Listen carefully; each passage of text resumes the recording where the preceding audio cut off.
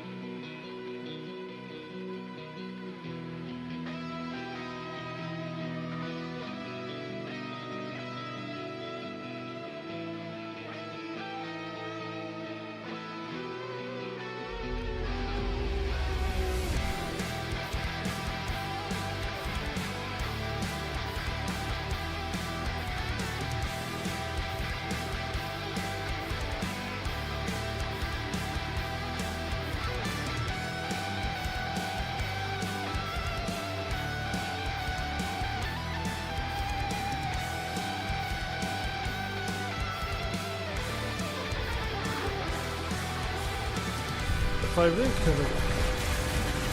Good luck with your maps outside.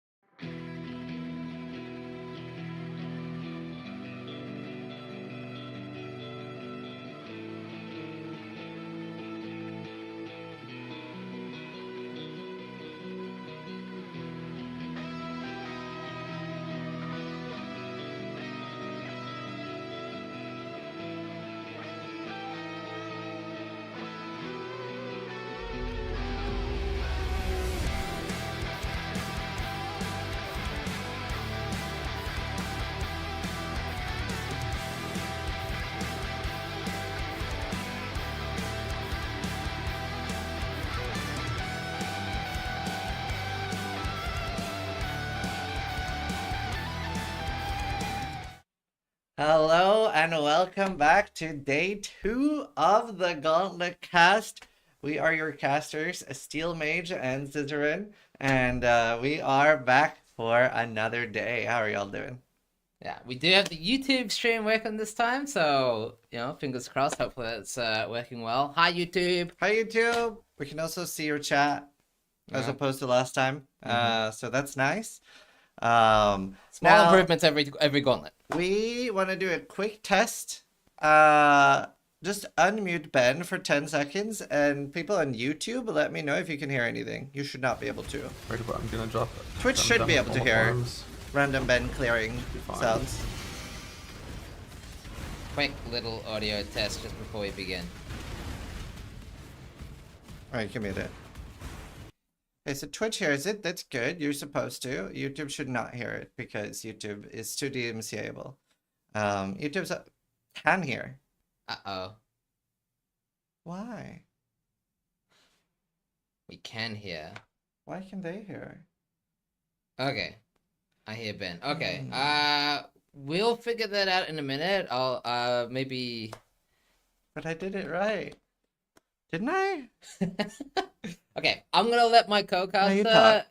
try to figure some stuff out. I will do a little bit of yapping. So obviously this is day 2, kind of day 1 still. If you've, if you're one of the top competitors, as you can see, they actually haven't slept yet.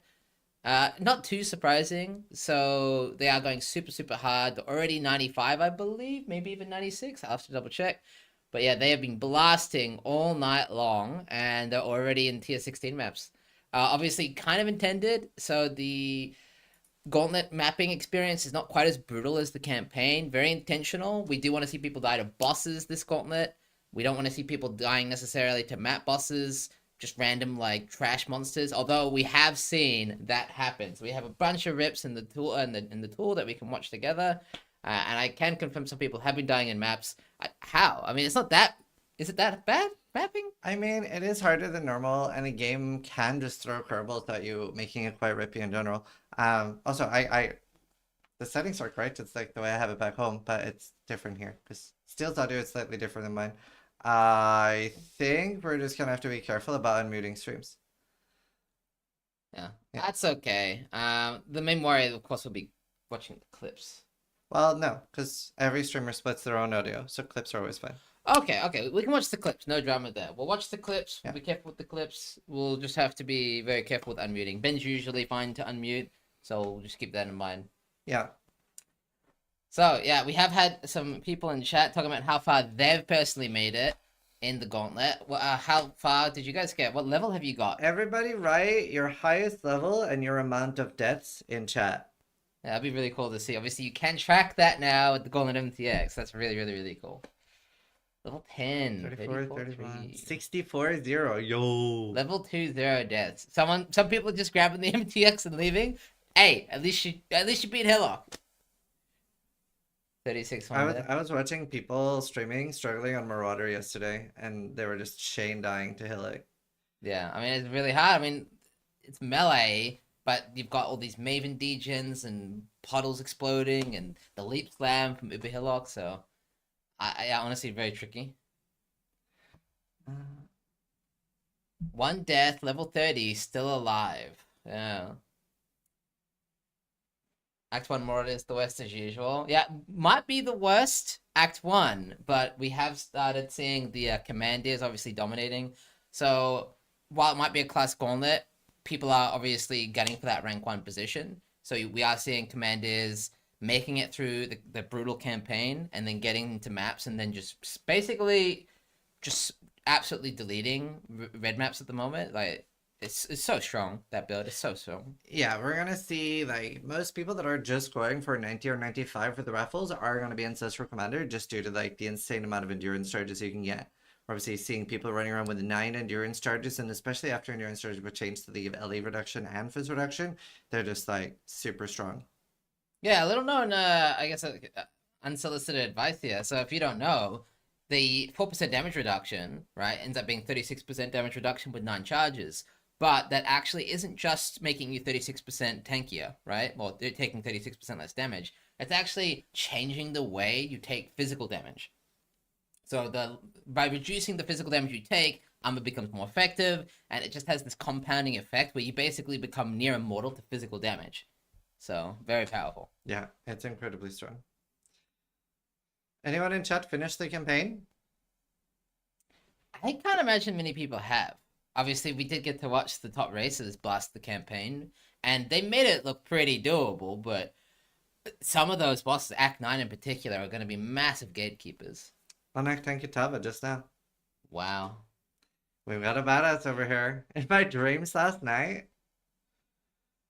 Level 72 in 11 hours. Pretty good. That's really good. That's really good. Top 50 console. We got a console gamer. That's very cool. So this is the first Gauntlet that console gets to participate in. Doesn't necessarily have the same prize pool, I believe. No but prizes, just the MTX. Yeah. But they do get to try the Gauntlet, at least. They do get to try the Gauntlet. Something people have been asking for a while, and I was like, sure, why not? Why not? But yeah, like the number one advice I have for everybody in the Gauntlet is over level. If you just wait until you feel powerful before you progress, you aren't going to die in the Gauntlet. What kills most people, and I'm sure most of you will agree to this, is that you get impatient. You feel like, oh, I'm wasting time being in the zone, so I guess I'll just progress without the item that I was hoping to get. And then they die, and then they regret it. Yeah, we actually saw one of the top 3 races, Irdwa, actually stopping the boss. Like, literally saying, you know what? I can't do this yet. I'm going to farm and get a better weapon. Yeah. Which turned out to be the correct call. And that was the rank 3 player who, like, almost died to a boss, and he was like, nah, I'm going to go farm more. Lab is very easy. Like, it does have multi-approach, which is scary, but yeah. Decoy Totem wins the most valuable employee bounty. Yes, it's very good. We have a lot of rip clips, so let's watch some people die. Obviously, we enjoy inflicting suffering here at the Gauntlet. That's sort of our trademark. So excited to see what people die to. Hopefully, we end up having not too many deaths in maps. That's obviously not the goal in the Gauntlet. We want to see people die to bosses and the campaign. Yeah, I don't know when people are going to start bossing. Probably not a while, but I don't know what they're going to quick exactly. To be fair, I'll have to see how they're going to build it. Like, are we going to see people go for melding? That means we might see them Eder farming. I can't imagine any other bosses people would really want to gun for. No, not really. Yeah, let's check out some of these rips. So, someone rip.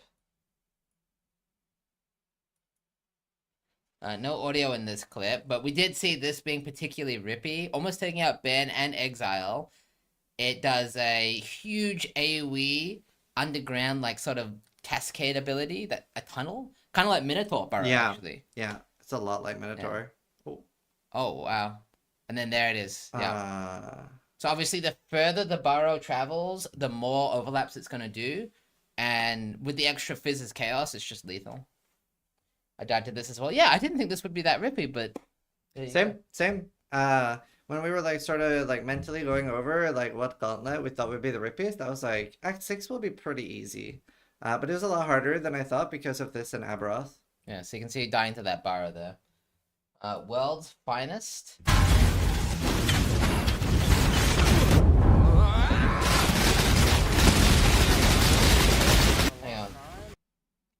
The volume control doesn't work. Hang on. It's just really loud, I think. Yeah. It's just really loud. Sorry, chat. No, it's not your fault. It's the volume control doesn't work. But yeah, obviously dying to some trash monsters. Is that in maps? No, it's just before. Yeah. Oh no. Damn. Yep, that's rough. See if every clip is that long. We got it. Yeah. We do have a big rip clip here from Alex. One of my favorites to place in the Gauntlet. No, that was just that one video. Okay. Wow. Jeez, I want to see that again. Yeah, same. So Seems risky. he was shocked. Big shock on him. Yeah, 50%. Wow, rank 3. That's crazy. You know what I would love to see is his build, right? No, wait. Is this Alex? Mm-hmm. He's a slammer now? Wasn't he playing like... Antiquarian? No, wasn't he playing Concoction? Am I thinking of somebody else? He was playing Explosive Concoction, right? I'm not sure. I mean, it is Alex. Yeah. He's Aristocrat Slam? Yeah, that's what I thought. Huh. Okay. Well, yeah. Anyway, Rip, rank 3, one of the favorites to place in the Gauntlet. There you go. Econ to maps. Yeah. Very interesting. We have a Rip from Erasius. Ah, you can see where this is going. Wait. Oh no. Is he just gonna get blasted by random trash mobs? Whoa.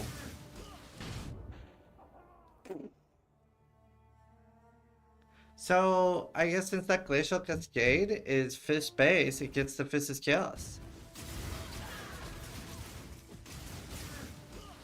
Wow. Yeah, that's the danger of the AoE mod, obviously. 100% ink AoE, just causing crazy cascading overlaps. Things you wouldn't normally consider super rippy, just one-shot you.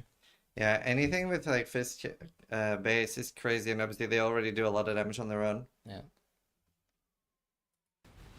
We have a rip here from Reshad in Act 5. Oh my god. Ooh, there's that multi-proj. That's a great reaction. That's a fog face.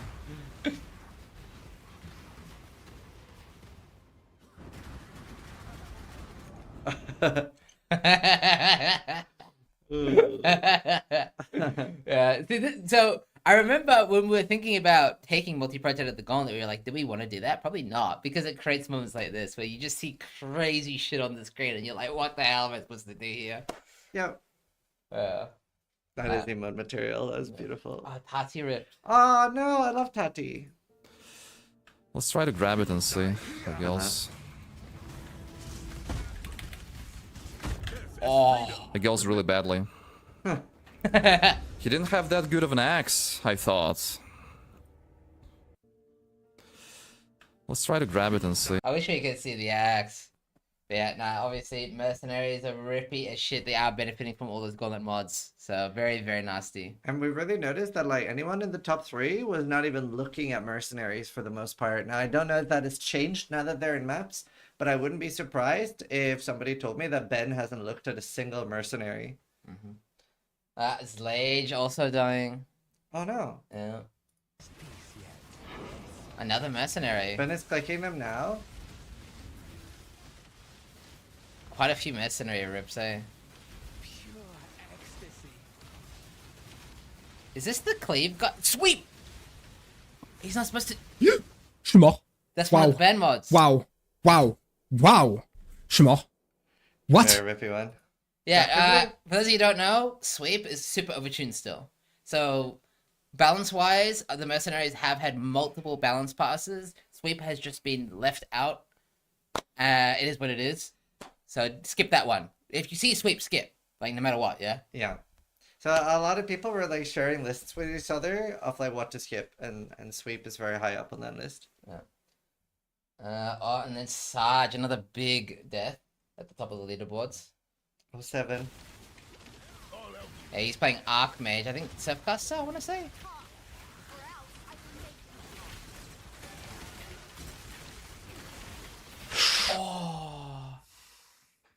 Oh, you hear that sigh. Wow. Oh, I mean, he's just frustrated. I mean, he was doing so well in yellow maps.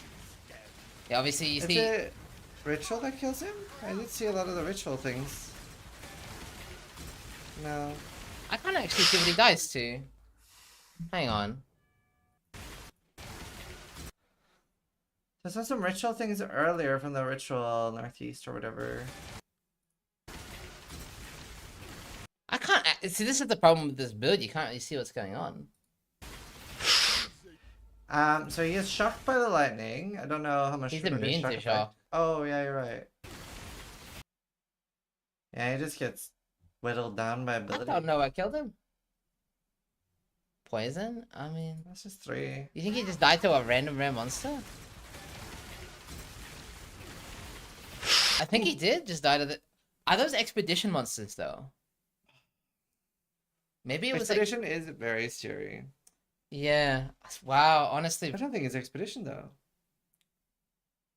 Maybe. hard to say. Because we haven't got the context of like what else He happened doesn't in have the the map. expedition thing in the bottom right. There's ward. Yeah. I see rock. The rares have what? Yeah, I guess it's just. I guess we don't know what he put on the monsters. Obviously, expedition's one of those mechanics that can be very easy or next to impossible. Literally impossible, actually, depending on what you put on it. So it could have nothing. It could have everything.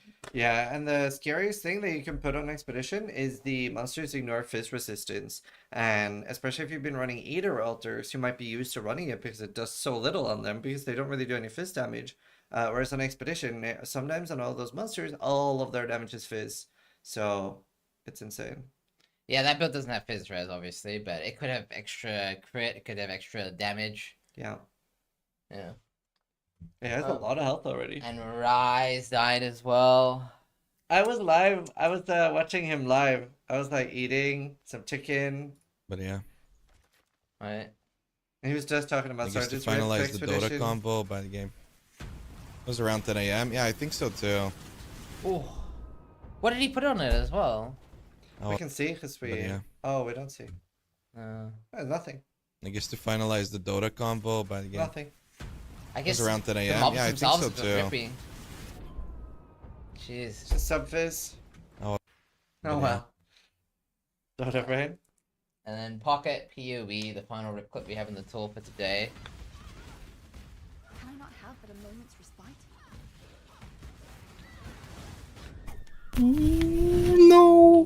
What the hell was that? Damn. Is the Archivist. The Archivist? And here we see the huge issue with not having enough damage and why we're leveling so strong because he's fighting multiple No, bosses. was that Tunnel Trap actually? Mhm. Oh, it was both at the same Headshot time. guns. Yeah. And he's fighting multiple. Yeah. So, the way the Gauntlet works, I guess I'll let you explain because this is like your baby. Yeah, so the new thing this gauntlet is the campaign has a gauntlet. And there's like a delay of like 5 to 10 seconds that you have to kill the bosses. And whenever you don't kill the bosses fast enough, the second one spawns, and now you're fighting 2, now you're fighting 3, and yeah, you fight every unique monster of that act. with It's some basically like a exceptions. Maven 10-way, but every single act boss. So very cool. Even for the record, well, I guess we don't mind spoilers at this point, right? What? Act 10 is every single act boss. So actually, really, really, really cool. Yeah. Very nice twist. All right. We have one more? We do. Vault Certificate. Hulk Tread. Oops. No audio for this one, I believe. Glacial Cascade again. Yeah. With the fizz. Things that I wouldn't normally I would not even think to consider Harbor Bridge rippy because of Glacial Cascade. But yeah, that AoE overlap, really nasty. So Yeah, it's crazy. yeah. That's crazy. So we're back to the cast and interesting. I'll fix that, don't worry. Yeah. Maybe try refreshing it. But yeah, we are back to the live cast and our racers have not slept. So they're still going from last night, Mm. and we'll probably see the racers go to sleep in not too long. We probably need production to help us out with top left. Is there side information about points and kills like last one? Yeah, we always use PoE racing for that. Ben is pushing 20 hours. Yeah, I mean most people don't go too long in the Gauntlet because you do need to be quite awake. Although seeing as maps are the Oasis now, you can like go a bit longer. Check in on Pox. Yeah, we'll put Pox on there if we can. We're having some technical issues right now. Is he not on the tool? No, we need Pox added to the tool as well. Look at Jung's boots. Okay, yeah, we can do that. We can open the ladder. Yeah, let's do that. Good idea, chat. Did you see Ben's gloves? No, we're gonna inspect some gear now, and we're having some technical issues, so that's a good time. Good timing. All right. I'll grab some PoE music as well. All right. Let's take a quick look at the leaderboards. Yeah, so we have in rank 1, Tuad is rank 1, a Bog Shaman for the Witches at 86. Garatha is rank 1, a Servant of the Arkali for Shadows at level 90. Ushabi is level 79 with Daughter of Ushabi with Dean. And Duelist is 91 with Jung Rogue. Young Roan doing a strong showing. Very strong. I'm proud of Young Man. I'm proud. He honestly, he mostly talked a bit of shit at the beginning, right? Back in a few years ago when you were actually playing the Gauntlet, remember? He mostly talks shit, but he's proven time and time again that he's willing to improve, get better, and test his mettle. And you can see he's the only non-commander for quite a while for the top 13 spots, so he's killing it. Yeah, it's really cool to see. And then we have Ben, surprise, surprise, as rank 1 Ancestral Commander, with I'm Exile right behind him. However, at this point, 95 is the max point for a level. It is just there, not really to affect the race in any way, but it is just there to give us an idea of how people are doing early game, something to track, and yeah. So like if Exile hit level 96 before him, he still needs to kill a boss before him. Weejay is rank 1 Templar with Architect Chaos at 87, and Hatkyo is rank 1 Scavenger at 85. Yeah, well, obviously, take a look at the builds in just a moment, and reminder, while we are seeing commanders dominate, only 3 commanders can actually place. So all these other commanders below Ben, Exile, and Soul currently not in the running to win anything. Yeah. Which basically means that currently it's rank 1, 2, 3, and then you skip all the way. Jung is basically effectively rank 4. More like rank 1, really, of his class. Yeah. So yeah, so for those that don't know how the Gauntlet works, even if every single person played Ancestral Commander, that is obviously like irrelevant, right? It is a class Gauntlet, so rank 1 Marauder wins the same as rank 1 Ranger, and then there is a rank 1 overall bonus. But yeah, the rank 1 of each class is the main race, which makes the Gauntlet a lot more exciting. Yeah, to be honest with you, though, I do like to see a lot of commanders, at least for now, because it does mean that people are actively trying to get a shot at rank 1, sorry, overall. Yeah, and a lot of these people as well that are Ancestral Commander are playing Ancestral Commander to get gear, farm Energy Shield gear, and then swap to a different ascendancy. Yeah, so Ben, apparently his plan is to stick with his class, and he wants to do Antiquarian, I believe. But we might see other contestants re-roll Shadow Ascendancies. I believe Blind Prophet has a potential with Ephemeral Edge ES stacking. We have Scavenger as well. Could be some things I haven't even thought of, like we've seen with Jung with the Mercenary build. I really want to see some gameplay from him as well. But yeah. I was not expecting to see Ranger further behind Templar. No, what happened? I guess they ascended into good ascendancies, and then Ranger doesn't have any at the moment. I mean, Daughter of Ashabi is really, really good for going Shrine King. So... yeah, I do like that, though, because it would make mapping really easy if you just put Domination on every map. yeah. And somebody asked, and highest level wins? So no, levels don't matter in this race at all, because it's capped at level 95. and people are already level 96. So levels are irrelevant, but if I hover over points here, you can see what gives points, and all the Ubers are insanely hard compared to before. Yeah, we do have some big changes as well with the no more theory and no more mastermind. I guess they've been essentially replaced by the new bosses. Yeah, so we have the Feared is 8 points, Elder Slayer is Hidden, Formed, and Twisted also gives 6 points. Uber Cyrus is 12 points, and you can see a lot of the Ubers have a huge point value behind them. And there are normal bosses as well that we'll see a lot of people killing. Now, the incarnations of Dread, Neglect, and Fear, well, in the normal game, are the same difficulty as Eater Worlds and Exarch. I actually have a very important question that I don't know if you considered. Do you score points from the quest version? No. That means you have to kill that boss twice. So, the quest versions seem to be normal difficulty, but don't drop anything. Oh! We're not 100% sure if that's what happened, but Karnus killed one and it dropped nothing. Okay. Interesting. So we don't know. We don't know. We'll find out when GGD wake up. Huh. Does that mean we have bossing content already, even if it's a non-scoring point boss? Karn was taking a lot of damage compared to usual. Yeah, I mean we're not sure. Like we're me and Vira are not the ones making the changes, so we can just guesstimate. But I don't think there was new abilities and stuff. I can't kill Hillock. Yeah, if you're stuck trying to kill Hillock, we recommend Ranger, I want to say, or Witch. Yes. Ranger is really, really good the first 10 levels. Ben's Glove is unethical with Harvest reroll. Yeah, let's look at that. Okay. So obviously, Ben in rank 1, although just barely. Oh my god. The Chaos as well. Jesus. Good implicits already. Live high armor. The armor is actually key, so maybe you guys have played the Slammer build before in Mercenary League, and you were not as tanky as you would like. That's because you were lacking armor. And that's why these base types really matter. So 800 armor on the gloves is low-key, like, underrated. On top of the fact that it has Tri-Res, Chaos Res, Life, and that open prefix for extra damage. That's insane. Yeah. That's like an Act 10 chest. Jeez Louise. Let's take a look at his weapon. He has upgraded to a 720 DPS weapon. I believe that's the Veiled mod, so he's been doing a lot of betrayal farming. Yeah. Yep. Yeah. It's definitely a like respectable starter weapon, and then now with recombinating, it's not too much work to get like above 1,000. I think was mine 1,100? I can't remember. Depends on Warlord mod, I think. Yeah.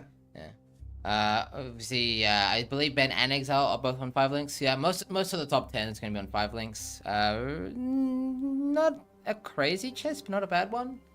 That's decent. Yeah. So the lack of life is actually a good thing, because there's a life mastery giving you 50% increased life, which is roughly the equivalent of what, like 100, 110 flat life. Yeah, that's very big. So somebody in chat asked, "Isn't armor fairly mid?" No, armor is super strong in PoE. Different game.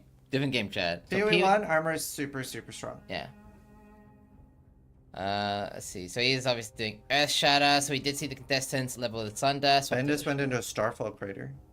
We should see if he gets the shield. Ooh, yeah, absolutely. We can take a break from checking the leaderboards and check out Ben. Right. That's an interesting Starfall crater. Maybe he just found it and he's gonna walk back towards it. Ah, yeah, I see it. Do you think he's even gonna bother to do it?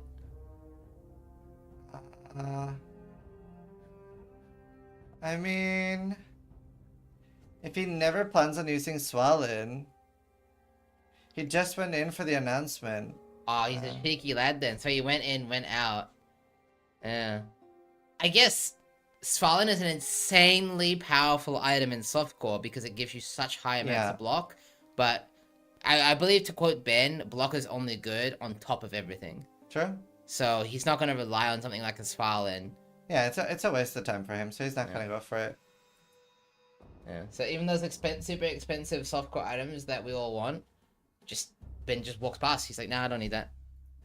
Let's take a look at Ajang Rogain's boots. Oh my god. Wow. Literally perfect, I think. Maybe the movement speed could be slightly higher, but wow. That's insane. So life, evasion, ES, movement speed. Res 14% suppression, just absolutely insane. Let's wait until Ben opens a new map, and then we do a flash bounty for first person who gets fallen. That's pretty... that'd be cheeky. I'm gonna go grab a Red Bull. No worries. I will keep chat entertained with some analysis. You guys want some analysis? What? Do you want one? Yeah, give me another one. Another. So,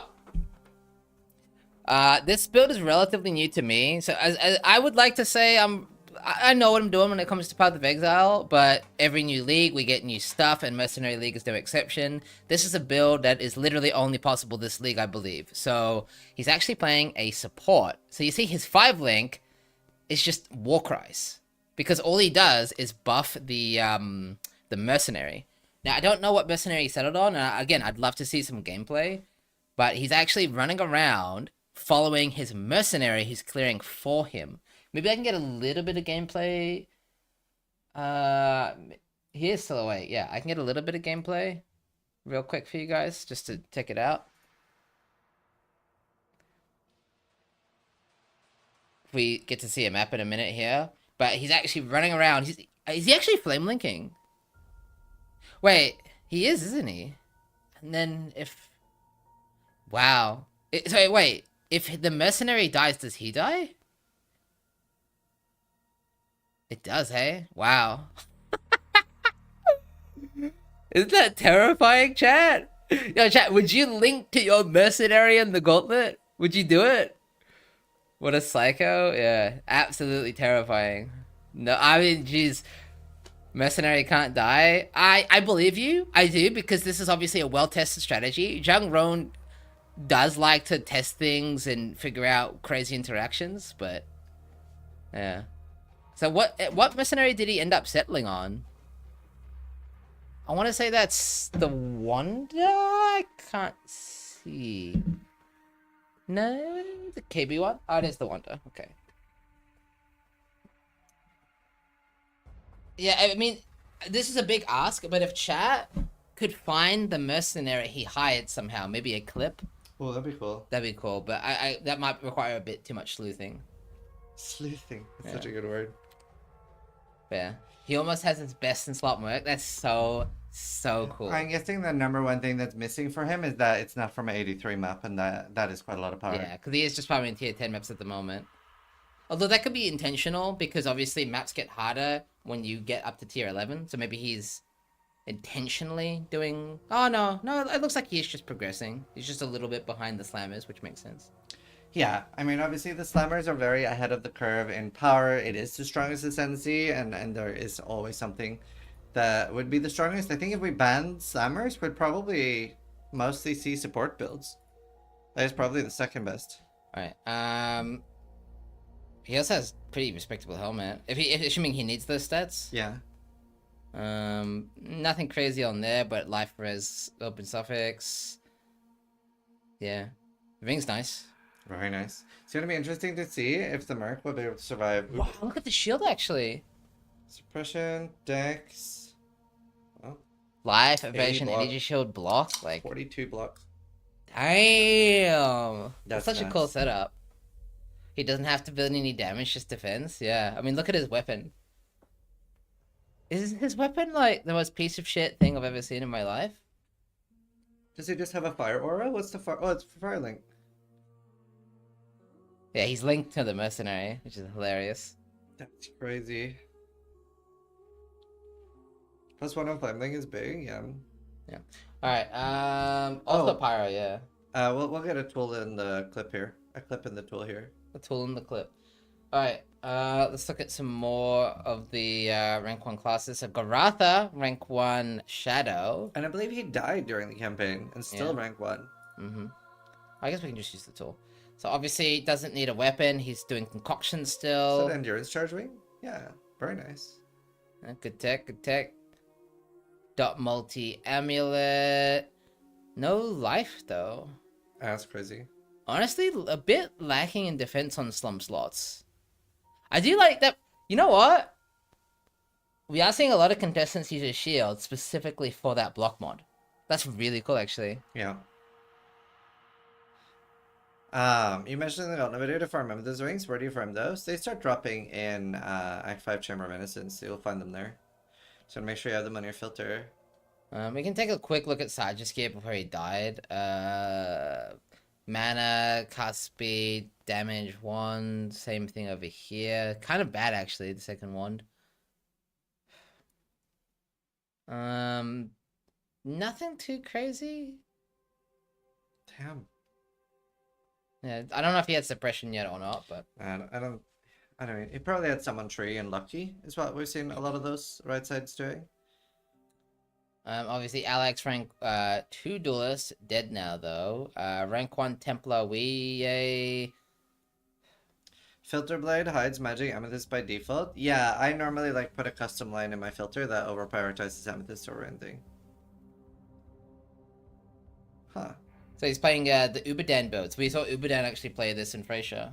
Yeah. So it's a Val Cold Snap build. This ascendancy allows you. I can't remember exactly what it allows you to do, but It's like almost perm uptime. yeah, it vastly reduces the soul gain prevention timer, basically allowing you to gain souls off of Val Cold Snap, so you can effectively press it infinitely as long as you. Yeah, it almost becomes like a cold righteous fire. Yeah, full perma basically. Yeah, really cool setup. I don't remember the damage being particularly insane. It's essentially just kind of like a different version of Righteous Fire. Yeah. Someone already got the $1,000 for the Eater and Exarch bounty. Yeah. Wow. We will go look through bounty soon. We can do that. Yeah, I'll just finish looking at the Bog Witch. They are playing Cold Dot as well. Honestly, it's kind of funny to me. Cold Dot kind of died for a while. I guess it's... Is it really back, or is it just kind of like... I guess safe because of the chill? Well, Cold Snap got buffed this thing. Yeah, I guess that was enough. Isn't that crazy how, like, we can see a build come back from the dead because of, like, what, 20% more damage? That's all it takes? And also, like, gotta remember, like, they don't have to beat the Ancestral Commanders, they just have to beat the other witches. Yeah. And then the rank 1 Scavenger is Poison Concoction of Bouncing. Obviously very strong. Minus 10 ring. And Natural Veiled mod. The reason we're seeing so many Natural Veiled mods, obviously, is, and we've seen a few rip clips already from this, the contestants are running Betrayal, which got a big rework this league. Now just allows you to unveil it by right-clicking. Also, somebody in chat said, other than the new nodes that aren't there for some reason, only masteries. Wait, is that true? Do we somehow have a 325 skill tree? That's funny. There's a bug with the passive tree. It's using the old one. Oh, that's so funny. So it's What? accidental 325 on skill tree. Okay. And that is a bug that's not intentional? Aware. I don't think it can be fixed. Jung just got Hands of Frasier. It's a Oh, huge nice. buff for him. Huh. Well, I guess just a surprise. 325. You thought it was over. You thought it was just 10 months, but here we are. I do want to see a rank 1 ranger as well, but I actually have to go to the second page. The poor rangers, not doing too hot, playing Explosive Concoction. And it looks like they just made it into white maps, and the gear kind of reflects that. Yeah. Well, good luck to the There, though, Rangers. considering where he is. Yeah, obviously he would have just beat Katava, I imagine. Done Yeah. a few white maps, maybe went to bed, so... Yeah. What did you want to look at? The bounties? Yes, let's start looking at bounties. We do have them on Discord in the group chat. Alright, I believe that was Khan's boss, but I don't think that's a bounty. We can watch it. Okay. Oh, I have to ask you about audio, though. This should be fine. Because he splits it. Nectar never came. Okay. I'm surprised he dared. I would have, like, assumed this was your bro fight. I guess he wanted to see.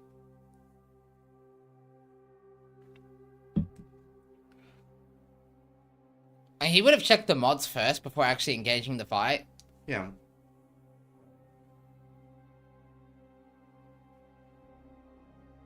That does look a lot tankier for being quest version. Wow.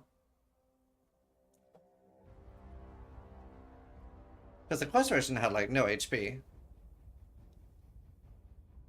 Like when I did it, I killed it probably by now almost. Like it was like a 1-minute fight. So maybe even the quest version has. So I wonder if it dropped literally nothing or just no unique. Oh, it does have the less damage taken mod. That's true. Yeah, so I think they're about 2.5 times tankier, right? Yeah.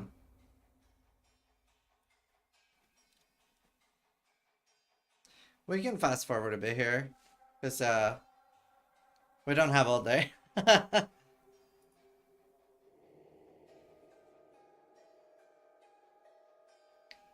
His merc. Well, I guess we just want to see what it drops, right? Yeah. Hang on, I'll just do it manually. Hang on. Oh, Ben also killed Eater of Words at the same time. Yeah. And somebody claimed a bounty for Eater and Exer. I think I have to skip even more ahead. That takes forever. What was that, like a 10-minute fight? Alright. So, Ziz wasn't sure what would happen with the quest versions, but it looks like they are still the quest versions, but the drops have been disabled. Alright. I don't have nothing, So, right? was that a special request from you? No. Well, that's great. Yeah, actually no loot. Oh. No unique, specifically. Interesting.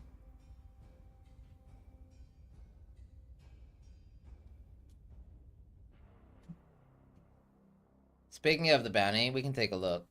Robbed? Yeah, I mean, we weren't sure what would happen with that, so it is interesting. Yeah, I mean, I don't know if this is a lower drop rate or... This is his kinetic bolt mark. Oh, Yeah, watch that.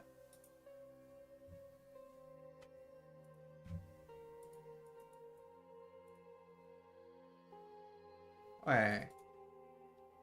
But his is from a tier 10 map. This is just one of the first ones he had. He has one after this. yeah. Yeah, definitely, because the one he has, like, return and stuff. It's in the Oh, we have tool. the proper one in the tool. Okay. If they changed it, it's to remove the possibility of getting an item because they're so strong, so you could actually influence the winner too hard, but I don't know if they did. Okay. Yeah. Yeah, I'm not sure either. There we go.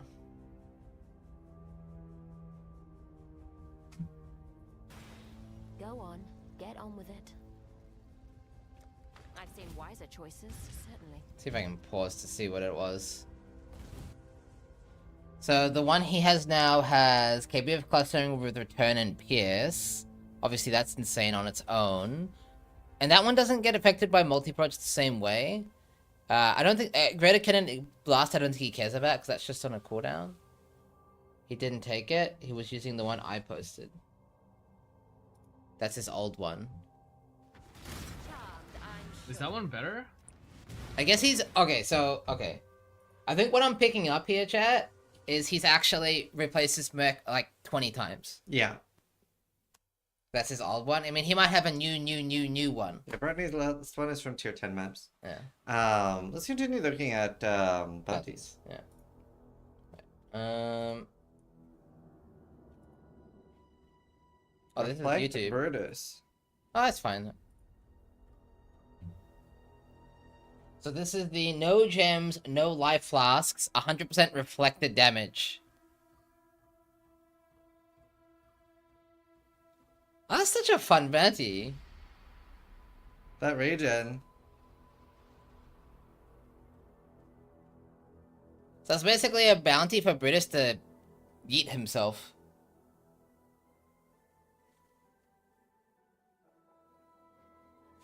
I get the feeling this might be a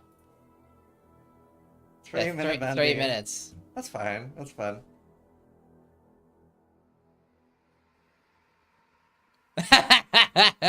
That's cool. I believe this is the first bounty claimed. So yeah, obviously some people do go out of their way to be like, I want this bounty. This is the one I'm gonna go for. Yeah, and that's like what's, in my opinion, really cool about the Gauntlet is that it gives players that aren't necessarily competing for rank 1 still a way to win a lot of money. Like Alex won almost as much as rank 1 last Gauntlet without like getting rank 1. I'm impressed you can get this tanky this quick to be Yeah. able to do this to Brutus. This was in the first, what?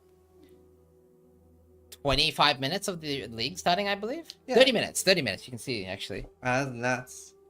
And like, it still has monster damage and haste. Man, that's crazy. I'm surprised he has so much regen, because he's not allowed to run Vitality, right? No gems. Mm-hmm. Yeah, wow. So it's crazy that he's that tanky.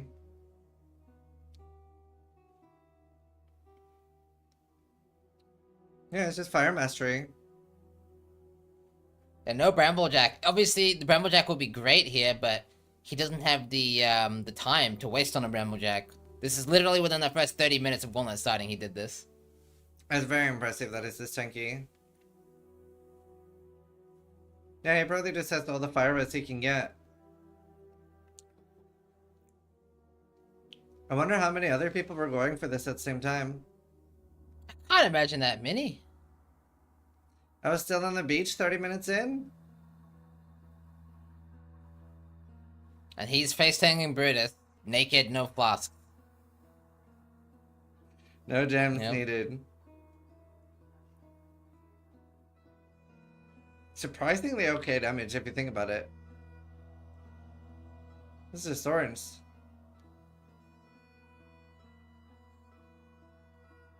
I just died because Tab's seeing this? Yeah, well, I would like to remind everyone you can pause the game now.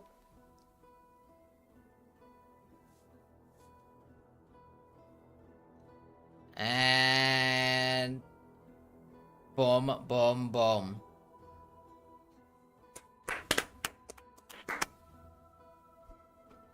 I wonder how he did it. I guess just flat regen was OP. Yeah. Flat regen, Fire Mastery. So good. Coral Amulet. Also, this is the one Tai was trying to go for. Yeah. But later never came. Is that 6 minutes? 4 minutes. So this is the play PV2 against Mervale. 13 different skill gems used. So Tai was going for this among other bounties as well. I believe Tai went for too many bounties and died. Yeah. Because he was going for like 3 different Mervale bounties at the same time. But he obviously... Is he doing that too? Because he's also using 1 life flask, 1 mana flask. Yeah, I guess he might have gone for 2 bounties at the same Or time. maybe then. that's... Just part of the conditions. Yeah, maybe it's part of the conditions. But he didn't do it the second time. Oh, no, it would make sense because you only have 1 life flask and 1 Yeah. mana flask. But the in second time we PvP. saw Tai do it, he had multiple flasks. He probably fucked up, that's why he didn't win it. Ah. Yeah. Because it makes sense, right? He's playing because 1 life flask, 1 mana flask. Yeah, he died. Yeah, but he tried again, and the second time he did use 13 skills, but he had like 5 flasks. It's already finished by the second time. Ah. Yeah. I just want to see that second phase of Mervale. So obviously, we did see Tai attempt this live, and he made it all the way to the second phase, and then... I mean, this isn't looking any better than Tai's run. No, I'm surprised he finishes this. Wow. I am amazed I'm shocked he... Yeah, okay. Brother man. Okay. This is gonna be interesting. I mean, I would imagine that at this point he's not. He's like, no, I'm fucked. It's How all the over. hell? It's all over. Brother. Yeah, and this is not even the hard part. The part that Tai died to was the transition phase.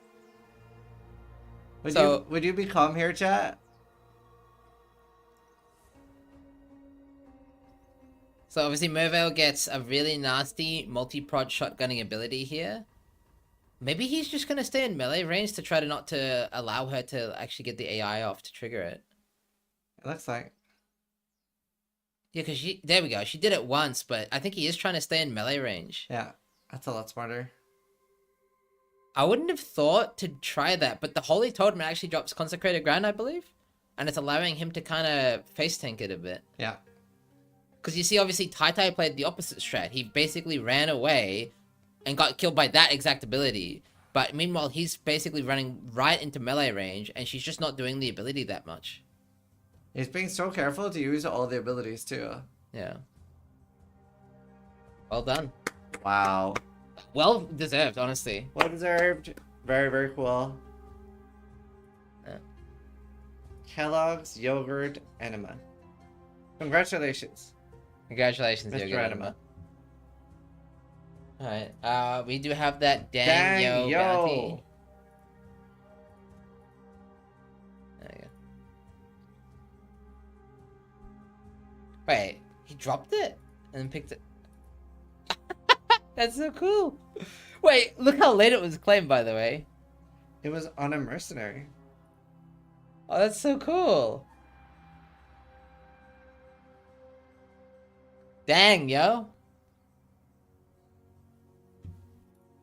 That's so cool. This is funny. This is We didn't know this was claimed. Yeah, so Alex was basically just playing the game, right? Having a good time. And then he realized, wait a minute, I actually only have blue gear just by sheer coincidence. This was not on purpose, I believe. Oh, really? Yeah, he just had this, I believe. And then he's like, wait, I can actually go for this bounty. That's so funny. Blue gear. Yeah, so for those of you who don't know, blue gear is actually a legitimate strategy for racing because it allows you to have, like, how do I say, reliable, replicatable gear every time. Instead of RNGing a nice rare, you can just benchcraft onto an item, have it be blue, and then you're guaranteed to have, like, reasonable rares and reasonable damage. Yeah, and his damage is from his flask anyway. Yeah, so he doesn't really need, like, a big rare weapon. So it makes sense that it was claimed by Alex and not one of the slammers who obviously need a good rare weapon. Yeah. There's just no sound chat. Yeah, it's not on us. Oh. Oh. It is on me. Oh. Oh. It's because it's opening from different browsers. Yes. I am the torch. Yes, Hidden Potential used to be around a lot. I remember the first time I competed against Steel Mage, he was a Hidden Potential Caustic Hero build. That is literally ancient. That's actually like 10 years ago. 20 to 25% increased damage per blue item. Imagine dropping that early in the gauntlet. How much money has been claimed already? We'll take a look at the end after we've gone through all the bounties. Still no game sound? Oh yeah, because this is Chrome. Chrome's probably not part of one of our browsers that we're showing. No. That's fine. Is this one Chrome? This is. It Oh, you is. changed it, right? I had to, for the Stream Elements thing to work. Yeah. We can change it back. Wait, did you really compete before? Steel Mage is one of the 4 people that have ever finished and won rank 1 in a gauntlet. Are you happy with the difficulty and the rips so far? I would like it to be harder. My dream for the gauntlet would be 3 to 4 times harder campaign. But before you think I'm crazy, that every time you complete an act, you don't have to do that act again. It'll just be a complete vanilla, no damage mods, no special things for every future character. So if you get to Act 3 and die, Act 1 and 2 is completely normal. So you can get very quickly back and gear up. And then you have to do Act 3 at the highest difficulty again. And obviously we really... I'm very happy with mapping difficulty because we have tried insanely hard gauntlets where mapping is insane, like 100% AoE and 4 additional projectiles. And the problem with that is that we end up seeing like nearly every racer ends up dying to random trash monsters, and it's not fun deaths. It's not fun for us watching. It's not fun for the racers playing. We end up seeing a lot less bosses. So what we've gone for now, and what I really want, and I think that will be the future of the gauntlet, will be a harder and harder campaign. Harder and harder bosses and easy maps. Mm-hmm.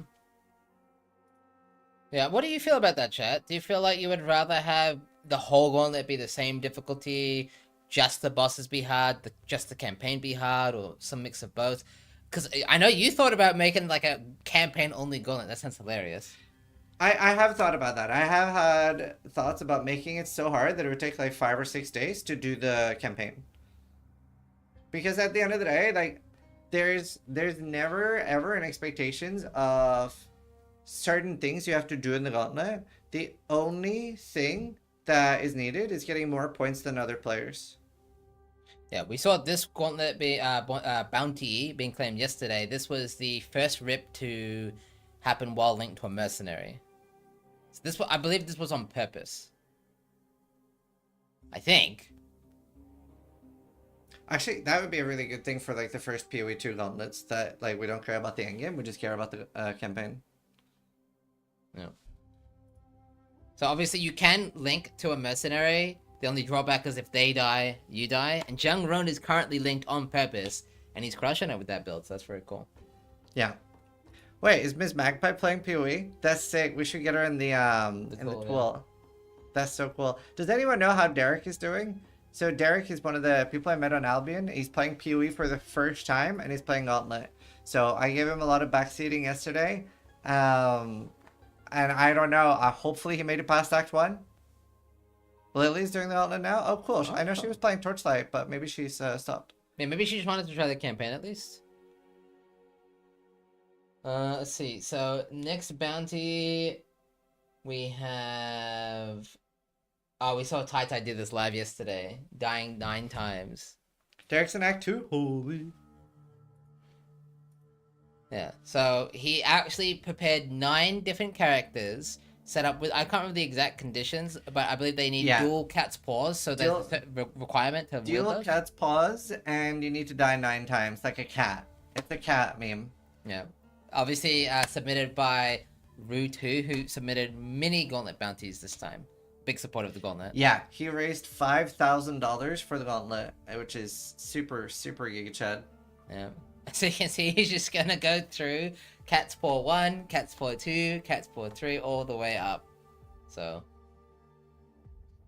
My Swan? Yeah, My Swan, Rue. My Swan. That's funny. Yeah. So yeah. Rip is 9 lives. Yep. Yep. Next we have kill... Oh, another cat bounty. Aspect of the cat killed by a cat. I love that we're seeing like bounties claimed by so many different people. That was always one of the main goals for bounties. That is 7 Help me, I'm a cat. With aspect of the cat. And that was the cat ascendancy. Yeah. So I guess this is a bounty for the first cat to beat the Gauntlet campaign. So cool. Cats are doing really well in the Gauntlet. Meow. That's cool. I have to admit, I didn't realize Poison Concoction was so strong. It's insane. Yeah. I'm very surprised at the single target. Yeah, look at that. 9 of them just died. What about doing a Gauntlet without portals, logout, and in solo character found? Well, solo character found is super trash heap garbage in my opinion. I hate the entire premise. What I do like, however, and if GGD can do it, I would probably request that every boss resets if you leave, portal out, etc. for next season. So that you can leave at any point, but it full resets. I'm a big fan of that. And making it harder, like roughly 4 times harder. Yeah, so if you haven't seen already, chat, Act 10 of the Gauntlet, Katava, is actually a fight that contains every Act boss from 1 to all the way through 9, including Katava, obviously. Which is really toxic because it means you beat the Act 9 boss and you're like, oh my god, what the hell was that? And then you have to do it again. Obviously, it doesn't have all the crazy special abilities. If they did, it would have been absolutely beyond toxic, but... Yeah. Oh, hello. There's 2 bosses here. Brian King's so tanky.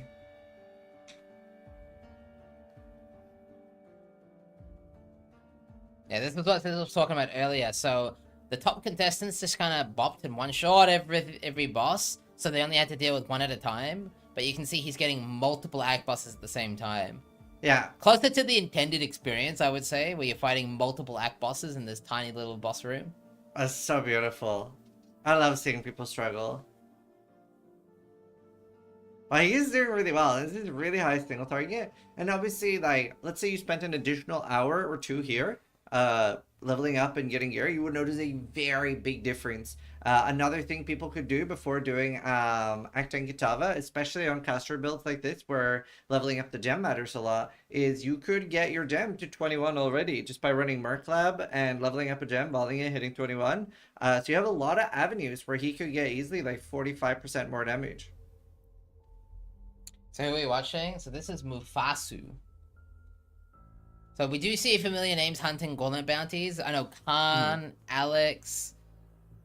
Was it Zai or Zai maybe did Gauntlet bounty hunting one time? We've had a few. Oh yeah, a few times, yeah. Yeah. So we have a lot of familiar names hunting bounties, and that's literally what they go for. But a lot of different community members decide, you know what, I'm gonna go for one specific bounty because I know if I only go for that one bounty, I have a good shot. Yeah. In this case, very on purpose too. Literally pick the cat ascendancy with cat in their name. So this was their goal for this gauntlet. Yeah, and it's a good way. Like, several people have been able to pick up thousands of dollars in just bounties without actually like placing as like a top rank contender. Yeah. As a way of making, I know the gauntlet overall, the rank 1, you are obviously looking at Ben for that, but this is a way of allowing people that aren't necessarily going to play the full 10 days and go for specifically every single Uber to participate and win something. Yeah. Also, someone said in chat, 20 to 21 gem level is no way 45% more damage. No, but 18 to 21 is 45% more damage. Because they're doing level 18 gems. So if you spend an extra hour just like getting gem XP and Merc Lab, 45% more damage just from that. Plus, you're also going to level up. You're going to get better gear. So an extra hour can, in some cases, get you anywhere from like 50 to 100% more damage, depending on what you find. Very cool thing about the Gauntlet. If you die, you go to the Softcore League instead of Softcore Standard. Wait, what? Is that true? I don't know if that's intended. A few unintended things are happening, I think. I just found out. No? Okay. Yeah, that didn't sound real. Yeah, it is. You go to SSF. SSF Standard. Oh, the SSF standard is normal. Yeah, Yeah. that's normal. So you don't go to Mercenaries SSF Standard. Yeah. To be fair, I do want to like talk to DDD and ask if they can change it in PoE 1 so that it will be like in PoE 2. I think that's infinitely better.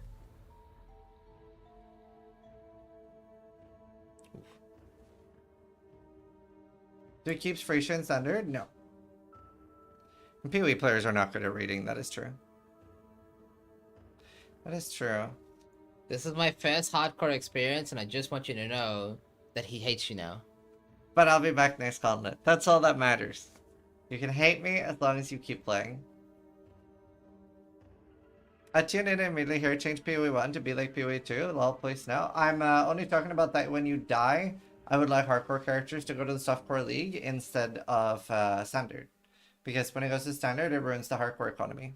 This is Mufasu, who claimed aspect of the cat in the name, kill Acten Katava. So basically, the first cat to beat the campaign. When you and Steel Guns are Gauntlet, I probably will play after cast today. Maybe. How can we hate our PoE Burnt and Ernie? We are Burnt and Ernie. You know what they say about Bert and Ernie, though, right? What did they say about Burnt and Ernie? Nothing. Oh. Alright. More like Dumb and Dumber? Oh. Cage. Rax Death theme starts? Yeah, we can get Rax's Death in the tool. Yeah, that'd be good. Yeah. They love cookies. That was a good cat bounty, though. Pretty stoked to try my first Gauntlet. Got my MTX, got smoked by the ice chicken, submerged, and called it a win. Nice. Yeah, Well, I always call him my wife. yeah, wife-in-law. Yeah, Helena calls Steel her wife-in-law. It's great. And there it There it is. Alright, were there any more bounties? Yep, there was 3 more Destroy bounties. an ephemeral edge with 15% lightning damage to your ES, claimed by Guido. Wow. Yeah, but this is basically a fuck you to the meta build of the league. There we go. Damn, 87 in the Gauntlet. Gets an ephemeral edge. This was made rarer, this Gauntlet. It is now a tier 2 unique. So quite rare, perfect roll, and deletes it. Like I said, basically a fuck you to the meta. I do imagine we'll see Ban and Exile competing with this build, so they would love one of these. Yeah, especially at max roll 1. And getting multiple is very good because corrupting like Resto Technique is good for a lot of builds. Yeah, Fortify was obviously a big one. Yeah. Yeah. Yeah, and a lot of people are curious why Ephemeral Edge wasn't banned, but Doriani's was. And obviously Doriani's is a crazy RNG to find one item that without changing anything in your build is just a 5x multiplier to damage. Whereas with Ephemeral Edge, you still have to fully build around it, get lots of energy shield gear, and it's a lot more effort. And something will always be the strongest. We do try to avoid bans where we can. So when we found out GDD could remove Doriani's from existing, then yeah. Yeah, we can take a look at the clip. Chat wants to see the clip, we'll deliver. So... Alright. What? It started! Oh, you made it to Act 9? Oh no. I didn't start that. I didn't move. What happened? So obviously this is probably the hardest boss of the entire Gauntlet campaign. Yeah. Oh no. Oh, Oh, did I die? What? It He started. thought like that in What? time. fraction of a second too I didn't late. start that. I didn't move. What happened? Yeah. His HP doesn't even go down, like in the bottom Yeah, he's left. already low. But you can see his bar is empty. Literally just died. Literally a fraction of a second. Yeah. Oh, You can even hear him die. I died. Oh, oh, oh, Yeah, you hear the scream. oh. The ah! Hopefully it goes again. You did really well. Like anyone that can get there can get past the gauntlet. Right. Fox is fighting well over Soul. Oh, nice. You can put Pox in the tool if you want. We can watch him. I love Pox. You were playing Warcraft 2 with him, right? Yep. How was it? I love this. So Oh nostalgic. no, it's this again. Okay. Okay, so we're gonna fight every boss from here? Yep. So who's the tough one?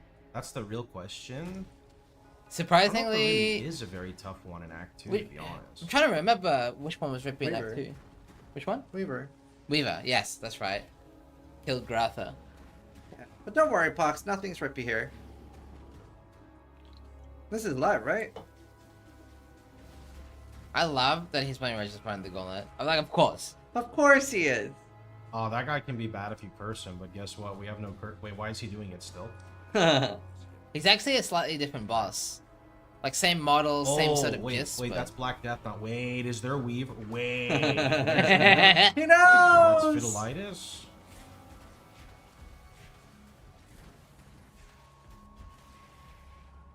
He does a lot of damage. Okay, that's duty doesn't do anything. Yeah, I mean, honestly, Regis Fire is pretty good. That's Weaver. You just have to be But he stays tanky. at melee. No. You stay right here, Weaver. Don't you run from me. Yeah, Weaver won't do Oh, the shit, I one missed shot. it.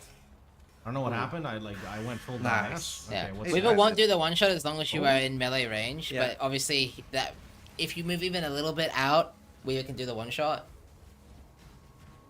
His 3 things rolling my man. Look Wow, at that's that crazy damage. high Shit, damage. what More the damage than the fuck? Are you Slavers. serious? Are you Siri? No, I'm Alexa.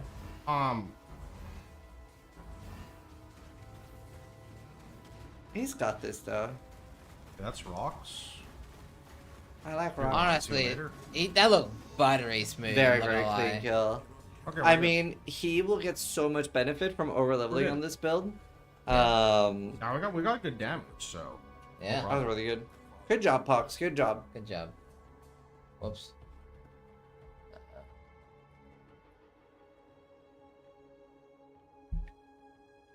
Oh, Jung's tired. He's actually taking a break to shower. Oh, really? Yeah, to wake up. Lily's playing. Based. See Rue back on with the second run through the campaign here. So he's in Act 4.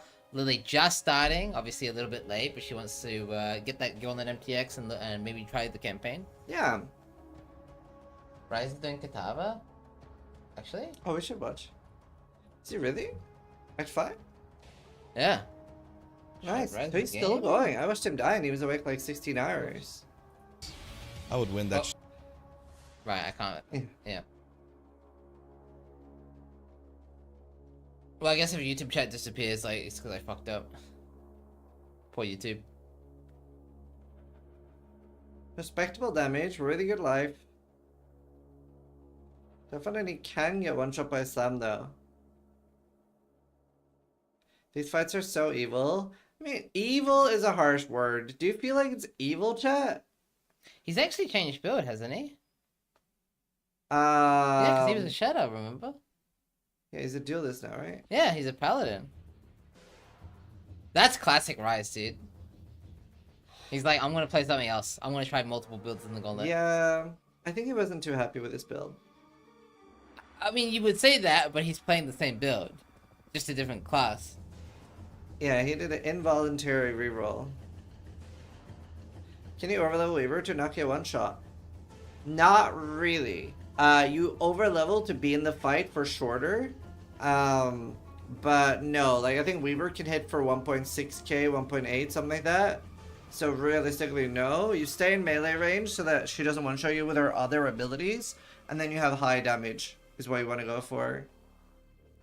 While Orzo is feeling a little impossible on a shit build. So again, like the number one tip I can give you in the Gauntlet is overlevel, get super overleveled, use decoy totem, and you're not really gonna have much of a trouble if you go with the ethos of only progress when you feel powerful. Like if you feel weak, spend another hour farming. Do you still feel weak? Spend another hour farming. Yeah, I kind of agree here with Man with Hat. I would recommend not playing a shit build in the Gauntlet. True. It's a hard event without playing a bad build. Like, they're playing literally the most broken build in the entire game. It's a hard event. So I wouldn't handicap yourself anymore. Yeah, I mean, there's a reason Methyl calls softcore for funcore, and that's because you can play any build in softcore without getting punished for it, right? You can make any build work, you can just always sacrifice something, and like, there's no build that doesn't work in softcore. But on hardcore, and especially in the Gauntlet, you are a lot more pigeonholed into playing. Wow, that's a nice amethyst ring. You're a lot more pigeonholed into really good builds because you kind of have to. Yeah, the Gauntlet is to see the best of the best. Ben just dropped a lair cast. Nice. Nice. I thought he had one already. Lair cast is really good though. There you go. So what's Lily going? Is she Marauder? Yeah. Yeah, so she'll be playing the command, yeah. It is absolutely the pick of the Gauntlet if you just want to make it into those higher levels, maybe for the raffles, perhaps, maybe just to see how far you can get on the top easiest, whatever you want to call it, classes. Yeah. Especially where we really see Commander shine is early maps, because Commander can so quickly go to red maps and be okay, whereas a lot of the other Ascensies are going to struggle with doing like Betrayal and Expedition early. Commander just sort of, the 9 endurance starters you get, just powers through everything. Yeah, and Slam's obviously so strong that left side of the tree is just perfect for them. Yeah. Now, you do have to earn Ancestral Commander, because killing Hillock on a Marauder is no joke. Like, that is genuinely really hard. I couldn't find my video, but I remember last Gauntlet, I made like a video or a clip of me doing Hillock on Marauder, and it is not easy. Yeah, no, for those of you who don't know, Hillock has Maven abilities and Uber Hillock abilities. So very nasty, very punishing for melee. Worm is fighting Acton Kitava right now. I don't think I have Worm. Can we get Worm in the tool? Let's put Magpie up there and see. I think now it is updated. It was offline and stuff, right? So let's get Rue in there too. Yeah. Our cat is at the top right. I just killed Rue for Magpie. Classic. Yeah, so Ms. Magpie is a Tarkov streamer, but she also plays PoE. There's a surprisingly big overlap between Tarkov, RuneScape, and a few other games. Like a lot of people are secret PoE players. Yeah. Pestily also plays PoE. Wonder if he's gonna do the Gauntlet. Dota, yeah. It's the grid inventory. Warframe, Rhyme, yeah. A lot of people are secret. I'm starting to convert Albion players to PoE players. My pie's doing a great job, yeah. Oh, she's killing it. Does he? Yeah, so Pestily actually taught me Tarkov. And I didn't know they even knew who I was, but he is like watched me since like 2015, 2016. And he was like, do you want to learn Tarkov? And I was like, yeah, let's do it.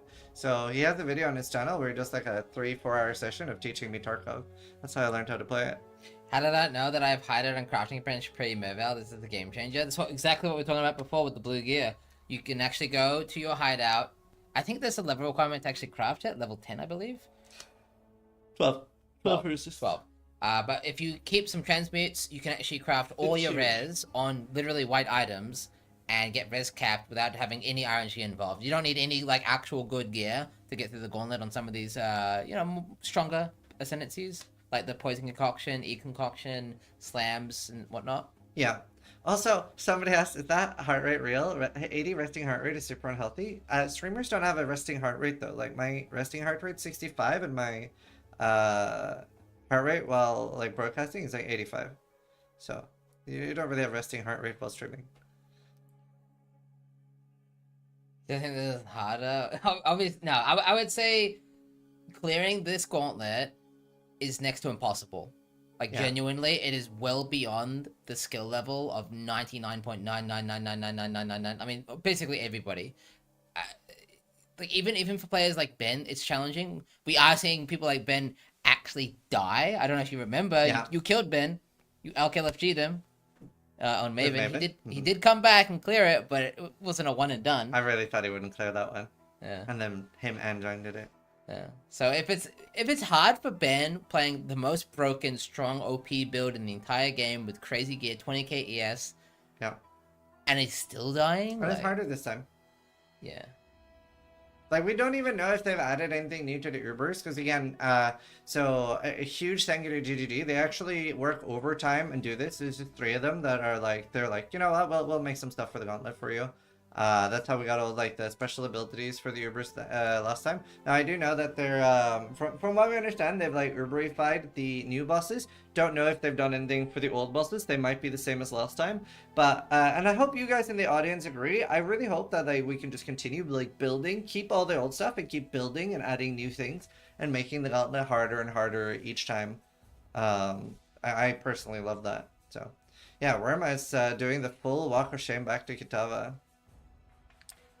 Yeah, there's a few bosses that have this. The Act 9 boss as well is also a big walk of shame, but much better to walk back 1 or 2 minutes than to do the entire Gauntlet campaign again. Yeah.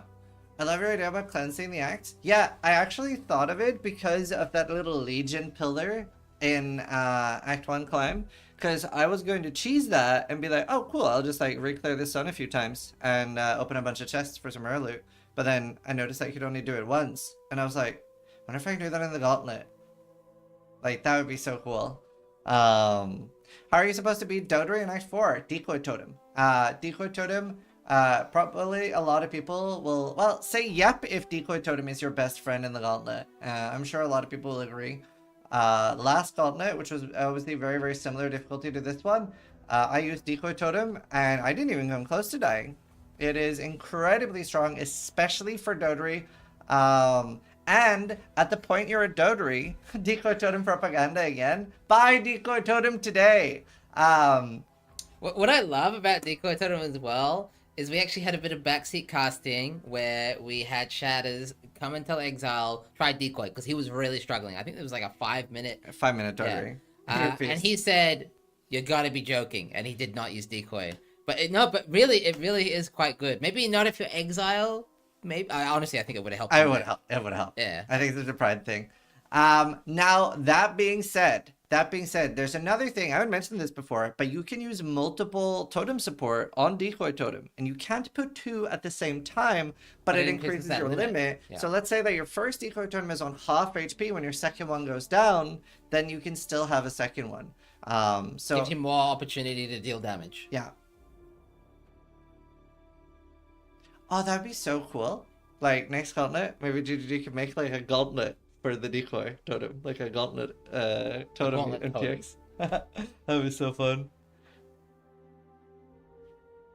Next gauntlet decoy totem ban. We very, very rarely ban anything for the gauntlet. Yeah, We I ideally imagine, don't want was it to. like obvious that you were gonna ban Doyani's prototype, or was it like a discussion? Oh no, me and Myra were like, yeah. That was the, like, we don't want to ban things, but on that, I'm pretty sure we were both like, yeah, Doriani, like, if they can ban it, like, it's gone. But if I remember our discussion, we said if GGG can't ban it, we're not banning it. Like, Oh, okay. we only want to... It's so anti-streamer, and Maybe just a bit scuffed as well. it's so scuffed. Yeah. Like, whenever we can hard ban something, then it's fine. But we don't want to, like, have to track stuff or police stuff. Like, we don't want to babysit people. Have you considered banning Ben? So the thing is, while Ben is so dominant, he hasn't won every gauntlet, right? We have had 4 gauntlet winners in the past. Exile's obviously won multiple. And on top of that, you got to admit, watching Ben do the Ubers is so worth it. Yeah. Like, it's absolute cinema. Yeah, I cannot wait to see. And we are seeing, even though Jung and Alex have not won a gauntlet, they're kind of close. Like, they are doing, like, really, really well. So we are seeing multiple people compete. And obviously, Ben does die in several gauntlets, and then it is super extra doable. Yeah, Jung would have beat Ben if Ben died one more time. Yeah. He was actually just a tiny... He was close. Genuinely close. Yeah. That is the cat in the top right. Did Pellebrate just die? Pilla just died. We'll get a clip of that. Well, while we're waiting for a clip, let's do a quick shout out to one of our sponsors. We'll do a boot.dev ad. Obviously, the huge prize pool we have is only possible due to our sponsors. So a huge thing for that. So we'll play commercial, and I have actually set up the commercials properly now.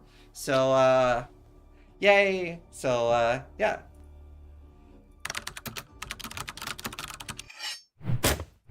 Are you feeling barbaric, learning code by yourself via boring tutorials and not seeing much progress? Boot.dev brings you a streamlined way of learning how to program, with quests, achievements, ladders, and much, much more. Click the link in chat and use code Zizarin to get 25% off your first Boot.dev payment. And a huge thank you to Boot.dev for sponsoring the Gauntlet. Thank you to our sponsors. They make the gauntlet happen. Yep. So, GG. Huge thank you. Huge thank you. We really appreciate it. And like when Drew said in chat, everyone who won Gauntlet did so while Ben was playing. Like, this guy here beat Ben in the Gauntlet. That's true. You did. Ben has shattered my ego. Yeah, I think Steelmate forgets that he, like, used to be one of the best players in the game. Fucking Ben, dude. He used to? Well, now he's washed. Now he's washed. Yeah, and I got a girlfriend. Very washed. True. Nice and clean. Don't smell anymore. True. It's great. True. Steel used to smell really horribly. Fella just died, let up his clip. Yeah, And- we're- we got we it, we have got it, it, we we have got it, it. we have Alright, beautiful. Alright, well, not beautiful. Sad. Rip. This we can track down the originator. Let us move back a You device. might be dying mods. to. Oh, no! I was He- Sonics. Wait, what? Hey, Alter, was? Alter! Nein! Oh, Scheiße! no, mate. Oh, that is such a bullshit rip. I'm so sorry. Das ist scheiße. Das ist nicht so Also- gut. So he clicks the portal, so basically dies in EU. He literally, so he only died because he's European. If he was American, he would not have died. Yeah. So you can see at the top of the screen, entering Atlas Hideout. So while EU has anywhere between a 200 to 500 millisecond time to load any zone, if you live in Texas, it's less than 30 ms. It's a lot worse than that. Because 500 ms is half a second. He does not die in half a second. He dies in like 1, Hey. 2. Yeah. It's Okay, too- so it's like 3,000 MS. Whereas Texas is 30. Yeah, that's fucked. Yeah. They get instant loading screens. So I'll explain because I think this is really fun. No matter where in the world you're playing from, you are always connecting to the Texas server. Because that is where the handshake server is. So regardless if you're playing on London, Singapore, etc., and you have like 30, 20, 10 ping, whatever to your local server, every time it actually changes zone, the handshake to make sure that you're still connected to the main server goes through Texas, because that's the core main server. And then a really fun trivia thing, when we were all doing racing, Ty23 made a huge spreadsheet of players' load timers. And we noticed that Gucci Pradas was the slowest player, followed by me, followed by a bunch of other people. We found it really weird that even though I was EU, I had almost as slow load timer as Singapore. And then we tried to identify what is the reason for that. And I noticed that whenever I was playing on a fresh account on the alpha server, I had instant load times. So we noticed I have more characters and more MTX than any other racer. So I don't know whether it's characters or whether it's cosmetics, but that's why I started the meta of race accounts. So we would only have 4 stash tabs and a currency tab, and no MTX, because then the load time would be almost instant. So Pythonexels pay to lose. TLDR chat, races will do weird shit to get an advantage. Yeah. I know Khan even considered moving to America specifically for this reason. So. Yeah, didn't you as well? Yeah, funny thing, my load times halved moving from Australia to Europe. So while the Europeans are still complaining, it's a lot worse on Australia, believe me. And if you're wondering roughly how much time a European player will lose between 20 to 40 minutes in load times getting to Act 10. So it is quite impactful. It adds up. It's kind of hard to believe. It really does add up, though. It's been timed and measured. Yeah. And it's, again, hard to believe, but as you can see, resulting in an actual rip here. Hey. God, that's so... Yeah, Man with Hat actually pointed out you can technically pause during load screens. You don't get the time back, but you wouldn't have died if he was paused. I don't think I'm going to get in the habit of pausing every time I click a portal. No. Also, my load timer not. That was crazy. Yeah. I feel bad for him. Yeah, that was nasty. Alright. Are they in one room at the moment? Yeah, so Steel, being the dedicated caster that he is, he flew all the way from Birmingham, like a 40-minute flight, just to get here to cast. The click and keep running tech is so deeply ingrained now. Yeah. Yeah, we used to like sort out gear and gems and everything. Yeah. With the load times. Did you just say 40-minute flight? Yes. You know, it took me 5 hours from leaving my house. 40-minute flight. 5 hours. 40-minute flight. From the moment I left my door to the moment I arrived, 5 hours. 40-minute. Did Steel won the bounty for the fattest player again? So this fucker lost so much weight that I had to buy him a new jacket to cast from because he lost like Not just a new kilos. jacket, a Gauntlet t-shirt. True, that's a great way to support the Gauntlet. They are available at shop.scissoring.com. Look how good he looks. Not just the t-shirt as well. Should I show off the... Oh yeah, I carried over the display. Yeah. Let's production! Steel's production right now. Hang on. I'll use the commercial screen for this, I guess. Wait, does that... Yeah, let's... Well, I have to hide the... Wait, do I? No. Oh! Whoa! Breaking the illusion. That is so cool, actually. Okay, so yeah, we have Gauntlet display. It's textured as well. Yeah, so these are the texture displays. They're really cool. So they have like a really cool texture on them. They do a really good job with them. Let's see. Yeah, I got both. I got so many Gauntlet displays now. Yeah. And like, Steel always has displays up and has never been sponsored by them. So, it's good. Can we eat them? They're not edible. Now, yeah. No, they're not edible. I would like one though. Gauntlet underwear when? So we tried that. We did make Gauntlet underwear with like the hand cupping your balls, but the underwear wasn't very comfortable. It wasn't very good quality, and I wouldn't have worn it myself, so I didn't want to sell it. Yeah.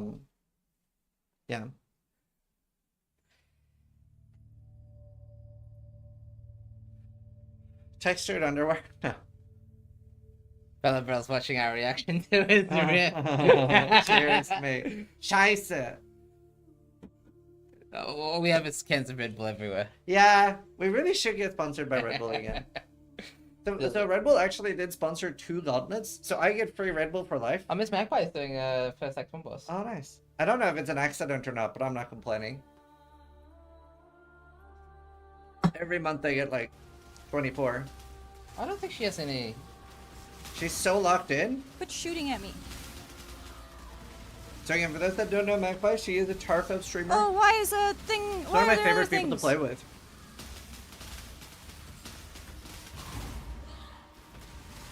Oh, Look at the heart 130? rate. Highest mine win during PoE was 168. Yeah, honestly, the heart rate motor is a nice touch, actually. Yeah, it's a very clean one too. I wonder. I'm gonna ask her about it because if she has a good way, like a watch or something, would be really nice. Like mine was like this thing that I had to put on my toe, and it was really annoying. Oh god! Oh god!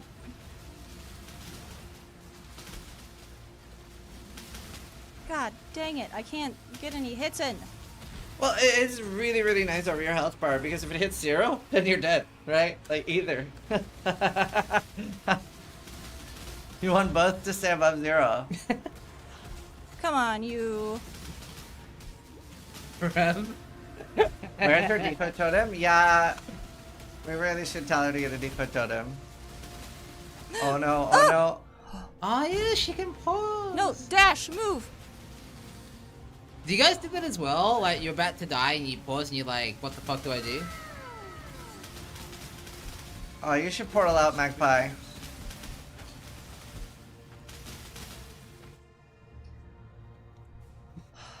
She's thinking about it. Should I just leave and come back? Yes, over level, absolutely. Commit! Commit! I don't think I'm gonna win this. No, I don't commit, think so commit, either. commit. Because Act 2 is harder. Season 2 is harder. Commit. Should I leave and come back, or should I just keep fighting? Absolutely. No, commit. Content. Leave.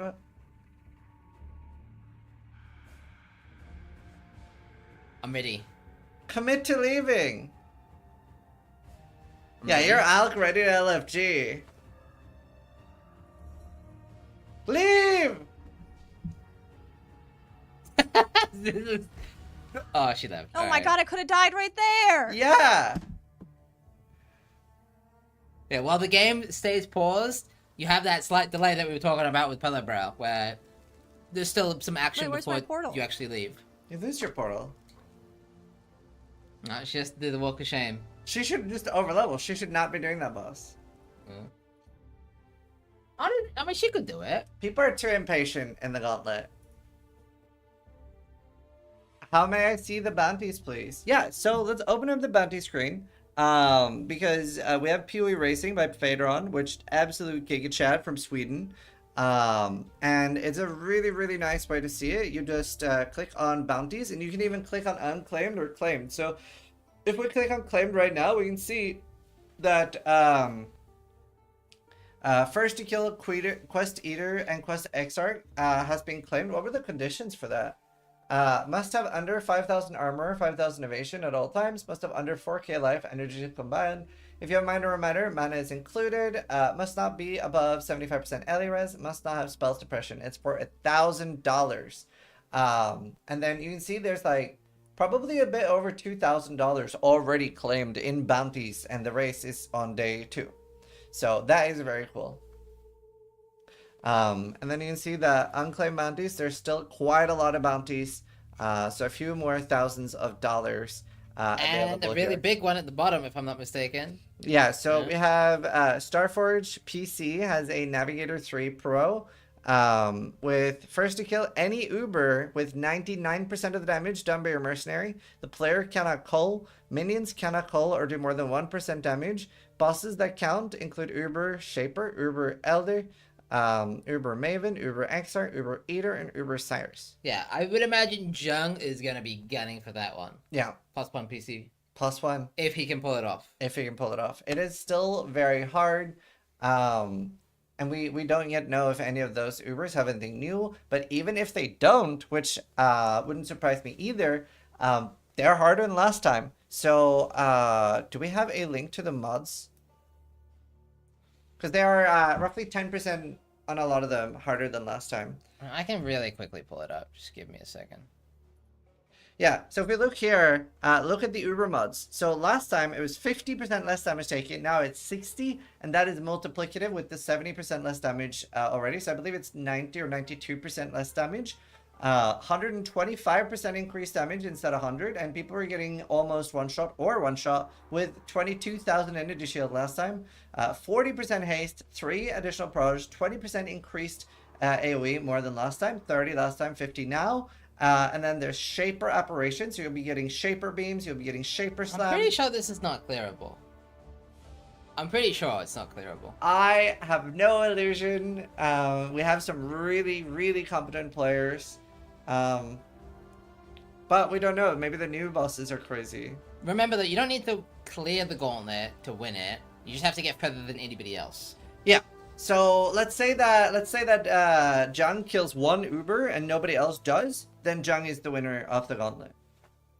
It scares me how happy you are when reading out those torturous mods. Yeah, and I do want it to be a little harder, so we'll see. We'll see. Bees. Looks like we have Worm doing the Earthshadow respec, getting into maps. Pellebrel going again. Ms. Magpie doing the Walk of Shame. We can take a look at Zlage. I know he also had a rip. We watched his rip at the start. It's already all the way back up to, what is that, Act 7, I want to say? Yeah. Somebody asked in chat, has Gauntlet ever not been cleared? I know for a fact it has not been cleared once, maybe twice. There was one time where nobody was able to kill the Feared. But everything else than Feared was killed in that Gauntlet. But yeah, there was one time where... and I remember, I believe Karin was the first person to ever kill the Feared in a Gauntlet, and that was before it was... based on your points. It was just bounties. Make it ruthless? No. We'll never do a ruthless gauntlet. The main downside with ruthless is that it's so much RNG and it's a lot less skill based. It's also gonna take literal months. Yeah. And it's just like so much like tediousness. It's like tedium for the sake of tedium, which I don't think is fun to watch. Yeah, like honestly, Ben currently gets enough time to do maybe 2 attempts per gauntlet, maybe 3. Yeah. Which honestly is totally fine. Means we get to see him die 3 times. Yeah. Okay, love she. Yeah. And like I was talking about like PoE 2 gauntlet, like maybe the first PoE 2 gauntlet doesn't even need an end game, right? Maybe we do like a 3 to 5 day PoE 2 gauntlet when the campaign is finished, and we just make the campaign turbo cracked and leave it at that. So yeah, we'll see. Where's Al Kaiser? He is playing Torchlight. Or cleared 3 times. So we do have a new rule. So in the past we had some issues, especially with Seismic Trap. And players like Steel Mage were ruining it for everybody. So we have a rule that if you... So this is only important for people that are going for the actual rank 1 spots. But let's say that Steel Mage locks in rank 1 duelist and Steel's like, you know what? The Scion ladder is really uncompetitive. I also want to go for rank 1 Scion. What he has to do then is either make a new account for a fresh start or... under supervision of me or Viro, do a Discord screen share where you do a migrate all, so you lose every progression, and then start over on your main. So either of those work. So the goal there is that we don't want people using pre-existing gear to beat out somebody that has been maybe playing Silent from the start. In that way, like we don't want people easily getting multiple class rank 1s. Was the Fear just extremely difficult? I believe that was the gauntlet that had 4 additional projectiles, 100%, 120% Fizz's extra elemental damage. Yeah, 4 additional projectiles, 100% AoE, something like that, and like 60% haste. It was a bit fucked. And that was the only mod for everything. I think it was the same everywhere. Yeah, Ms. Magpie cleared Act 1. That's awesome. She's killing it. Yeah, you gotta remember, chat, that while the Feared isn't the pinnacle of the gauntlet anymore, power creep was a big thing. Like, there was a time where Shaper was genuinely terrifying. I remember you with your world first Shaper. used to be the peak of the game, extremely difficult. You were shaking, running around, panicking, screaming balls. Balls. But yeah, obviously through power creep and knowledge and all that kind of stuff, we do see new peaks, new highs when it comes to boss difficulty. Obviously, ever since the Ubers specifically were introduced, the new Ubers, I know the Gauntlet has been elevated to a new height. Yeah. And yeah, that's correct. Several times we have not included the feared in points solely because it has been too RNG. And we really don't want the Gauntlet to be an RNG event. We want it to be like pure skill. We don't want it to be like, oh, this person got lucky and got the boss, and that's why they won. So that is really good. Park doing a What's big Ruined reboot. Malachi? Ooh. Hey, I'll put. Yeah. Park Also, here. somebody asked, who is Miss Magpie? She is a Escape from Tarkov streamer. Oh, I want to see him do dodge already. So there's a few bosses to keep an eye out throughout the Gauntlet. Obviously, I would say some act bosses are quite manageable more than others. Oh, he's already done Dodre, but we can watch him do the. I mean, this was cinema. I wonder if he has music. Yeah. But we can watch the kitty cat. Wait, like now, local logout, like no macro.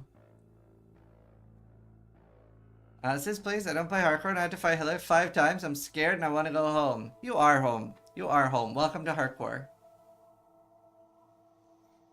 Nice, he's killing it.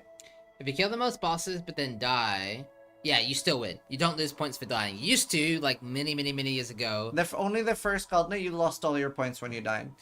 No sound because if Rue farts and it sounds like a song, the YouTube stream will shut down. Yeah. So yeah, I have to be a bit careful. Yeah. There's technically a way to solve that. I don't know what's different. I don't know. I haven't fixed at home. We'll try to improve it tomorrow, hopefully. Yeah. Like normally it would just be YouTube that does no sound. Second Gauntlet I tried and I already got further than my first time. Well, that's good. So, is there a lot of people in chat playing hardcore for the first time? Like, your Gauntlet is your first time trying hardcore?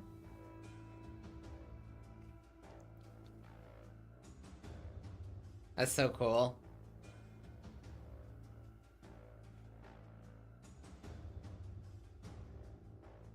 First time on console level 40. I also love that console. Are you guys enjoying it? Are you guys having fun? Obviously, it's a very different game, different change of pace for you guys. Yeah, I got destroyed. It's hard. Yeah, it is. Supposed to be.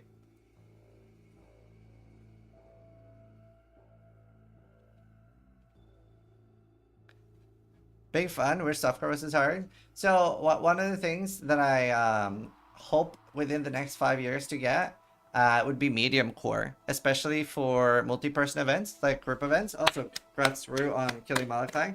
But I feel like there's a lot of medium core mechanics that would be very cool for private leagues. For example, like losing a full level on death, losing 5 levels on death, losing a gear piece. Like just imagine like a little wheel comes up and it just spins and just like, okay, you lost your weapon, get a new one. Like there's a lot of fun things like that. That would be a lot of content for private leagues. Okay, just get teleported 1 act behind. Just wipes out an act. I want to see Lance. Oh, Lance is still going. Oh, Lance is. Wait, what is Lance doing? Act 8. Okay, he's taking his time a bit then, eh? He probably slept. Right, he's not a normal person. Yeah, and he has like 13 kids. Yeah, actual dad gamer, by the way. And still killing it. Still killing it. I hope we get to see Lance do an Uber. No logout would be way better. No logout is kind of part of the event because of the consume portal on entry. Yeah. You're heavily incentivized to not log out. Yeah. When it comes to actually bossing. Yeah.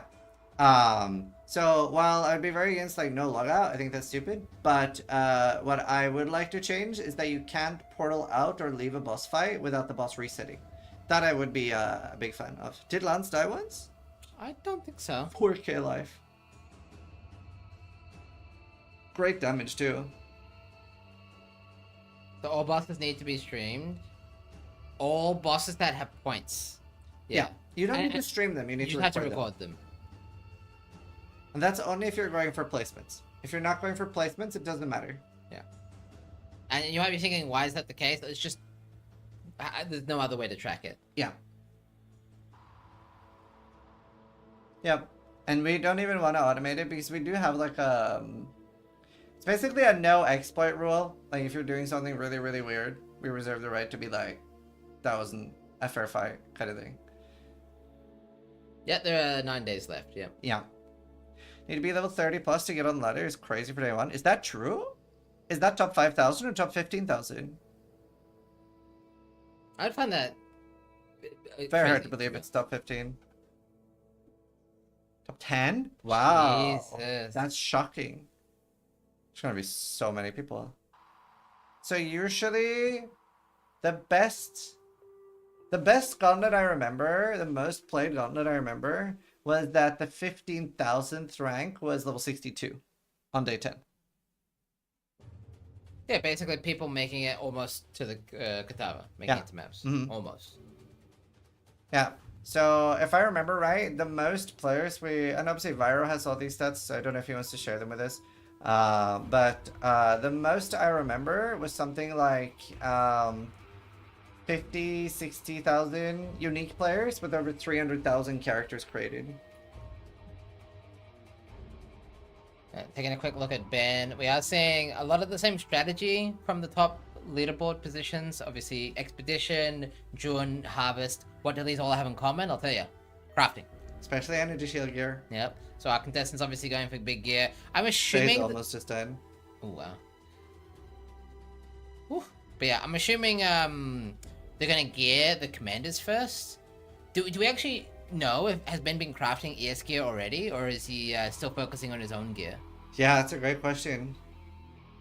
EE is still a part of the Gauntlet, yes. Yeah, so the reason we didn't ban Ephemeral Edge but did ban Doriani is Doriani, wow, Ben just picked up an Anathema. That might be useful. But Ephemeral Edge will require like a full gear swap, loads of energy shield gear, and something will always be the strongest. We can't just ban every strong thing. And the difference with, what do you call it? The difference with Doriani? Doriani is that with no change, with nothing really, it's just 5 times more damage for every lightning build. Yeah, I do And think... there's no trickster. I do personally think Ephemeral Edge is what we'll see the contestants push for the Ubers, just because 20k ES is an incredible layer of defense. You get overleach, lots of evasion. It's just an extremely strong pick. However, I'm expecting these bosses to take a very long amount of time. So I don't even know if... I mean, they're probably gonna have to go Molten Strike, I imagine, for bossing, and Yeah. we'll have to see how that goes. Yeah, no. Oh yeah, of course they don't have overleach. Yeah, wow. Well, anyway, yeah, it's gonna be very interesting. Do you think there's a chance, chat, we'll see 0 Ubers killed? No. People will attempt it, obviously. 100% people. I think we'll see will. at least one Uber killed. YouTube chat is not real? True. Their leech will suck? Yeah. The leech will suck. Yeah, to so extent. the reason for why a lot of builds are going to struggle is that when bosses take, I believe it is 92% less damage, so you can't really build Fortify. You won't get Fortify from hitting things. You will also not leech, pretty much. So recovery is going to be really, really hard. Something that would be decent would be, for example, Molten Strike with Energy Shield gained on hit. Getting a Disciplined Watcher's Eye would be really, really strong there. Like on hit is obviously a lot stronger. Ben just crafted an ethical chest for Merc. Nice. Yeah, it's really cool to see like how like insane gear people go for in this like shorter time frame. What kind of mercenary is Ben actually using? His aura is disabled, so I don't know if he went for like a haste merc or determination merc. Pride. Right, okay, so he just wants more damage. It's fair enough. Yeah. I guess Commander is so much tankier that the Pride aura is kind of necessary. I gotta say, Commander is a busted ascendancy.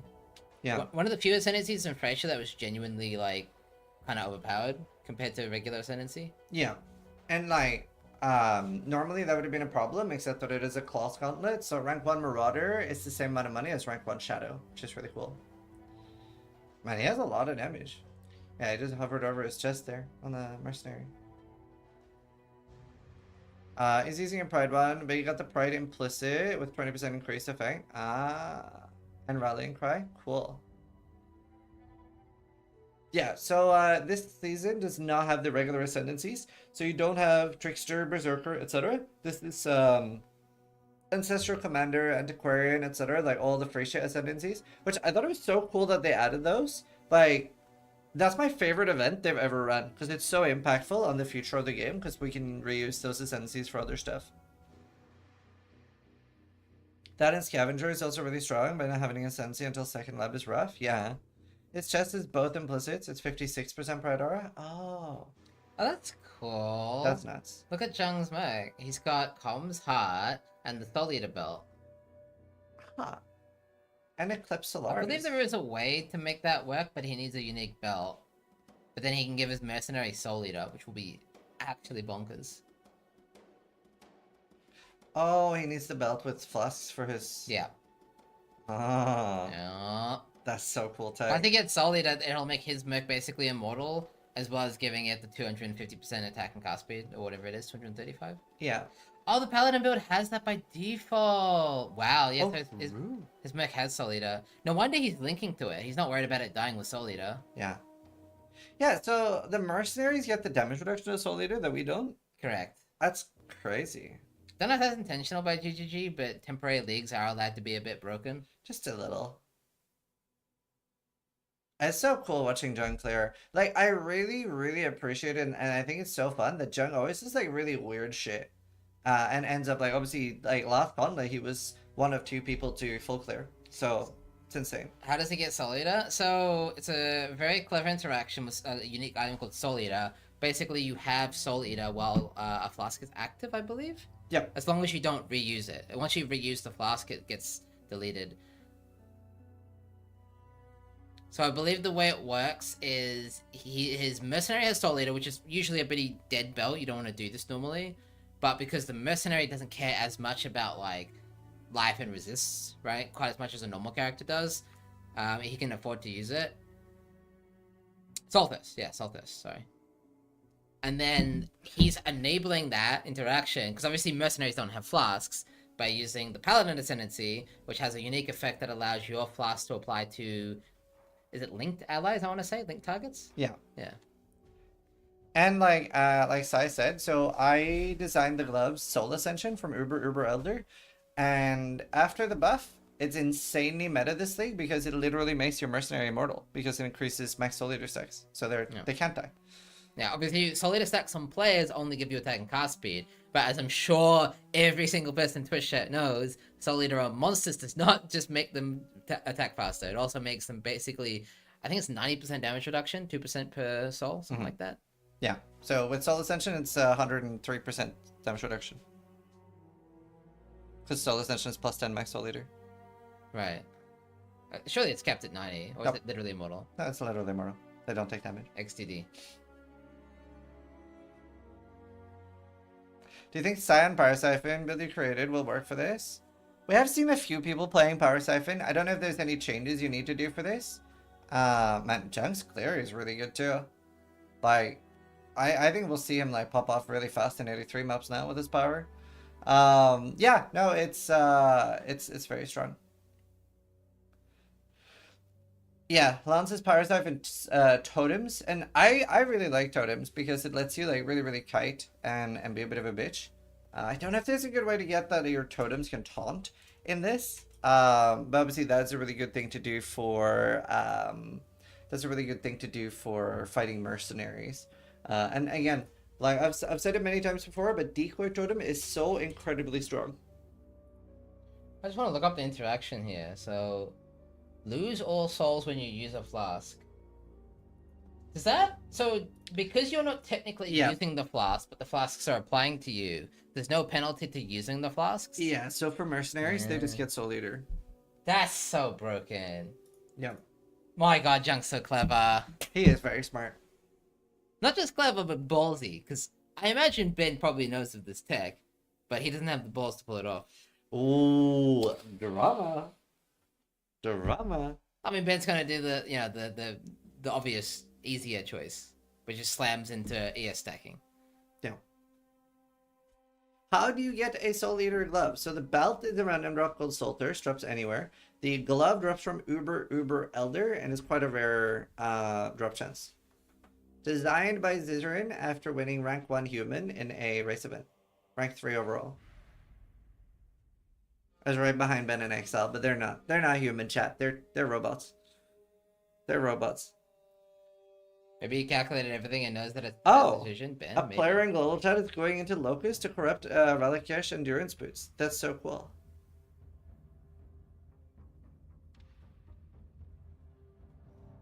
No, he doesn't have the gloves. He's using Soul Thirst. No, you're talking about the link gloves, right? Oh, John? yes. Hands of Free Share, whatever they're called. Yeah. About to wrap up Act 1. Wish me luck. Make sure you have Decoy Totem. I cannot emphasize how strong Decoy Totem is in the Gauntlet. Rank 1 PlayStation just died. What level was he? Does Wait. John have 8k alive? 8,113. How did... So cool. 66? I love that people are playing on console. I'm so curious how many people are playing. Do we have any access to letters at all? It would be on the official site, I think, but I don't know how to navigate it. I wonder if I can check on my phone. I can do it if you app. No, you... Okay, I'll yap. I'm good at that, chat. Yep. Perhaps the console players? Yeah, I mean, it's so hard. Yeah, I think something that makes it actually plausible these days is the fact that you can pause now, so you do have that ability to pause and log out. So, obviously you don't have a macro like we do on PC, right? You don't have Alt F4 or anything like that. But the pause function essentially gives you that feature. It's just a bit delayed. But it doesn't matter because you're paused the entire time. I can only find the PC one. Pause is so clutch, yeah. Part of the top 10 on PlayStation Ladder are dead now, yeah. Can PlayStation shadow play? I believe they can. I'm not sure. I'm pretty sure they can. It'd be kind of hilarious if we could get some PlayStation or Xbox clips. That'd be funny. Well, we did see Iris. Also, I'm gonna toilet. Yeah, no worries.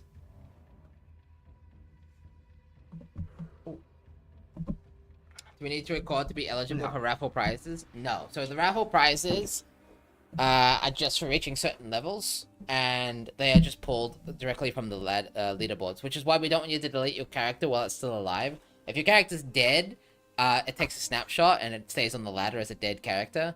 But if you delete your character while it's still alive, you become unsearchable. Lily's doing Merveil. Okay, I can add her. Yes, Lily. Goodbye, Garatha.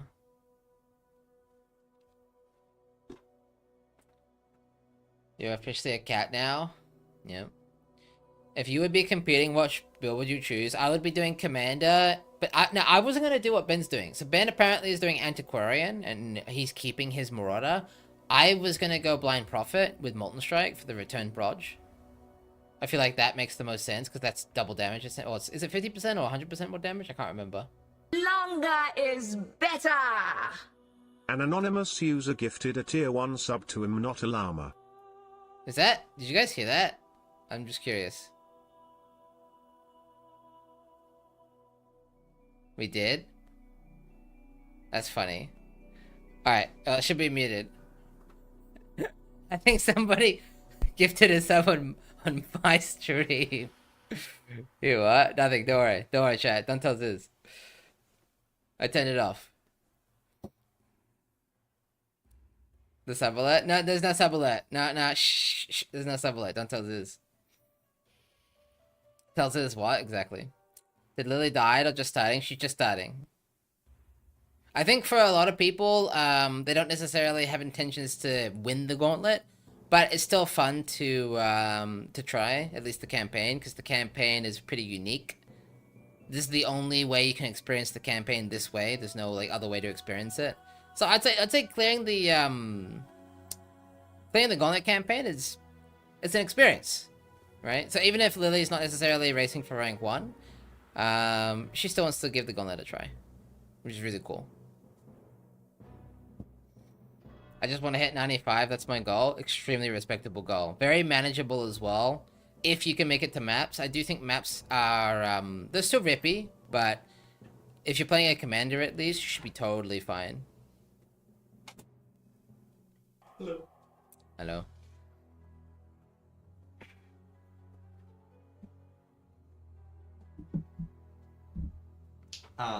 Epic just made a commercial, so we can look at that. It's the 4th one for the Mousepads. I actually have one here too. I brought one. We can show. Displate? Displate 4, yeah. Okay. Before you click, I can show it off. I will. Do you want to show it off now? Huh? Yeah, so for those that like desk pads, like these will cover like your entire desk. They're really, really good quality. So obviously this isn't a sponsor, we're just like, this is what some of what we're selling to like help support the Gauntlet. So that like directly helps us. Then let's say, yeah. But there's express my Mousepad and you can see the prices including shipping and stuff, but we'll fire off an ad. Hi, Scissorin here with yet another Gauntlet event, the Merciless Gauntlet. And we can't wait to have you see everything we've cooked up. For those of you that like the limited edition mousepads of the last Gauntlet, there will be new limited edition mousepads for this Gauntlet.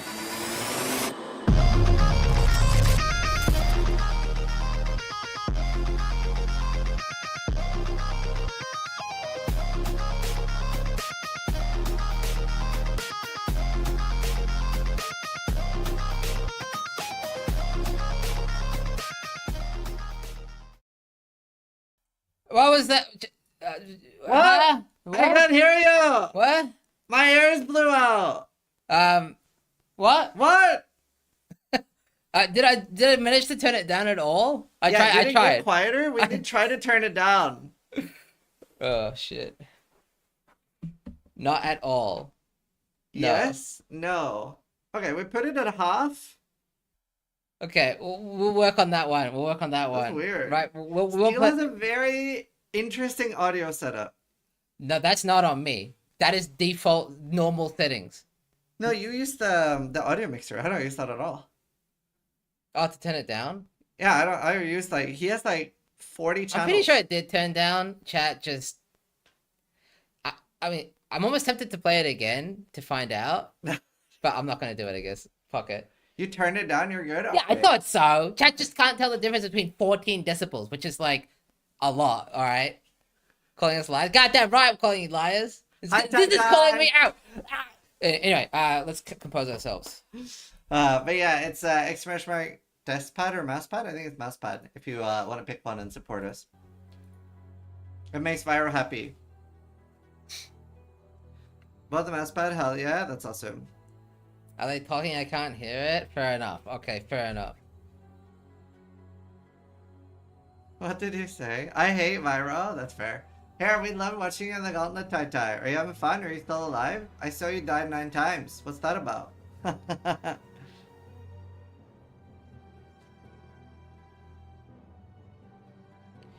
Just died for the first time in the Gauntlet, made it to Val Oversoul, fun event, but I'm gonna leave this to the professionals. It is actually at the end of the day, it is a competition. So we do have some actual genuine professional races. Exile, Ben obviously having like genuine, like large prize pool in their back pockets at this point, in their portfolios. Did you see that someone tried to submit 9 lives this morning? I did not. That's always funny when somebody submits a bounty after it's been submitted, but it's also never a bad idea because sometimes people fuck up submissions. So sometimes you end up winning that way. How much does a rank 1 of a class translate to? So it depends. You guys can keep increasing the price pool at the moment. So if you guys are enjoying watching and want the price pool to be bigger and you donate $100, Shopify matches that with $100. So that's 200 plus. So I believe currently price pool is slightly north of I was about to say 300. $30,000, something like that. What percentage of the prize pool is a class rank 1? Last time it was 8%. I can't remember right now. Viro has all the numbers. Production, I believe last time it was 8% for rank 1 class and 4% bonus for rank 1 overall. The math is a bit complicated. Yeah. Yeah. The percentages might be build? bounties. True. Oh, hi, We John. love the build, John. Hi. Ooh. Yeah, 10 out of 10, Jung. Good content. Good content. Keep it up, dude. You're owning. Is it hardcore and everyone has to not die? Yes. Ben and Excel seem to go for armor builds. Well, armor is incredibly strong in Path of Does Exile. Jung use that upgrade he just got? He got comms binding the belt. But obviously the merc won't use it, but maybe he uses it? Yeah, maybe. That's so cool. Oh, he's thinking about it. Yeah, he's thinking about it. How do you win? Simply by getting more points than any other player, and obviously until level 95 it's a level race, but it's realistically irrelevant. It has nothing to do, like it is capped at level 95. So It's just a way to track progression early. yeah, we track progression with who kills the most bosses. Do you have to be streaming to enter? No. Only you have to record submissions to get rank 1 with like boss kills and stuff. But if you're asking that questions, you're probably not going to be able to kill the Ubers in the Gauntlet, so it's not something you have to worry about. But for the raffle race and stuff, like you get level 95 to get like graphics cards and stuff like that, you don't have to record or do anything. You just have to play, and we'll send you a DM after the event on the Path of Exile website. Yeah, Jung is a little bit lazy this season. He's just running around. Like his merc's doing all the work. Oh. Yeah, so obviously this is the mercenary gauntlet, and mercenaries are a part of the gauntlet. And so I don't know how good it actually is. I mean, I'm seeing a little bit of the potential just by watching Jung here, his POV. But he's actually letting the mercenary be the main character, and he's the support. He's actually playing a support in the gauntlet. Literally never before seen gameplay, right? Like, yeah. How cool is that, chat? Imagine a support build wins gauntlet. Like, already hand of Frisia and Stash? Yeah, it's very cool. Is he not using it? not yet. I mean, I have to imagine it's a bit of like juggling to make everything work, and you can see he's not lacking power at the moment. The tier 10 maps are just getting obliterated. Like, literally, it looks like a KB build. Does the merc get the prize money then? Yeah, we'll give it back to GTD. We'll be like, your mercenary won the event. Honestly, Jung's build is very powerful. I'm so impressed. It's very strong. It's very cool. He always like brings the A game when like doing unique and weird builds. Yeah. With 8k life and the defense he has, I think he's basically immortal. Yeah. I don't think he can die, really. Keith in chat just asked, how many levels do you recommend to overlevel? If you're a new player and you're new to hardcore, I recommend being 12 levels above the zone level and using roughly like 15 to 20 hours to get through the campaign. You benefit so much from like the additional levels and damage, and yeah, the damage in particular will make it a lot easier. What the fuck is happening on the Act 1 end boss? A gauntlet. It's a gauntlet. It's a gauntlet in the gauntlet. Yep. I was +6 for Merveil and I almost got cooked. Yeah. It is very hard. How much to do a wild strike only gauntlet? I will fund the price. 30k. Don't think we'd do one. We're like it's hard to find timings for everything. That's very, very hard. Isn't it boring to watch now when most players are already on maps? So part of the reason for why the casts end up being like, obviously we like sometimes just have to like emergency go live when somebody starts bossing and stuff. But the reason that we're not doing 24/7 casting for an event like this is there's simply not enough like constant things happening. At least until we can get like actual in-game spectating, so we can watch non-streamers as well. Because so many of the contestants aren't streamers; they're just people playing, there's not like edge of your seat content happening at all times. But there's usually enough happening that we can do like 4 to 8 I would say hours. the first cast or two is usually focused on the campaign and campaign reclears, either from people who have died or people who are just maybe going at their own pace, right? Yeah. And then it does accelerate pretty close to endgame gearing, and it's always fun to see like what the contestants are going for. Like you'll see Ben potentially have a completely different build in maybe a day or two. Yeah. Which could be really cool. Yeah. And then day 4 casting, usually we can maybe expect to see some bossing potentially. Yeah, day 4 is the earliest in this hard gauntlet that we've seen somebody go in. I think Ben himself said day 5 or 6 is when he's hoping to go in. So obviously, that would give him a chance for 2 2 attempts. Yeah, but then the Gauntlet's not over. As we saw last Gauntlet, he goes in, he doesn't necessarily clear, and then he gets maybe the reason why he wants to give himself that day 5, day 6 time frame is then he gives himself just enough time to have one more attempt. Yeah. Which was needed last time. And even on, I think the easiest Gauntlet was cleared on day 3 or 4 for rank 1. And the reason we make them 10 days is so that we allow people 2 weekends. That's why it's a 10-day event instead of a 7-day event. So we want people to have 2 weekends to be able to, you know, like, we want to give everyone a decent shot.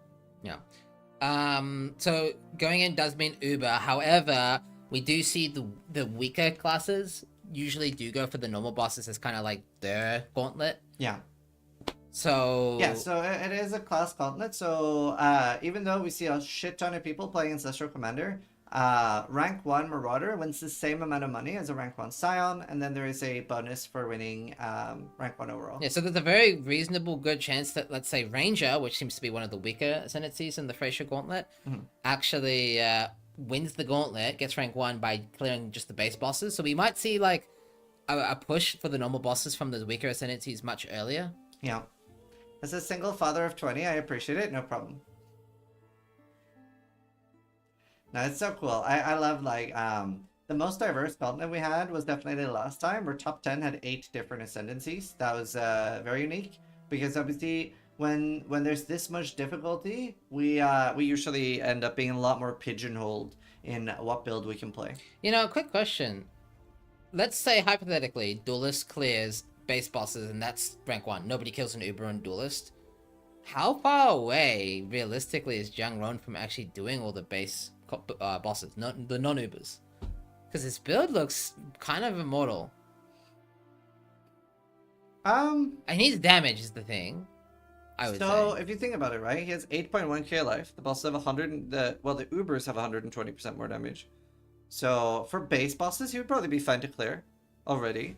For Ubers, if he had the effectively has damage. 3.8k life. He said he was looking for a single target merc. Right, so he's not gonna... He's mapping with the kinetic blast, but maybe he wants Blade Trap for single target. Right. So in other words, if he gets the godly perfect single target merc, he wouldn't be... It would not be that bad of an idea to push for base bosses, like... Yeah. Potentially in a day or 2. Yeah, so with the Gauntlet being this hard, 120% more damage on Ubers, and 92% damage reduction, which affects Jung a lot less than the others, because they won't be able to get Fortify, they won't be able to Leech, whereas Jung isn't going to be relying on any of those things anyway. So let's say that Jung kills all the normal bosses and no one can kill Ubers. That's still rank 1. He needs to find a Val Molten Strike Mark with GMP. Right. Yeah, so he's in a tier 15 map right now, so you can see a single target. Honestly, pretty good. That is really good single and that's the AoE clear merc. Yeah, this is his AoE clear merc from not Act 10, from a 75 map. Sarge just dropped our Kali's Fang in lab. Oh, that's kind of cool. Don't know if we'll see him use it, but... I mean, it did get buffed this league. Yeah. Ben is just farming for his other character. Yeah, I mean... With Gauntlet, like, most of these people who are going for a rank 1 class have a very specific plan in mind. Some of that will involve, like, making a strong starter characters and farming for a day 3, day 4 alternative character. Obviously, the Ancestral Commanders can respec into Antiquarian and go Energy Shield builds. So we're going to have some people going for Ephemeral Edge. We have a lot of people going for Mercenary Support builds. So it'll be really interesting to see what builds people are actually going to be doing bosses on. Obviously, the Ancestral Commander is so, like, unparalleled in power due to the Endurance Charge generation for mapping, and we were able to see Ancestral Commanders in tier 16 maps, like 15 hours or less in the Gauntlet, which is nuts. Yeah, Jung's actually entered a census of this map. I don't know if he has any intention of actually doing the boss, but it's obviously a nice map for XP, materials, and what do you call it, gold. Look at that clear. Yeah. Picking up loads of DCPs and chisels. God, he's having the time of his life. This build looks so fun to play in the Gauntlet. We have a fresh bounty in the Discord chat. Oh. Is there a max amount of hours you can play in a day? No. Gauntlet sort of disincentivizes playing a shit ton of hours. So we normally don't see people do, like, super unhealthy hours. It is something 24. Yeah, it is something I wanted, especially for group events, but it's hard to do. Yeah, Oh, well, nice. to successfully double corrupt relic ashes and patience. Is that a reference to Rue again? $500. Ah. Production.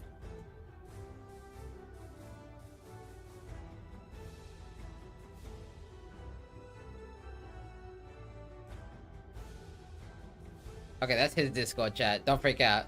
That's his Discord. Nice. Woo! Yo, you think he uses that? I guess he Yeah. would. Oh, that's sick. Don't have sound? Oh, that's good then. That's honestly good you didn't have sound. Because Discord was pinging. I'm kind of glad in that situation. Yeah. Yeah, congrats to 'cause that's through Ratku. Chrome. What? That's through Chrome. Yeah. When you click that. We can switch that tomorrow. Well, maybe we shouldn't. Wow, we're seeing so much betrayal farming. Obviously, betrayal just got a huge rework and a big buff. I think that's because they're going for Veiled Orbs. I don't know. I mean, Because Veiled Orbs take a tremendous amount of time to farm. so. Oh, nice. He's going for the unique completion. For meta crafting Yeah. as well. What do he needs? Probably Crouch Trial is the rarest one. And I thought it was 114 out of 115. But I don't know which map he's missing. I saw he did a very early Careblade. What's the best way to get Ephemeral Edge? I can't remember if it still works, but it used to be get the it drops in Dark It's Forest. called the Lone Shadow, and Yeah. they changed the drop location. It's actually only drops in Careblade now. Oh really? Yeah, but That's there's not a way to great. get it still. So I believe the best way is Exarch Altars. Corrupted unique weapon. Exarch Altars. And then I believe it still works to hand it in on a level 40 character. Yeah. And then you Ancient Orbit into an Ephemeral Edge. It used to be like 1 in 12. It's probably like 1 in 100 now.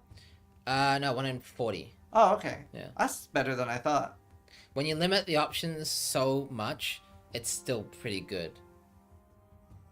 Level 40 character, buy from vendor is the best. Yeah, that's another thing. You can level a character to 40 and use all your gold gambling.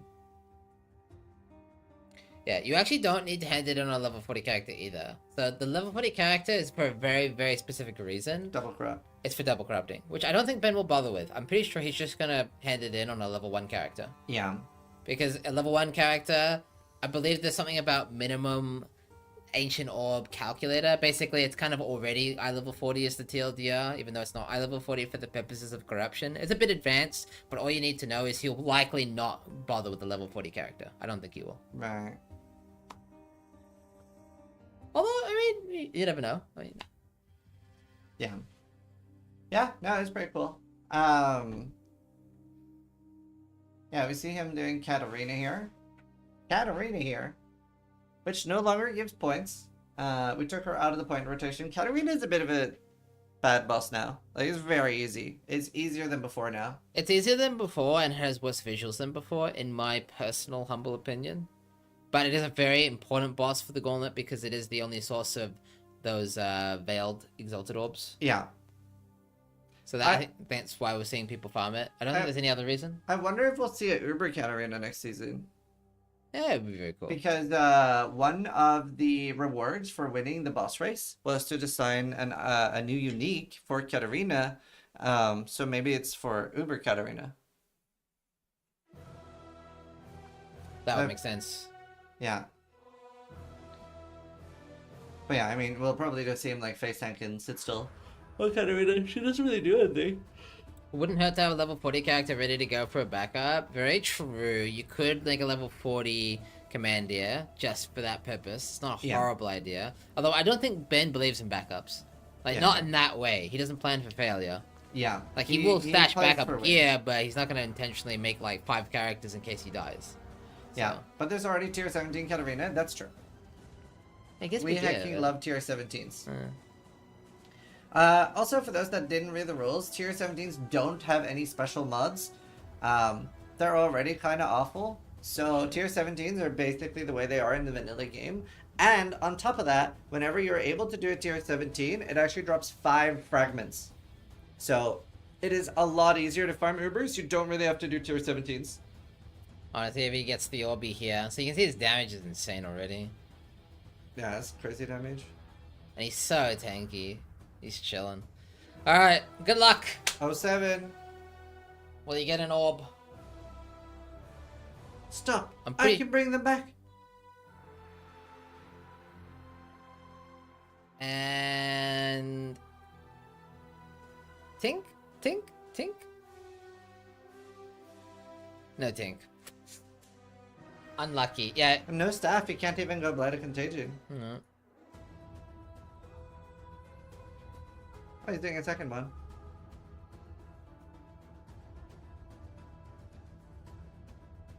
So what is Jung build?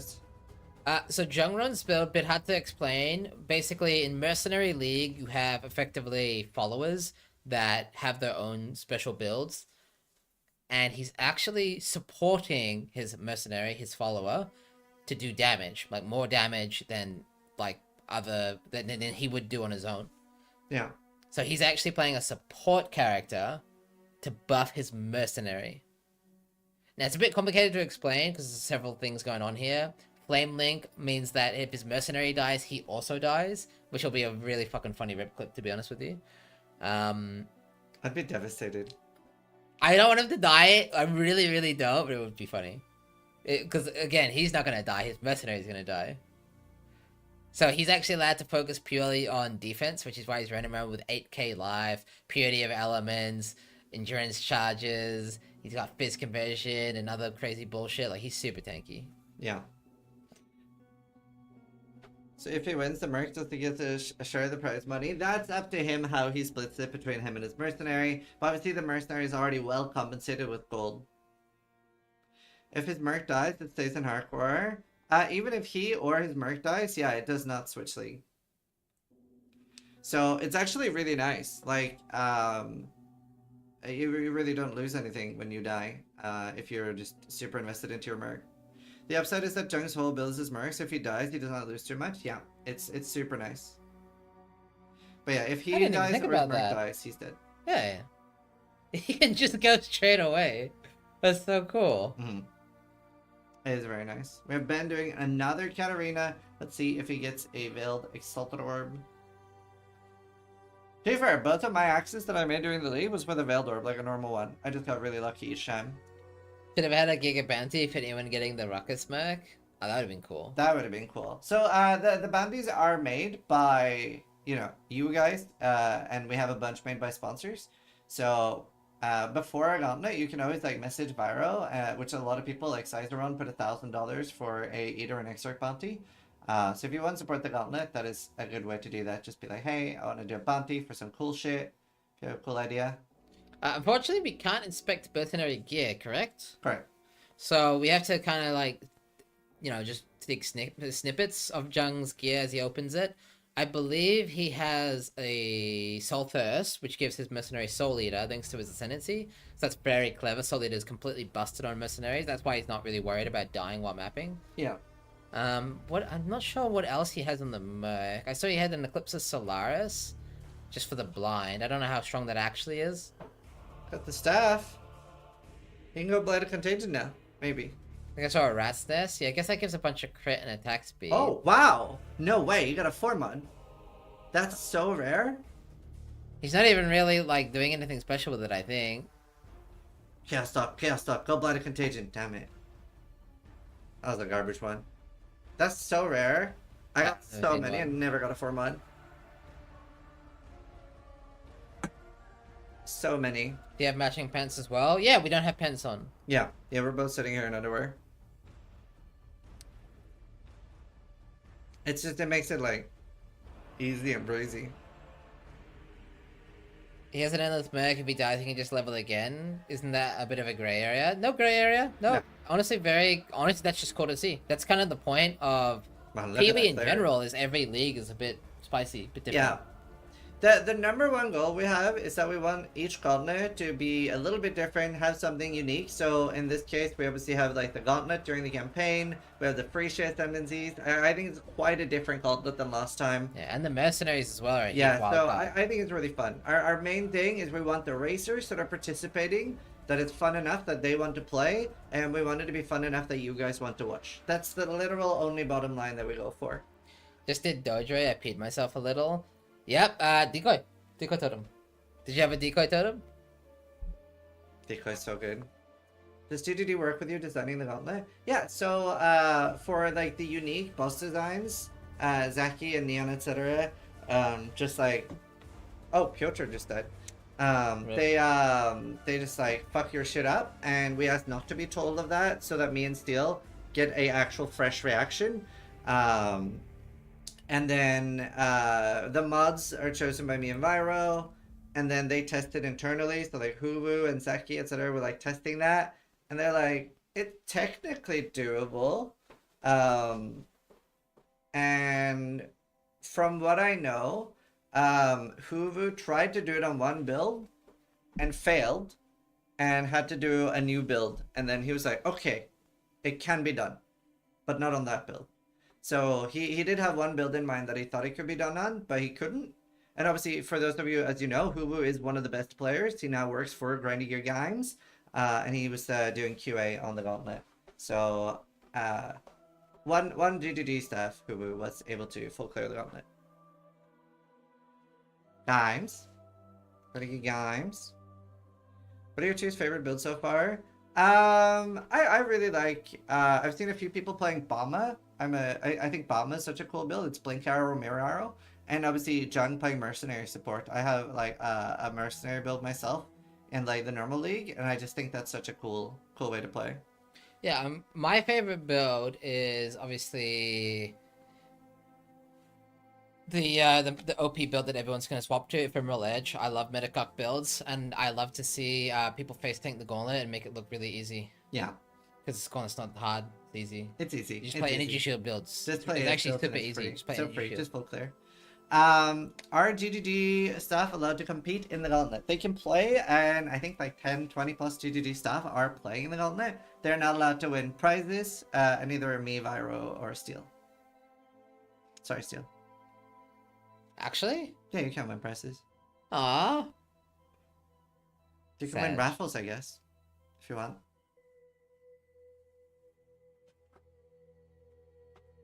Sorry, Steel.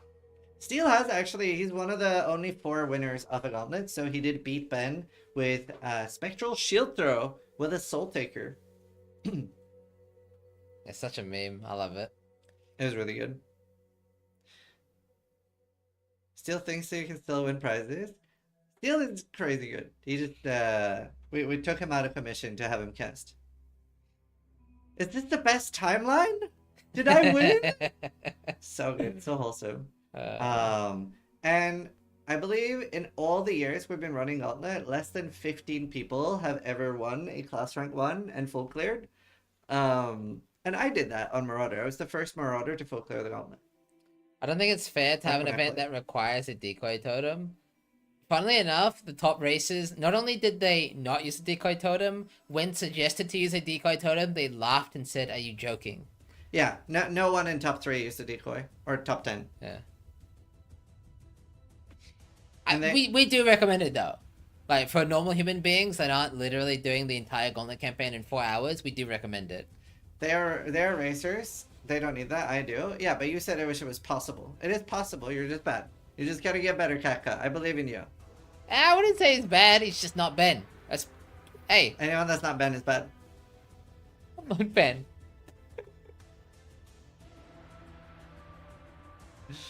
I definitely didn't spam it a 10 on every boss. Yeah. You think I can get better? You take that back? No, it's really cool. I love seeing how well and how bad everyone does every Gauntlet. Like, honestly, like, nothing makes me happier than seeing a high death count. Because what that means is that people are dying and going again. And dying and going again. Like, I love when there's like 500,000 characters made. Because that's like really, really cool to me. Like actual like sportsmanship and like really just fucking going for it. Someone's trying hold the Grandmasters. So I don't think they're actually trying hold the Grandmasters. It's just cheeky way of getting a notification. Yeah, that was like, also Mom, get the camera. Mom, look at me. I'm famous. Yeah. I totally get it too. That's part of why I raced in the first place, I think. Do we have Ostrix in the stream? We should get him. We should get Ostrix in the. I bet you he's streaming because he's one of the best build creators on hardcore.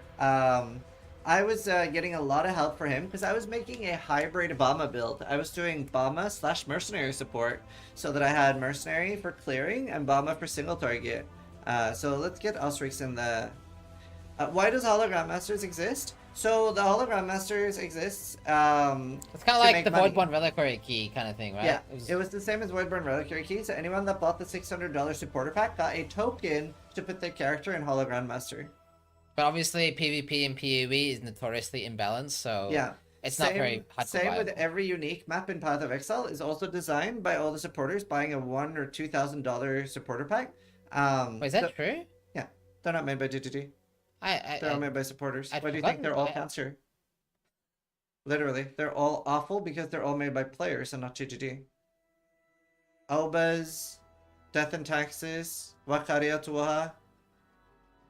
They're all made by people that bought a supporter pack. Maokun. Jeez, how long ago was that then? I have no idea. It must have been ages ago. Yeah. Like literally open beta or something. Hmm? Yeah, it was a Kickstarter, I think. Brother Herbert.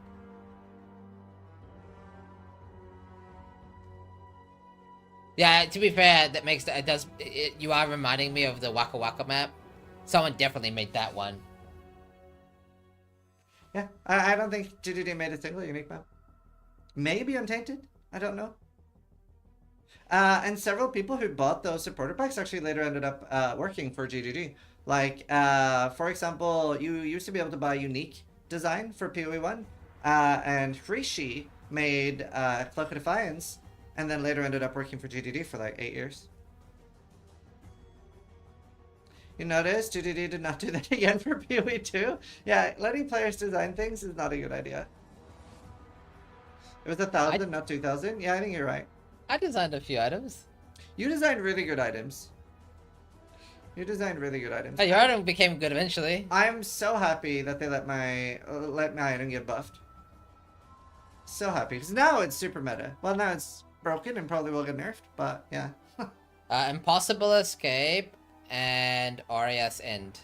Yeah, he made Impossible Escape so that Maven Hole and Aurea's End. Very, very cool uniques.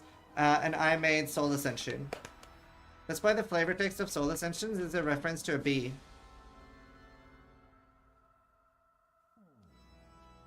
Ben made the best item. Ben's items have been incredible. Yeah. And John. Yeah, Nimbus. The Joe's fucking right? It's really right. Yeah. You only made one unique? I've only made one unique, yes. Oh, only one unique. I've only won one Only race. immortalized in the game. Only won one. Well, I only won one unique design race. Oh. Deal 1, 2. Almost 3. What are Ben's items? Just start listing. Oh my that one, god. That one, that one, that one. Have you killed a boss in PoE? Because you probably dropped one of Ben's items. Ben has designed like 8 or something. Yeah. Did you guys make divination cards? Did you make div card? You did, right? I don't think so. Do you only have the one that we're gonna make together? I won multiple. I have 3 now, but I had to give them away because I feel like they're fun prizes for chat. Ah. Yeah. Okay, so I made the Undisputed, and then as the community, we made Sea of Blue, which the flavor text is really funny because that's me predicting Harvest getting nerfed. And then I gave one of my creations away so that Brother's gift could be designed because he was really sad. Obviously, Brother's stash was like to give tribute to his brother that died, and then he was sad when Exalted Orbs got nerfed. So I was like, oh, I'll let you like design Brother's gift with one of mine. And then I have 2 more. I have 1 for PoE2 and 1 for PoE1. So I'm gonna do a Tenant and the Landlord with Steel Mage, where it's probably gonna be Eater and Extra Jewels. Azure Rage isn't yours? No, Azure Rage isn't mine, but it is made with a little bit of me in mind. That's the reflect map one. From oh, what's his name? It's the guy that would like stream with like boxing. Not boxing. It's like the cool masks. Does his name start with H? I can't remember. Yeah, Hitoya or something. Can't remember how to pronounce his name. But he also died to reflect map, and he watches my stream a lot. That's the Acton's Nightmare map music. Yeah, we got the Pee Wee soundtrack in the background, just have a bit of ambience. Yeah. But that music goes so hard specifically because it was a supporter designed map. Yep. So it's a bit, I wouldn't say out of place necessarily, but yeah, less ambience. Yeah. So Unexpected Prize also has like a picture of me on it. Do you think we need veiled Exaltador cards or heist jewelry cards? Yeah. Do you have any restrictions for crafting an item? So it is just a drop-down menu. There, you can't make anything unique. If you've been wondering why Stack Deck is so different, sorry, the Void. Why the Void is so unique and so different. The Void was actually made with a unique divination or unique creation. So instead of making a div card, sorry, instead of making a unique item, they made that div card.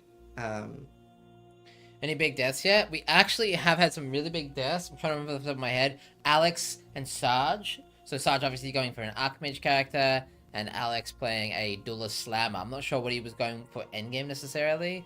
Yeah. There are two big deaths there. Yep.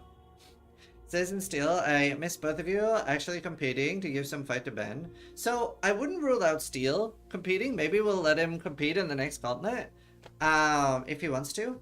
And maybe have like either Rise QT or Business fly. If either of them are willing to fly out to Belfast to cast, then we could do one of those as casters. I think that'd be good. I love that you just want Business because he's got the voice. Okay, so we're watching D.S. Lilly do the ancient pyramid. We don't. Hang on. I could just. Do you think he's listening to music?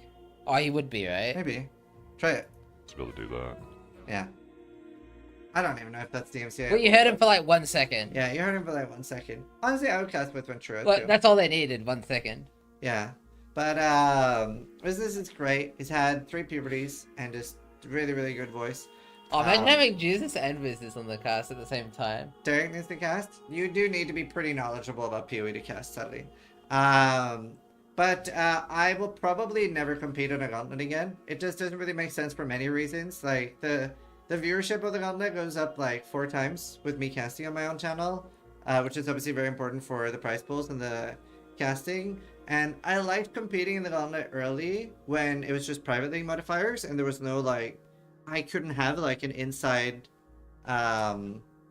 advantage, but now I could. So I don't compete in them anymore. I cleared it though. I cleared it once on Marauder. It's the first Marauder to clear it. I'll take that. Now I can be watched. What about viewership overall across all streamers? Is just your channel? So the category went from 12,000 viewers the day before Gauntlet to 52,000 viewership on Twitch. So it's the same as like week 1 viewership, I think. So it's really good for the category. It's really cool. Does it count as a Clary anymore since it's changed so much? I hate you. I think about that a lot myself, but yeah, I'm gonna count it. To be fair though, like, absolutely it is a lot harder now. Yeah, but I would say there is an era shift between pre-Ubers and post-Ubers.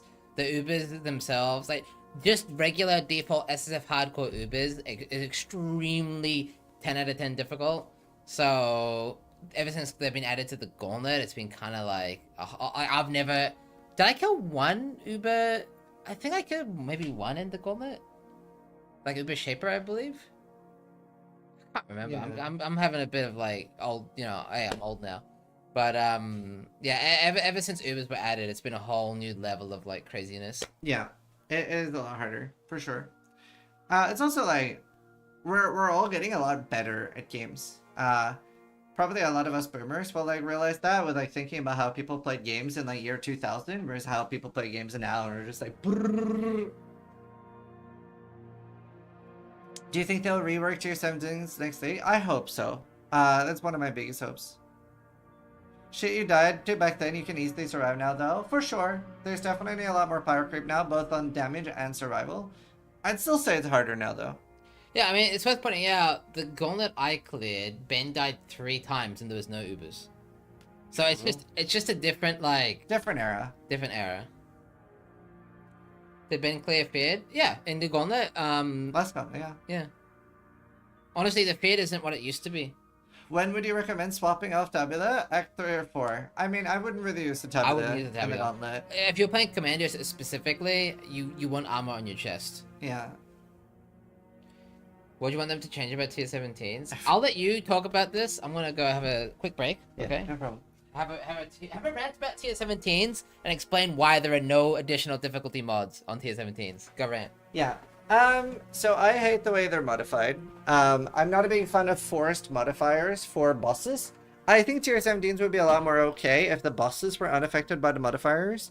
I'm not a big fan of boss modifiers in general, with the exception of, let's say that for Exarch only had like 10 to 15 modifiers it could roll, and none of those existed on any other boss. So, for example, right, a Maven modifier for if you're rolling Maven could be memory game is now twice as fast. Or Exarch could have 40% increased projectile speed on the balls. Like things like that, like curated mods for each boss would make sense. And then like a good reason to roll them. But whenever they're just like random ass mods, I feel like we end up just rolling until we get mods that don't actually affect or change the boss. And it's kind of stupid in my opinion. They're also just such a weird difficulty. They're too profitable where they end up being. It creates such a class divide. Whereas if you're a tier 16 player, there's a lot of resources in the game that you're just straight up better off selling than running them in tier 16 maps. Because let's say that you would maybe get 100 chaos an hour by selling them. You would be getting 200 chaos an hour by running them in tier 17s, or 30 chaos an hour by using them yourself in 16. So it creates such a weird class divide. And it has like a lot of bad things. Lily clap? Did Lily die? More like 2k chaos? Well, I was just pulling random numbers out of my ass, but it's really weird. The layouts are awful. There's a lot of issues with them. Don't all these arguments apply to group play as well? No. I mean, me and Steel both out farm currency per hour like groups. You gotta remember, like, it's not even that you have to split that currency per hour they're getting. There's been a few seasons where groups have made more currency than solo, but they're usually splitting it on not 6 people, but like 10 or 11, because with that much stuff they're getting, they have to trade. But there have been several leagues where I have like massively outperformed groups just because they have to split it and I have solo. For example, the most currency I ever made in a league was I made 5 mirrors in 6 days. And that was all for me, all solo. So there are several things you can do as a solo player that is like massively outperforming groups. What league was that? Abyss. And it won't be the same every season. There will absolutely be leagues where groups outperform solo players. Was that lab farming? No, but that was another league where I massively outperformed groups. Breach League, I massively outperformed groups. Just like there's been several leagues. I mean, now your entire group sends boats and you always outperform as a group. No, boats don't affect that at all because you're splitting it on 9 people, 10 people, 11 people. But yeah, I do. That makes no sense. Why not? Breach League in 1986. Yeah. There's been 2 leagues lately where I'm like, okay, I can't make that amount of currency. Did Jung just go to sleep? Where's Steel? He's taking a break. This league you level on alt account and Garrett as an aura bot to stand next to a blight pump? Yeah. This is a hardcore player, software trade doesn't apply. But even in softcore, there are like players like outperforming the softcore groups. I would say maybe not this, or was it the last league? But yeah. And again, like obviously nothing will ever beat flipping. No, not this league. But it's good that it changes. It is good that it changes. This league was particularly crazy. And also like MP's group in particular, they've been doing this for so long that they're extremely min-maxed. But like look how much currency Fubgun makes.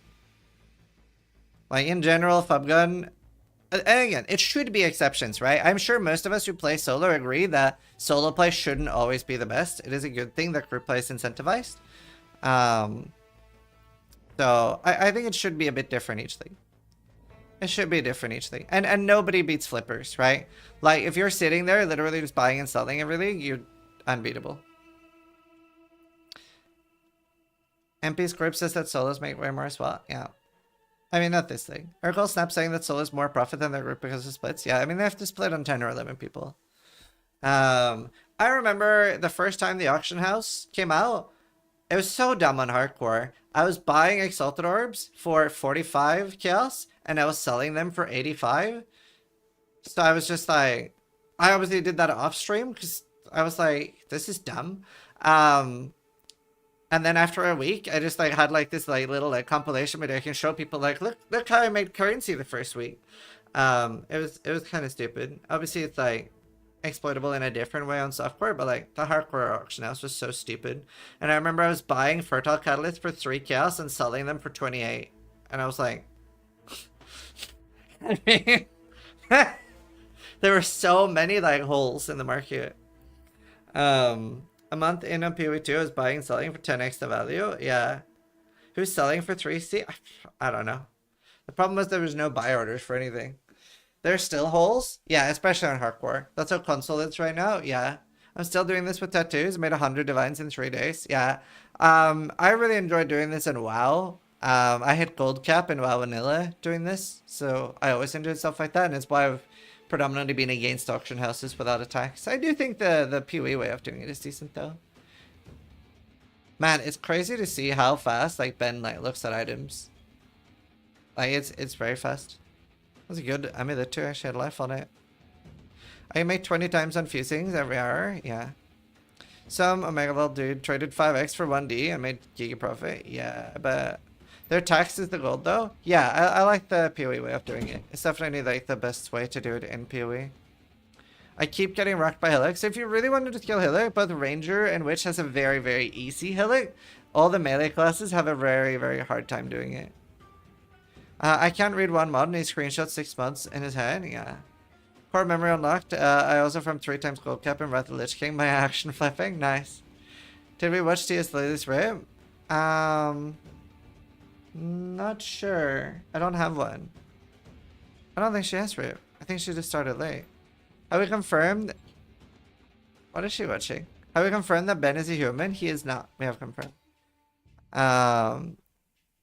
D3 real money was the yeah. I kept flipping scorns. What gauntlet is Lily playing? Yeah, I don't know. I don't know. Let's get Rax on. What is that? A clanker. Rax is playing a gauntlet in the bathroom, I think. Maybe. Oh. How's the Ottawa doing now? Hey, you know, chat, it's a gauntlet. It's not a race. As in, like, it's not a sprint. It's a marathon. So breaks are recommended and encouraged. So if Rax needs to go to the bathroom in the middle of the gauntlet, allowed to pee. He's allowed to. Yeah. Can SST be made to work in a gauntlet? Yeah, I mean, you will struggle really hard for damage, though. Like, I wouldn't recommend it. Oh, it's a slur for robots. I get it. That's funny. Oh my god.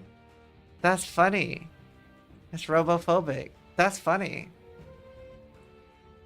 That's so funny. How do you feel about build diversity at the moment, Gauntlet and otherwise? I think the normal... So, okay. So, I am a big fan of build viability. I don't care about build diversity. If you're wondering what the difference is, the difference is, like, do you feel like you can play a lot of different builds, right? Whereas, like, build diversity, even in, like, leagues where a lot of builds have been, like, playable, a lot of people will just follow a certain meta and play certain builds anyway. So, build viability is way more important. Build diversity in the Gauntlet, the last one had the highest build diversity we've ever seen. Build diversity in the Gauntlet, though, is sort of irrelevant because it is a class Gauntlet, right? So rank 1 Marauder wins the same amount of money as rank 1 Scion and rank 1 Ranger, even if Marauder full clears the Gauntlet and a Ranger only gets to level 95. So like it does not matter. That's why like everyone playing Ancestral Commander is irrelevant, right? It's all about those individual races. And yes, there is a point bonus for being rank 1 overall, but yeah, we do have that race. Irrelevant. Yeah, honestly, as a content creator, I've never felt so aware of influence that people have. I'm not saying me, okay, but the lightning spear meta in PoE 2 was content creator driven, and it was very fascinating to see. Obviously, after things calmed down, settled down, turns out there was a bunch of viable builds in that game, but because of content creators, it was lightning spear everywhere for like a few weeks. Just lightning spear, nothing but lightning spear, which is funny. Yeah, lightning spear is OP. So the part of that too is that so many people want to play one button builds, and that was like the easiest, most accessible one button build. Like a lot of people simply don't want to play a build where you're like setting something up and running away from the boss and throwing a spear back at it. A lot of people just don't want to do that. When does the race end? Is there a final goal? So technically the final goal is to kill all the Urus. There has been gauntlets that have not had that happen, where it has not been full cleared, and then the winner is whoever has the most amount of points. Yeah, I would say snaking is another good example, although snaking was a really good league starter. But how good of a league starter? Really? Like, Archmage was extremely strong. Very strong. Viable. I'll go get a sandwich. Yes, you have one. Your turn. My turn. Do you want to play a Displate ad? Yes. Even though this is technically a food break for my co-caster, reminder, they are not edible. You cannot eat displates. I'm not going to eat Displate. He's having a sandwich, not a displate. Alright. Did you miss me? Did you miss me, chat? Alright. Oh, this feels weird doing the ads for that, Ziz. Alright. So, the Gauntlet would not be possible without sponsors. They fund the prize pool, and one of our lovely sponsors, Displate, we're gonna play a commercial. They have multiple bounties for this Gauntlet. I have several in my wall in my house. Very cool art. I will play a sponsor now. Here we go, chat. If you're enjoying the death and destruction of the Gauntlet, make sure you check out Displate. We have really cool Gauntlet displays, and if you missed out on a previous one, they're available as well. We have loads of really cool textures. It's like a textured display, and they're super cool. So check them out and use code Scissorin at the checkout. There you go. There you have it. Alright. Well, I'm gonna go back here now. Art defenses in PoE 2 kind of trash. They're different. Like, it's a different game, slower paced game. In that game, base defenses matter a lot more because that's all we have. So. And there's no Gauntlet yet in PoE 2. So, there's no need for crazy defenses. Yet. What are your predictions for PoE 2 0.3 League? No clue. I did hear something about them changing combos gameplay to be less combo required, which I'm looking forward to. Like, I don't like having to combo to kill white mobs. I like the idea of killing trash monsters with one button and then comboing a rare. That's more my speed. So I'm personally hoping to see a change in the way the game is played. That'd be cool. That'd be good. I mean, people are gonna have their own takes on PoE 2. I know I've got some pretty unpopular opinions, but yeah, I do like. I love PoE 1, you know, and there's a reason why I love PoE 1, and I like to see a little bit more of that, like, you know, like when you smash a monster and kill it, and you're like, yeah, you know, fuck you, you know, I like that.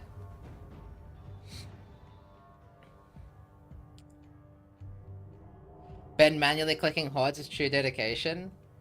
Oh, so we're seeing the horde gameplay. Oh shit, chat. Oh shit. All right. Okay, this is a cool segment for me. All right. So chat. If you are maybe a bit unfamiliar with the meta for gameplay this league, maybe you skip Mercenary League, basically Abyss Hordes turned out to be a big deal because they have crazy loot in them. I don't think Ben's doing tier 17 farming or anything.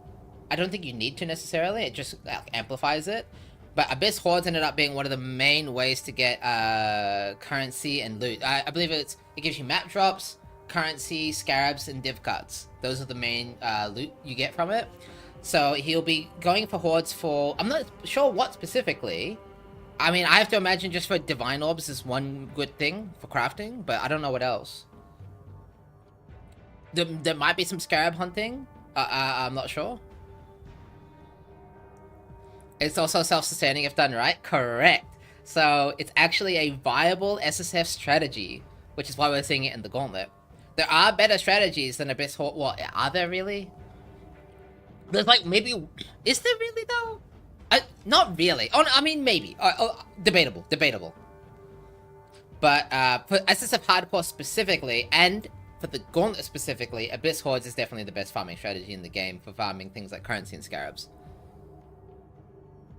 Evolution Alva? Yeah, I wouldn't do Evolution Alva in the Gauntlet though, for obvious reasons. To self-sustain, it is quite rippy. Actually, surprisingly, no. So, let's have a conversation about that. So, what is Abyss Hordes? Abyss Hordes are these chests you're seeing in Ben's screen that he's manually clicking, and they spawn from a scarab, the Edifice Scarab, right? Now, it's quite a rare scarab. It's actually not that common. However, what you can do is you can block all the other scarabs in the game, well, not all of them, but the majority of them, and make it so that Abyss Scarabs are one of the only scarabs that do drop. And so if you do that, you actually will find you do sustain. Now, I'm not going to call it a mistake, but the reason why some people struggle to sustain them is they actually then choose to bump up other scarabs, right? And by bumping up other scarabs, like let's say for example, you're like, well, I want domination scarabs or I want ambush scarabs. That means you're going to have less Abyss Scarabs, right? So if you don't go for ambush scarabs, right, you're gonna sustain more Abyss Scarabs. So again, I wouldn't call it a mistake, but it does become harder to sustain if you're going for more like ambush scarabs or maybe unique or titanic or anarchy scarabs, right? What is a scarab? A scarab is something that allows you to modify the content on your maps. Yeah, now people are talking about the caster mastery. You can just click. Honestly, for this event, clicking is fine. It's really totally fine. But there is a mastery that allows you to open up the hordes automatically. But honestly, for the event, we're talking about the Gauntlet. We're not talking about playing the video game for fun here, alright? Not saying the Gauntlet isn't fun, but it's a different kind of fun. You know what I mean? It's not the kind of fun where, like, it's easy fun and you're just blasting, having a good time. It's the kind of fun where you overcome a difficult challenge and feel a sense of satisfaction. You know, you're like, yes, I beat the Gauntlet campaign. You know, I beat Shaper in the Gauntlet. I beat, you know, Uber Maven in the Gauntlet. Who knows? Yeah, it's the painful kind of fun. And in that context, I think clicking the chest is totally fine. It's not a problem.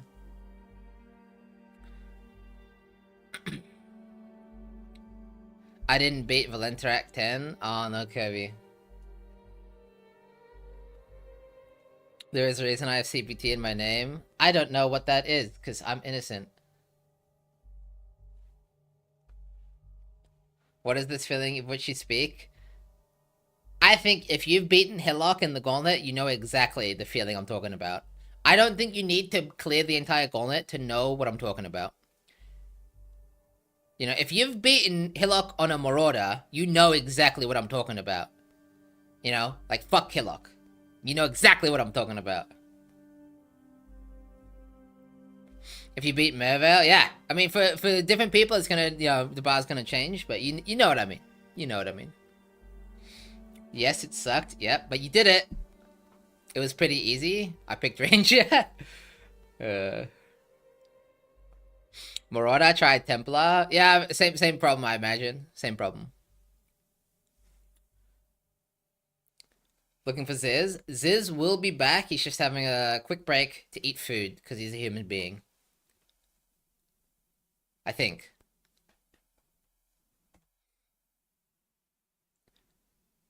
Templar at least freezes Hillock. Honestly, I don't think that's an advantage. It kind of like messes up your tempo.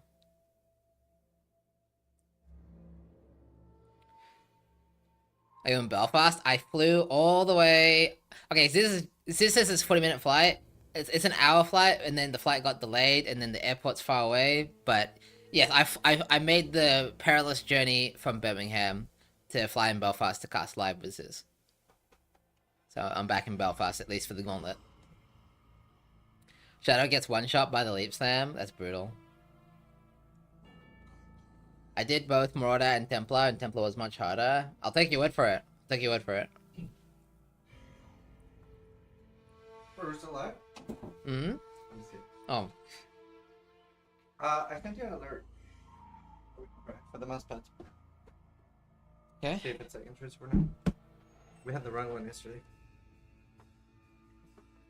I'll let you do a little bit of I swear to God, I'm gonna stop watching Twitch because the ads. I mean, we play 3 minutes an hour.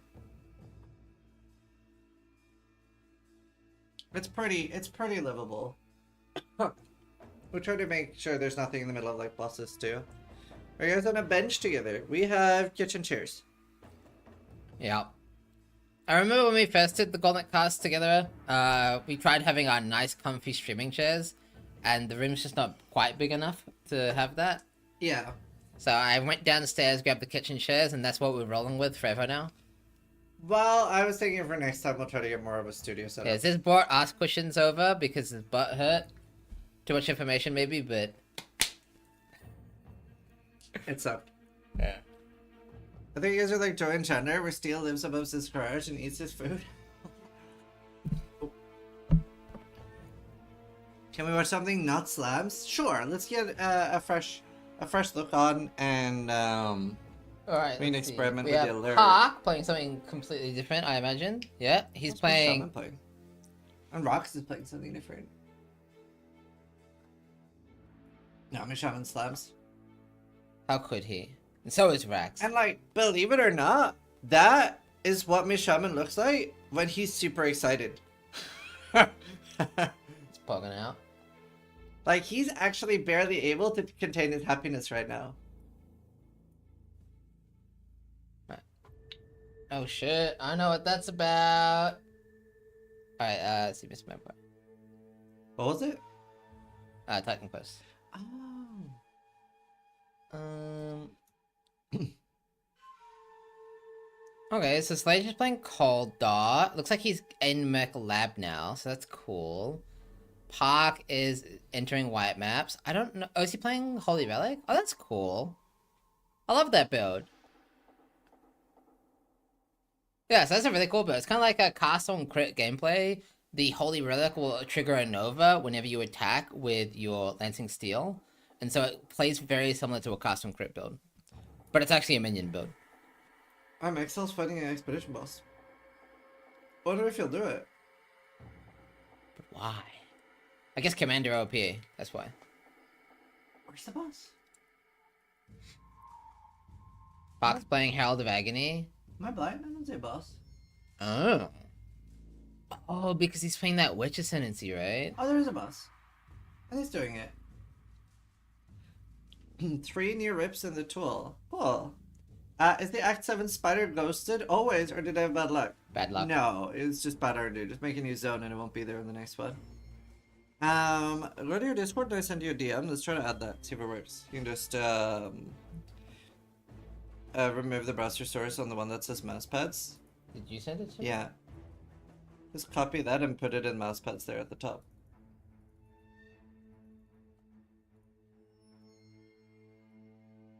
Okay, so that doesn't have a number, right? Now, in theory, I don't know how loud this will be, or if we even have audio for it. I can check that real quick.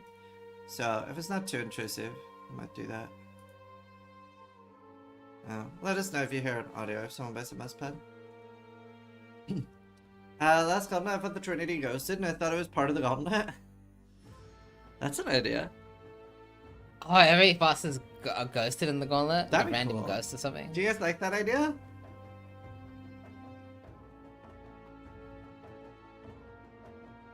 It would have to be the same ghost though, so it wouldn't be RNG. I kind of like the idea of it being RNG. But then you just have to fish bosses. I don't know. Sounds awful. Stop, get some help, sis. Which boss was it? Is it Veritania? Yeah. Varana. Orana. She has a nasty slash. Oh. There's really only one ability he needs to be concerned about. It's like this twin blade slash she does. I mean, he's not gonna die to Verona. No, Commander's so tanky. Yeah. Assuming I didn't Custer Curse him there. Oh, Nick wins. Well, Nick is at a slight disadvantage. He has 5 days to play. So, if he needs that extra day, I think he might just... I don't know, would he get the extra day? I don't think so. I need some context. Like, yeah, when is the WoW race? yeah, like how strict of it? Yeah, The race is prior. Well, if that's the case, then yeah, he's at a slight disadvantage. He might have one less day to prepare than yeah, Ben. he has to play World of Warcraft by Activision Blizzard. Honestly, it's just not Activision Blizzard anymore. He needs to fly? Oh, shit. Damn. Yeah, so yeah, he has less time, and it also means he can't go again, obviously. Yeah. So this is a one and done. So this is do or die, or do or lose, basically. Yeah, whereas like Ben quit Race the World First Racing to play harder in the Gauntlet, which is kind of cool. Round race isn't until the 12th? Yeah, but he has to fly.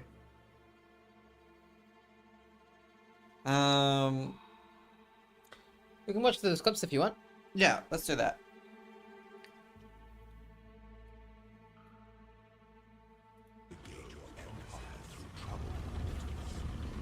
Remember how you said lab wasn't hard? Like 5 times? Okay. It's easier. I mean, this one's easy. This is Merc Lab. I mean, what was this team? 3.4k life is pushing it for Merc Lab. Did he buff him? I mean, he has 2 charges and nothing else. Or 3 charges. I'm surprised that was enough to kill him, honestly. Yeah, rip. That was Aflox. Oh, and who's this? Oh, Aflox again. Oh, I love Aflox. Oh, he made it all the way through the Gauntlet campaign again. Made it to maps. He's gonna kill him, a mercenary? Goats. Oh, damn. dude. He's Swedish. Extra chaos damage, molten shell. That's crazy. Aflox, some fun trivia about Aflox. He loves Ruthless. He plays Ruthless a lot. And he's like a really good dude. At a TwitchCon, he was sitting next to my parents when there was like a Twitch Rivals for Apex happening. He sat next to my parents and he was like, "Are you Zizerin's parents?" And they were like, "Yes, we are." In like a heavy Norwegian accent. And then he's like, "Do you guys understand what's going on?" And they were like, "No, we don't understand what's going on." And he just sat there like explaining the entire tournament to them. It was really sweet. That's so cool. What a good dude. Alright, Piotr? How did he recognize your dad? Kurwa. Wow. Kurwa. I'm not copy pasted. I just I look hate this exactly like a clone of my dad. That's crazy. Wait, so what did he Good actually die to, hit. though?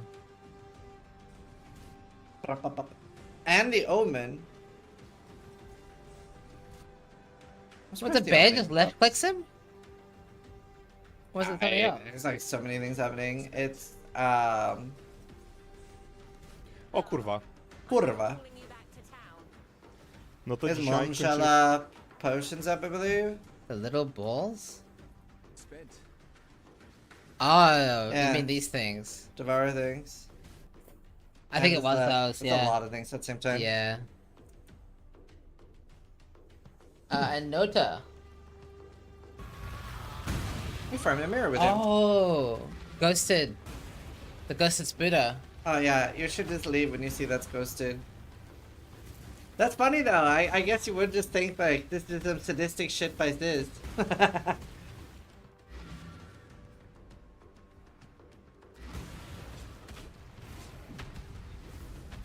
Man, the lasers are so fast. I'm surprised he stayed in here. Oh. Torrella. I thought it was That's ghosted for Satana. everyone. That's so funny. Yeah. Yeah, That's no, so that was funny. just you. I'm so sorry. He just assumes this was a massive arsehole, basically. I love it. That's awesome, though. Toasted bosses. I like it. Maybe next time. Maybe next time. Oh, I have a good idea to prevent phishing. That the boss gets ghosted at half HP. Oh, Then so you're you not don't- gonna bother like Right. making new instances. Right, okay. That's nice. Maybe like at 50% the boss's regen, gain a ghost. Oh, that'd be nice. Oh, nice, Sipotnik.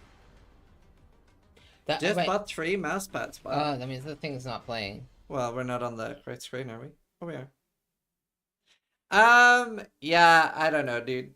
Does it have the thing? I don't know if we saw another. I mean, it should be on. I don't know.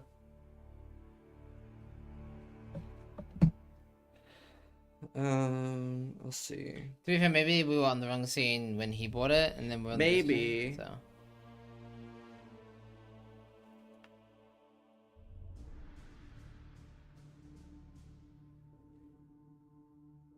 Every time you pull out of a boss and come back, it gains a ghost. Was this his idea with that? Was it resets? Because he likes the idea of not being able to reset it. I mean, not being able to portal out in immune phases and stuff, so. Yeah. Although I do think some of the bosses would be extraordinarily difficult if you did that. Isn't that the point? I think though, and I've seen so much positive feedback about this when I've been talking about that statistic shit in the cast. I think people are a lot more okay with difficulty if you only ever have to do it once, so that you cleanse the act. So like if you kill Act 1 is now completely normal afterwards. So if you die in Act 6, like Act 1, 2, 3, 4, 5 is completely normal. You can speed through the rest of the campaign. I think that makes it a lot more okay to allow for the harder difficulty.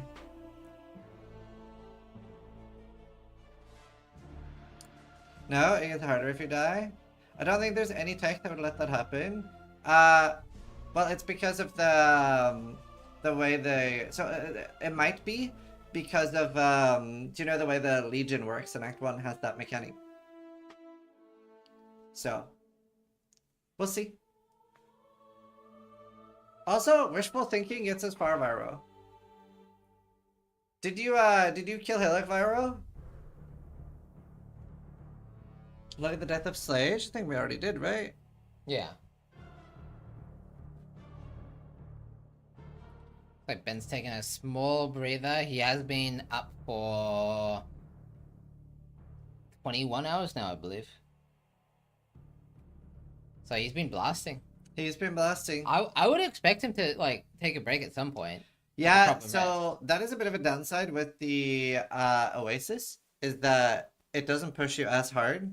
So the fact that maps are a little bit easier and you aren't like 100, you don't need to be 100% focused for maps. Makes it so that people can stay awake longer. Got your gloves? Nice. Look at Exile's stream. I think look at Exile's stream.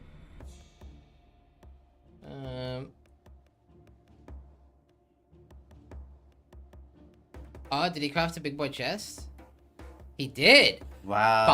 5k armor, dual res, open suffix. Yeah, and we do have 2 Displate bounties for highest armor on a chest and highest ES on a Twilight Regalia. Come on, Link. I'm touching it. Don't give him RNG. Oh no, he's gonna run out. No, come on. A lot of racers actually bench link in the Gauntlet. Oh, he's going for it. He's committed. See, I think Ben does go for benchling. Yeah. Okay, come on. Rage, come on. I believe he's gonna get it. I believe. I have complete faith. I believe too. I think he's gonna have like 100% guaranteed. This is happening. 100%. It can't fail. He will not link. He's got this easily. Like any second now. I believe in you. He's gonna do it right now. Right now. This is prime. He's got it. This is fine. No. Oh, he's 5 linking it. But now he's gonna thick pick accidentally. It's totally. It's gonna 5-link at least, 100% for sure. It's definitely It gonna has 5-link. to 5-link. It's gonna 5-link. It will 5-link. It's gonna 5-link For sure, chat. Like he's got this easily. Don't Like, even worry look how many about it. fusings he's got left over. This is enough. It's just a Definitely. 5-link. It's easy. Yeah, he just needs a 5-link. Like most of chat's got a 5-link. It's easy. It's fine. Look, it's gonna 5-link, guys. Any minute now.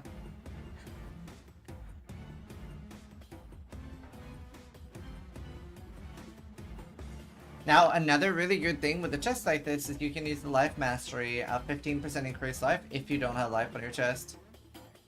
Which you will be able to use now anytime whenever this 5-links. Any second now.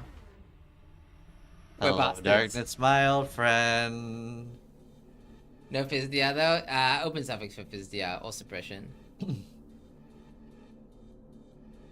Oh, poor Exile. That's gonna be frustrating. That's gonna be frustrating. Yeah. It's almost like somebody cursed him.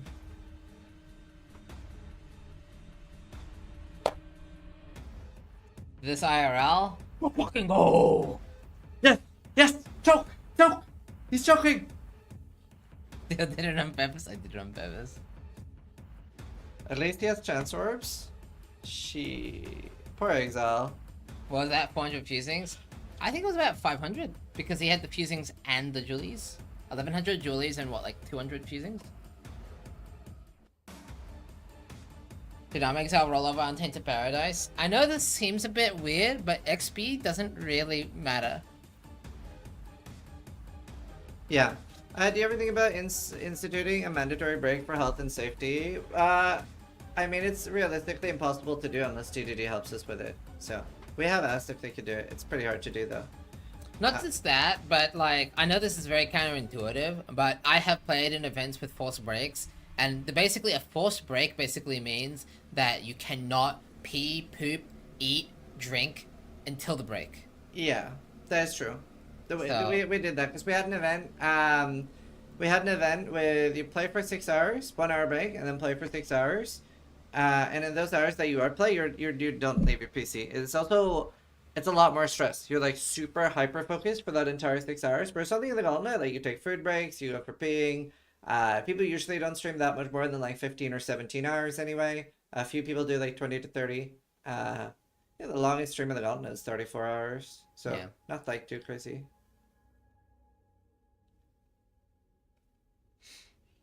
One card a day, yeah. What's next? Drug tests? Yeah, drug test Ben. He's too good. At the end of the day, these people are adults and they're responsible for their own health.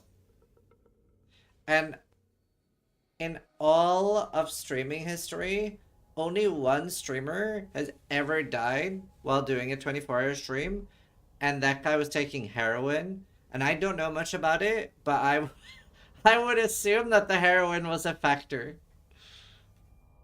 But only one streamer has died when streaming more than 24 hours. None if heroin's banned. I would assume. So, Benny's arguing with his cat on stream? Wait, what? You say Ben? Was Ben on Discord with Rue or something? Maybe. Unmute.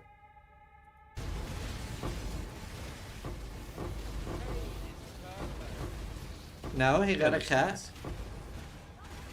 He has an actual cat? Wait, what do you mean actual cat? How's that different from the Roo?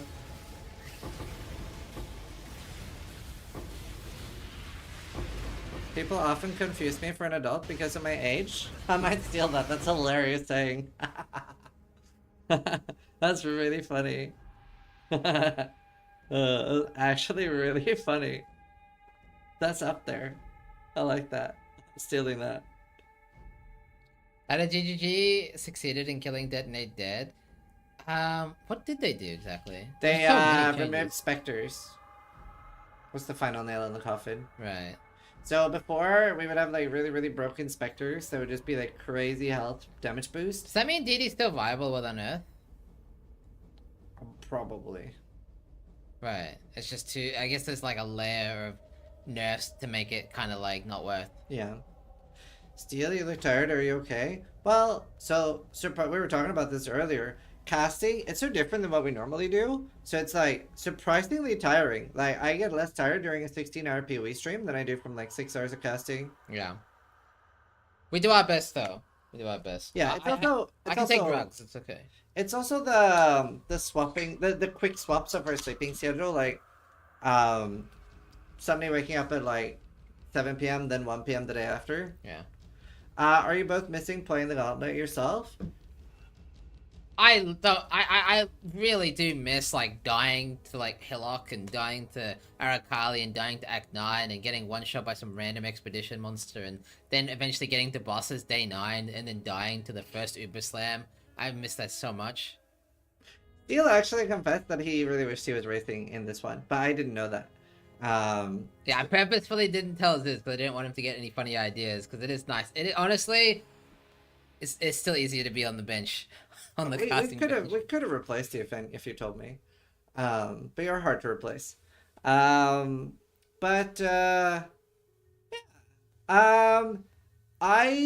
am not a fan of competing in my own events because even the ones where I don't have an advantage in, I still get accused of having an advantage, and that just stresses me out and makes me not want to race anyway.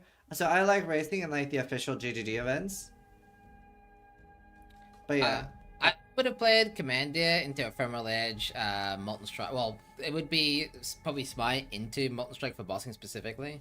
So I'm pretty sure that's the plan for Exile and Ben. 100%. If you had to choose, who do you replace Steel with? Rise, Business, or Ventura? Or Havoc? Malcolm Caster. I don't think he would fly from Australia. It needs to be someone that's willing to fly here.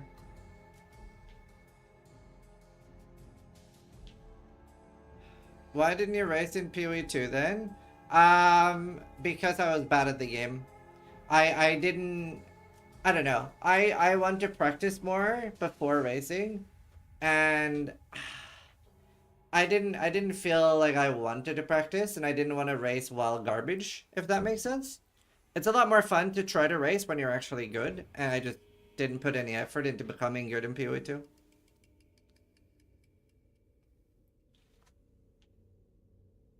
There's a YouTube video on a mid-leveling build. Yeah, there's a lot of good guides for like leveling builds for Fuchsia Ascendancies.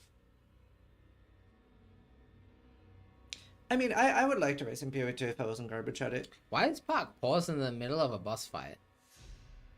I don't know. Maybe he's considering leaving. New Chris Wilson video on YouTube. Yeah, he told me about it. It's about game dev. I will watch it at some point, but obviously not during the Gauntlet. Can you suggest a build for me to play in the Gauntlet? Yeah, so what I would recommend, and we're going to see... I'll take a quick peek at the leaderboards, just to show you what I'm talking about here. But you can see... blah, blah, blah. The Commander Ascendancy. I mean, look at that! Commander. I mean, look at that. So, I would highly recommend playing Slams. You go Sunder into Earthshatter, Commandeer. It absolutely dominates. It's one of the few Thracia Ascendancies that I can say was positively busted. You get 9 endurance charges. It is very busted. You get Defiance of Destiny.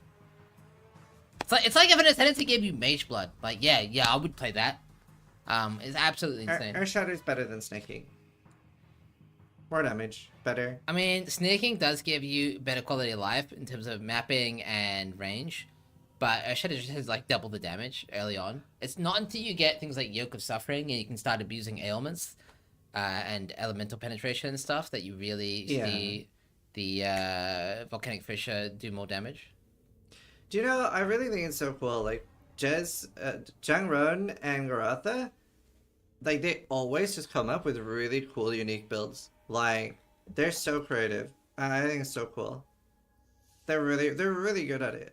Yeah. That's cool. Grath is killing it, honestly. Gratha and Jang, I mean, again, I know this looks like a very one-sided gauntlet, but with 7 classes, that means you have 7 rank 1s, effectively. Yeah.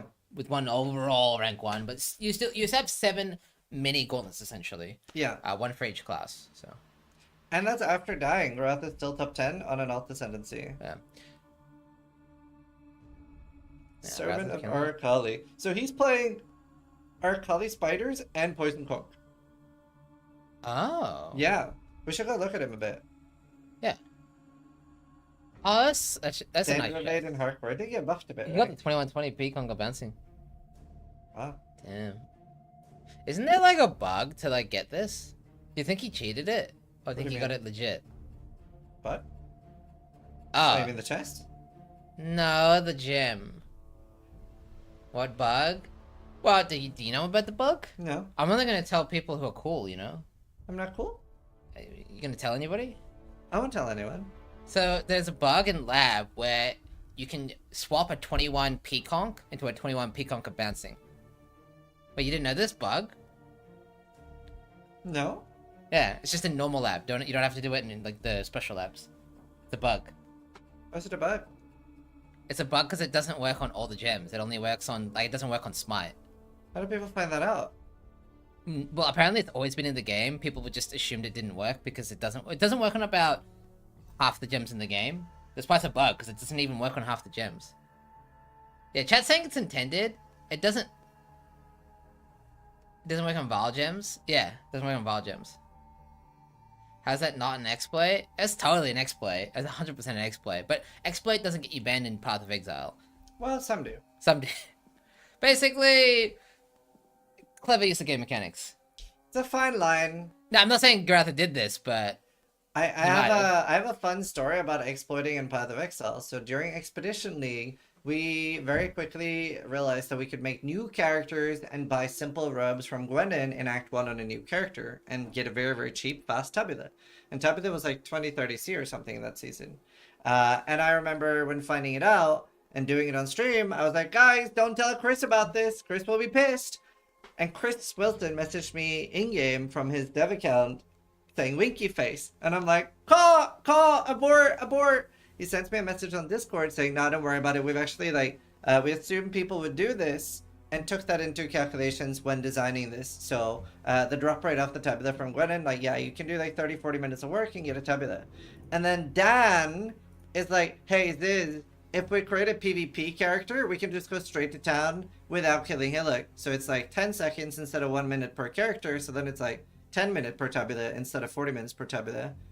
And as soon as Chris saw that, he was like, okay, stop doing that. We didn't intend for that. And that's why we no longer have create PvP character in the game. They deleted it instantly. They were like, okay, stop that. It was very funny.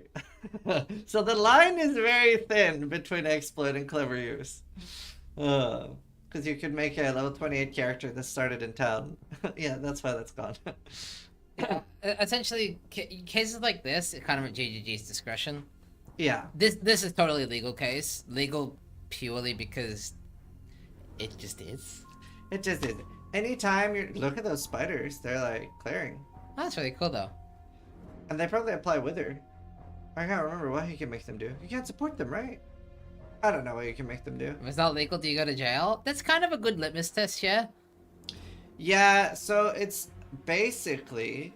if you get banned, it's not allowed. If it's like really broken and really fucks with the economy, they fix it. If it's like close to duping, they ban for it. But we've had some crazy bugs in the game that no one got in trouble for. Do you remember when you could get 6-Sync Combs Heart? No. Oh, but you could get 6-Sync Combs Heart, 6-Sync Squires. You I don't remember the 6-Sync Spire. Yeah. You can basically add sockets to things that weren't supposed to have sockets, and they just removed them from the game, but they didn't ban anybody as far as I'm aware. Yeah. And there's been a few things, like the infinite bestiary 6-Syncing, infinite mirror charge from Incursion, infinite prophecy use. Beer to ritual bans for insane? Yeah, I didn't agree with those. I didn't get banned. I didn't do them. I'm very, very careful. But to be fair, I'm always in favor of them banning for exploits or close to exploits, because I hate it when people feel like it should be exploit early, exploit often. I feel like you should be quivering in fear if you're exploiting. Yeah, I definitely prefer seeing people get in trouble. Got an 86 necrotic armor. It's nice. Yeah, guys, we're killing it. Yeah. 87 Obus Curse Tro. Wish me luck. I'm attempting the Act 2 boss now. Yeah, and good luck. And make sure you have lightning res. Overleveled. Make sure you have lightning res and decoy totem. Decoy totem is very, very strong. Yeah, a lot of discussion about whether or not the gem swap thing is intended or not. At the bare minimum, it's weird. So Yeah. Amazing loot filter. Well, there's a lot of things he needs. You see that he will pick up a lot of this stuff. yeah. So you might be thinking, why is he showing a golden plate? I can tell you why. Recombinators. So you can actually recombinate those shitty high eye level bases and average the eye level to make the good base a higher eye level. It's just a 50-50 which base gets picked. Yeah, so you put it in with an 84 or 85 that you can find plenty of, and you put it in with an 86 bad base, and if it chooses the correct base, it still gets the item level from the high base. Yeah. So you're creating item level 86. Yeah. Yeah, we will do the campaign at least. We'll do the campaign. Are we stoked if I get to Dominus? Yeah, I mean, it's so cool that it's so cool that we have the tracking. Wow, he's picking up so much. Well, he's going to use this opportunity to secure some higher level bases for endgame crafting. Yeah. I don't think he wants to necessarily farm red maps, or especially doesn't want to farm tier 17s yet. So I think he's going to use this opportunity to try to like cheekily get some 86 gear so he can do a big. It is very smart. I wonder if he's planning on playing this actual build to do bosses. I guess this build would be viable for base bosses. Yeah?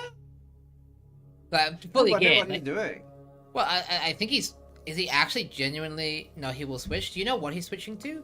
Obviously, I'm not sure because we don't necessarily get the opportunity to ask each contestant what they're playing.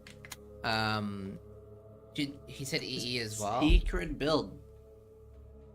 His video said he had a secret build. He said EE. Okay. He didn't want to tell much about it. Ooh. Okay. It'd be so cool if Grotha won the Gauntlet. I think he's got an extremely good chance of getting his class at least. Yeah. Which Grotha's is an still incredible player. SEEE crit build. So it's probably some return. Yeah, maybe. Grotha's my go. Yeah, Grotha's super cool. He was the first friend I made in PoE before I started streaming and stuff. I just randomly started talking to him because I traded with him, and he just started giving me loads of advice. How this Gauntlet becomes about builds in the end? Oh, it will. It will. I mean, don't get it twisted. I don't actually think Commander will place rank 1 class. Genuinely, I don't think so. I think it's very unlikely. Oh, and Gormus is level 50, the PoE 2 champion. That's very cool. You definitely want Chaos Rest pre Act 6. Well, the top races didn't go for it, but Ben I almost think... died though. Even Ben almost died. Yeah. It's a good idea. Ben went down to 600 life for 400 life. Can you explain Jungron's build? Sure, I'll, well, Jungron's currently asleep, so I can't showcase it, but he's basically playing a support build. So support builds in Path of Exile buff someone else, and normally, obviously, it's SSF hardcore, there's no one else, but mercenaries are kind of like mini players that you can buff, and it turns out like half a player, in this case a mercenary, buffed with a support becomes stronger than the value of a player, and then using that follower to deal damage in addition to, effectively making support gameplay viable in solo self-found, which is so cool. He's definitely going for ES stuff because he's like really sticking to all the necrotic carbs. Yeah. Ben just upgraded his helmet. Let's look at it.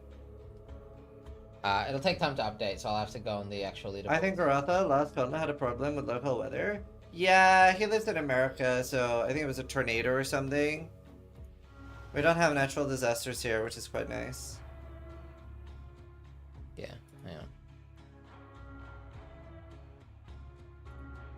Are you human?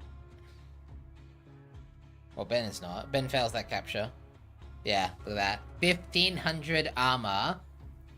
144 life tri-res. That's viable. You know, to be honest with you, you can get so much more armor on a helmet, eh? Yeah. It's kind of crazy the potential the new bases have. I mean, it's almost like a chest. Yeah. And his gloves are so insane too. Gloves I mean, are between his gloves and insane. his Helmet's helmet, it's basically insane. another... Chest is not Do you know, there's ideal. still people that say armor is bad in PoE 1. I mean, they just don't understand the formula, which I get. Yeah. So good gear already. And to think this is not even his gear that he'll be bossing on. No, he'll. I mean, he won't even be bossing with his character's gear at all. I imagine. In fact, this character, I imagine he'll actually bank most of the gear, right? So that way, if he dies, he can farm the gear back like straight away. Yeah. Tips for Nine boss. Over level to like 72, 74. Sorry. And use a decoy totem.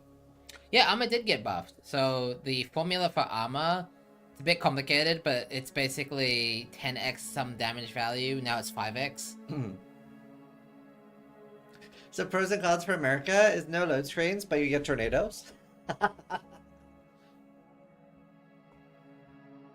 Bro, I hate you for dodge rate. He's talking about Act 4 dodge rate before Malachi, I assume. With decoy totem, dodgery is easy. Is there anyone in chat that had decoy and found like dodgery was like not that hard? Like not as hard as you saw other people doing it? Because like it really is okay with decoy. What's a good amount of armor to end the campaign with? Without flask, probably 8k. Maybe 10k. Yeah. I did her with that decoy. Yeah, so did most of the racers. Decoy is underrated by good players.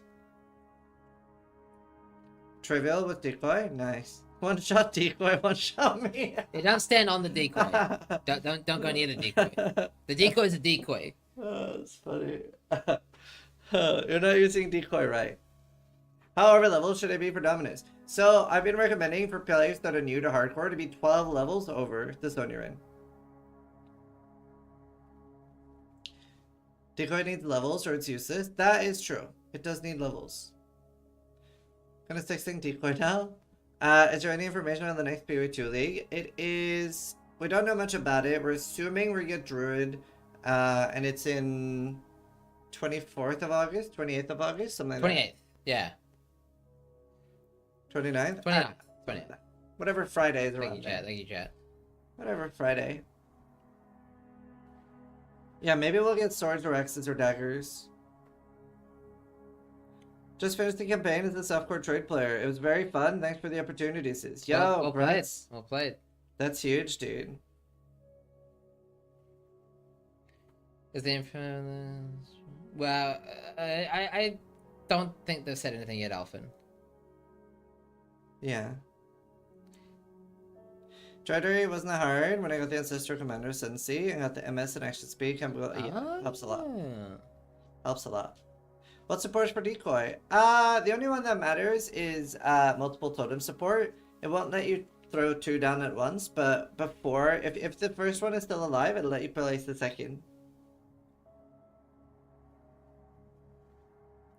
Would you recommend Blood Rage?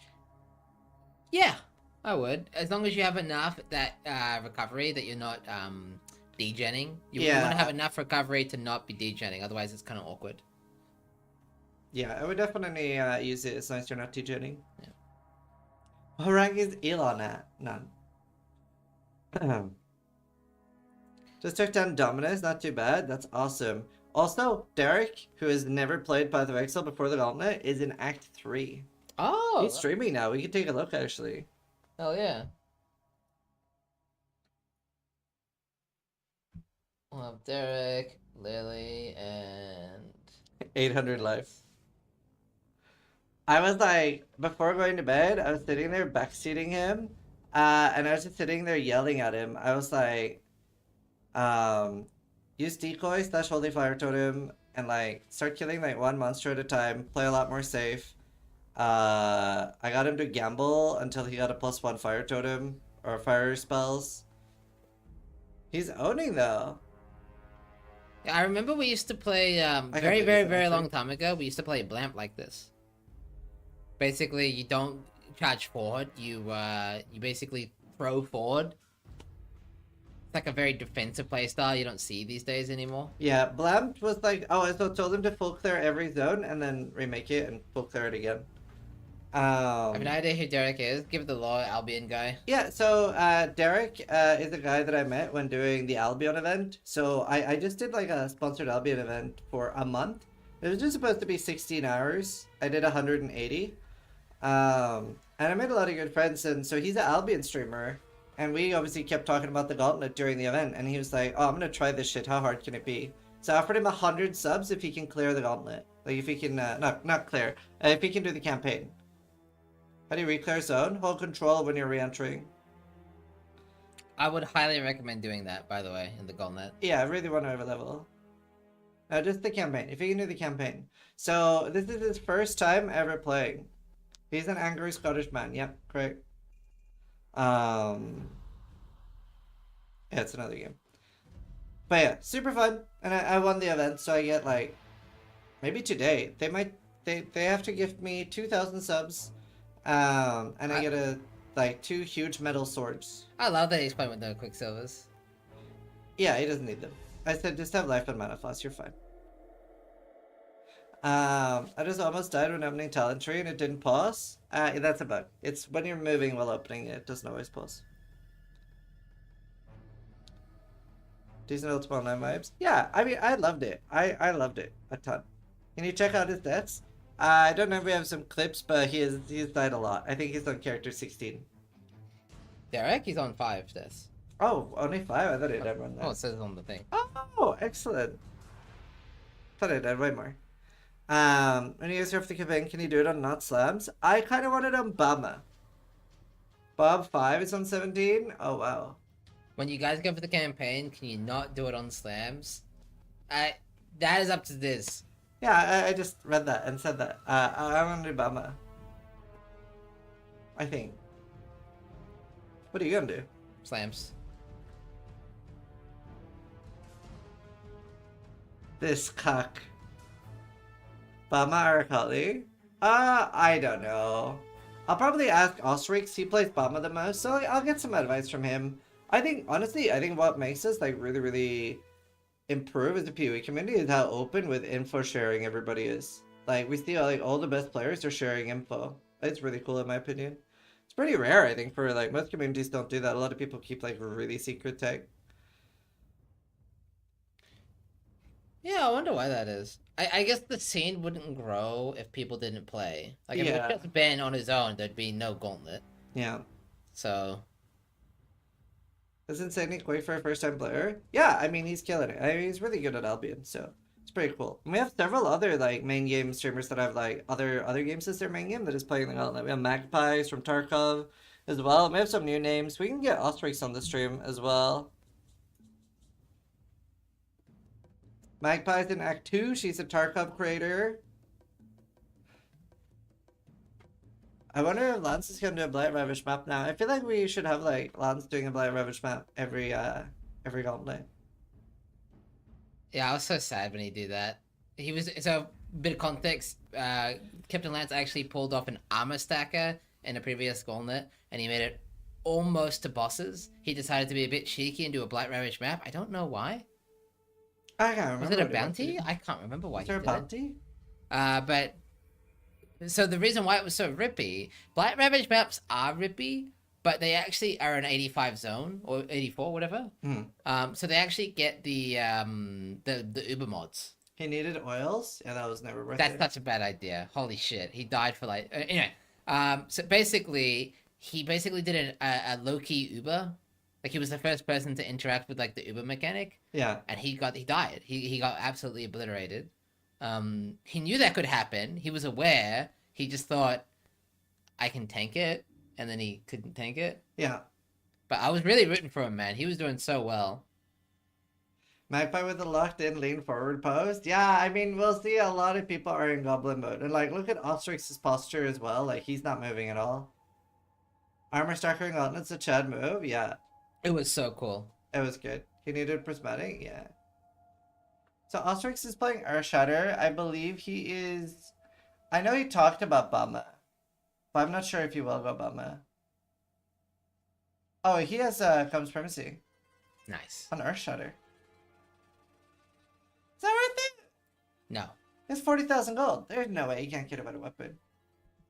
Ostrix! Gambled new weapon. Hold on. I'm going to see if I can get us some content. Yeah, so Comms Primacy became a bit of a popular weapon this league because... Well, see, the thing is, right, it's only good on a Berserker, really. So Berserker's rage effect scaling actually applies to the effect of the axe, essentially making the axe the equivalent of roughly a 900 DPS axe, something like that.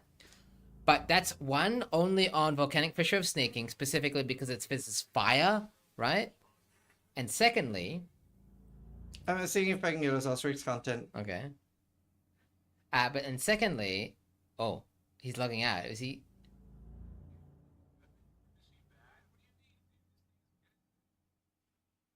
Can you? But yeah, anyway, the comms premise here is specifically for a very... It's for a Berserker Volcanic Fissure of Snaking build. It's not for an... He's doing it! Oh. Oh shit, okay. Gamba. That's better.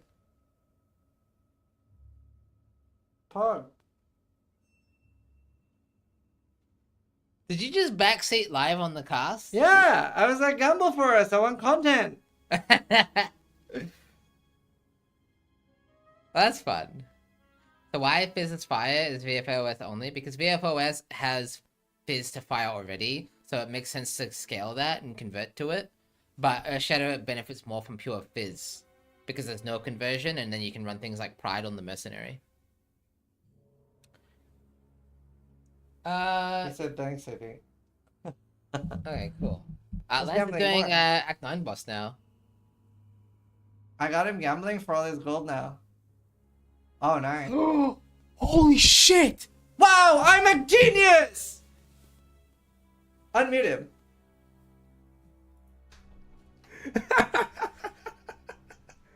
You're fucking Lucky welcome. Ziz. Lucky Ziz with the 5 link. It's And already 5 5 linked. I didn't even see linked. it's 5 linked. Wow. It's fucking 5 linked. Oh my god. Good backseat! Good fucking backseat! Return soon, yes? Oh shit. That's too funny, dude. Shoutouts to Zizarin. for That's fixing so my character. cool. I was like, that's so trash, dude. Like, I love Let's watch Lance die real quick as well. Wait, what? Watch him what? Beat the boss. What the fuck, Steel? You cursed him. He's not gonna die.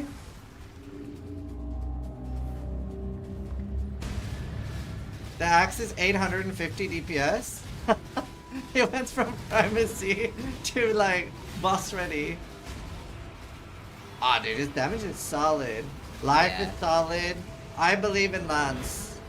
He's got such a nice playstyle too. Drop the totems, run around. Yeah, it's very good. Have you ever played like a totem build before that runs around? Like, So I usually don't play totem builds. I don't like dot builds. That's the yeah, I Albion player. figured. That's my Albion guild chat. That's my Albion guild. Thank you guys. I'm not whipping out my dick. I'm sorry. Yeah, we won the Albion event. I love you guys. Congratulations. So that just ended now, did it? I think it ends in 3 hours, Right. 2 hours. But you we have a blocked immediately. 230,000 point lead. Alright, honestly, Lance didn't make that look That was easy. so easy. He thought he would die. Yeah, honestly, he did better than the Slammers. Yeah, honestly. Yeah, that was very smooth. But like Lance, in my opinion, is the master of Can you tell him not to preparation. do double damage because he has intimidating, like... Backseat him more! Backseat him more! Double damage doesn't work with intimidate. Backseat him better! He needs endurance charge damage. I got it. I told him. God damn it. I'll remember my place on the bench, chat. I'll remember my place on the bench. Okay. We told him. We told him. He doesn't have the craft, but double damage while focus doesn't work. It doesn't do anything. It's the same as having nothing. I thought that was a 4 white grip the cancel. I don't like those sockets he uses. Like I have a really hard time to see that the blues aren't white. Ah, good backseat. Yeah, I guess he's saying what crafts he does have. Yeah, the attack speed when unique enemies nearby is better. That's probably what I would do if he doesn't have the or all attributes or something. Anything else? Yeah. He's smart. He doesn't need more help. Yeah, he knows what's going on. Why doesn't it, right? Intimidate already gets you double damage. You can Yeah. have double damage. Yeah, think of it like a binary effect. You have double damage or you don't. And if you have double damage, you can't do double damage. Did he have ballista while having no bow? Yeah, he has a wand. He's a ranged attack totem, so you don't need a bow for that. With Pyro Siphon, you can use a wand. Business is gaming. He's so big. You know, business might actually. Is it business or stole? Which one of them goes for and tanks all the Ubers? I can't remember. It's business. It's business. Okay. For sure. So, business almost did. Was it Exarch? While Borderline Immortal, he got Uber Exarch to like 5% or something, right? Jeez, I can't remember. And oh man, I wonder if we can get a clip of it, because it was cinema. It was one of the. I just remember his Uber Eater took like 3 hours. Uber Elder. It was Uber Elder. Can we get a video of that? It was so cool. And he got shotgunned by the wall. With the spin. Let's watch the whole thing. No, it's like an hour. Yeah, chat, imagine in the Gauntlet with all the crazy mods fighting an Uber for 1 hour and then losing on 5%. Well, it wouldn't be 5% because it would have called it. Sure. Uber was AFK for an hour and then he died right at the end. Can we get that in the tool? Tool's easier. That clip, the one devil link. Is trauma stacking? Yeah. Where do you place your scrolls in inventory? Top left. Top left. Watch Asterix walk out and die. Do you actually place them in the top left? Scrolls? Yeah. Is it not there? Yeah, the top left. It's closer to the middle of the screen. You know, like 95% of people do bottom left. Why? Yeah, chat, who does bottom left? Top left, gang. Yeah, bottom left. Top left better. More yeah, but efficient. bottom left just feels correct. No, top left is more efficient. Fuck. Yeah, most people are top left. What the fuck? It's more efficient. It's better. There's a difference It's between also- your chat and my chat, clearly. It's also in all my beginner videos. Bottom left is just cozy. Top left is better. Bottom left is cozy vibes. Top left better. Yeah, so here you can see. I hope there is a play-by-play commentary on this fight so far. Yeah. So this took him like 30-40 minutes, and the only reason he eventually dies is he gets shotgunned. Yeah, that's why I kind of figured it would happen. I figured I shouldn't have put him in the corner like that. Ah! That's the only thing that could have killed him. I thought I would frame heal through it. Did he have Defiance of Destiny? I can't remember. I have no idea. So that's the Settlers. That was last Gauntlet. Bottomers for bottoms? What's wrong with that? Yeah. So that's the only way to do it if you're into Psycho. I rest my case. But you made the Gauntlet and you were a psycho. Therefore, top left is for psychos. Psycho gang. I love the Quinn Psycho emote. I will agree though. Bottom right is absolutely fucking psychotic. Bottom right is psychotic. Like I think we can at least agree. Who the fuck puts it all the way in the bottom right? We did not watch the Jackal Rip. No, we can watch that now.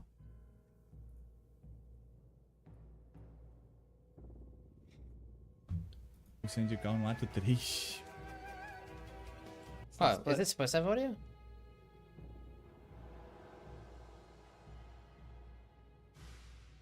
Multi-prong! We've seen... yeah, I'm gonna say, and I obviously expect this to be the case throughout the Gauntlet, but a lot of the rips are very similar. Yeah. You know, we've seen... what have we seen? The Glacial Cascade mobs on Harbour Bridge, the Act 6 boss, the Brian King with the Restlatha Slam. Several deaths there. We've also seen one death too, Aberoth. We've seen any mercenary with multi-proj, obviously, during Act 1 through 5 is just instant one-shot. Yeah. You could almost write down a list of the common ways to die in Gauntlet and then just not do those. And then you won't die. Dumb ways to die. Yeah. So many dumb ways to die. There's a cat playing. There is a cat playing.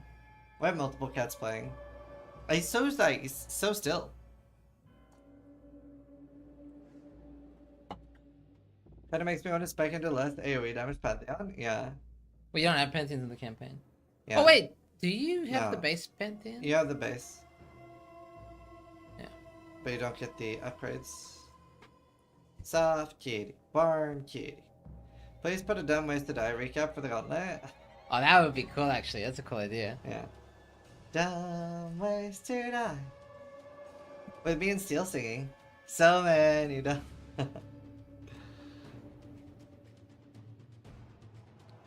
Oh, he's in water race. I was like, what's this in BA?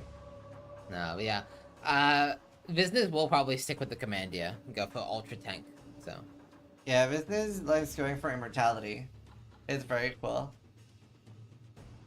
Did Steel lose some weight? Steel lost so much weight that I had to buy him a new suit jacket because the other one looked ridiculous. Lost like 12 or 15 kilos. Let the bodies hit the floor, death recap? True. That's also a cool idea. Ben puts his scrolls bottom left. Damn. Or at this top left, gang. But also vertical. Ben puts his scrolls bottom left. What's your thoughts on that? It's inefficient. Tell Ben. Backseat Ben. I'm not gonna backseat someone better than me. That's how it works, huh? You shouldn't have been trying to backseat me then. Oh!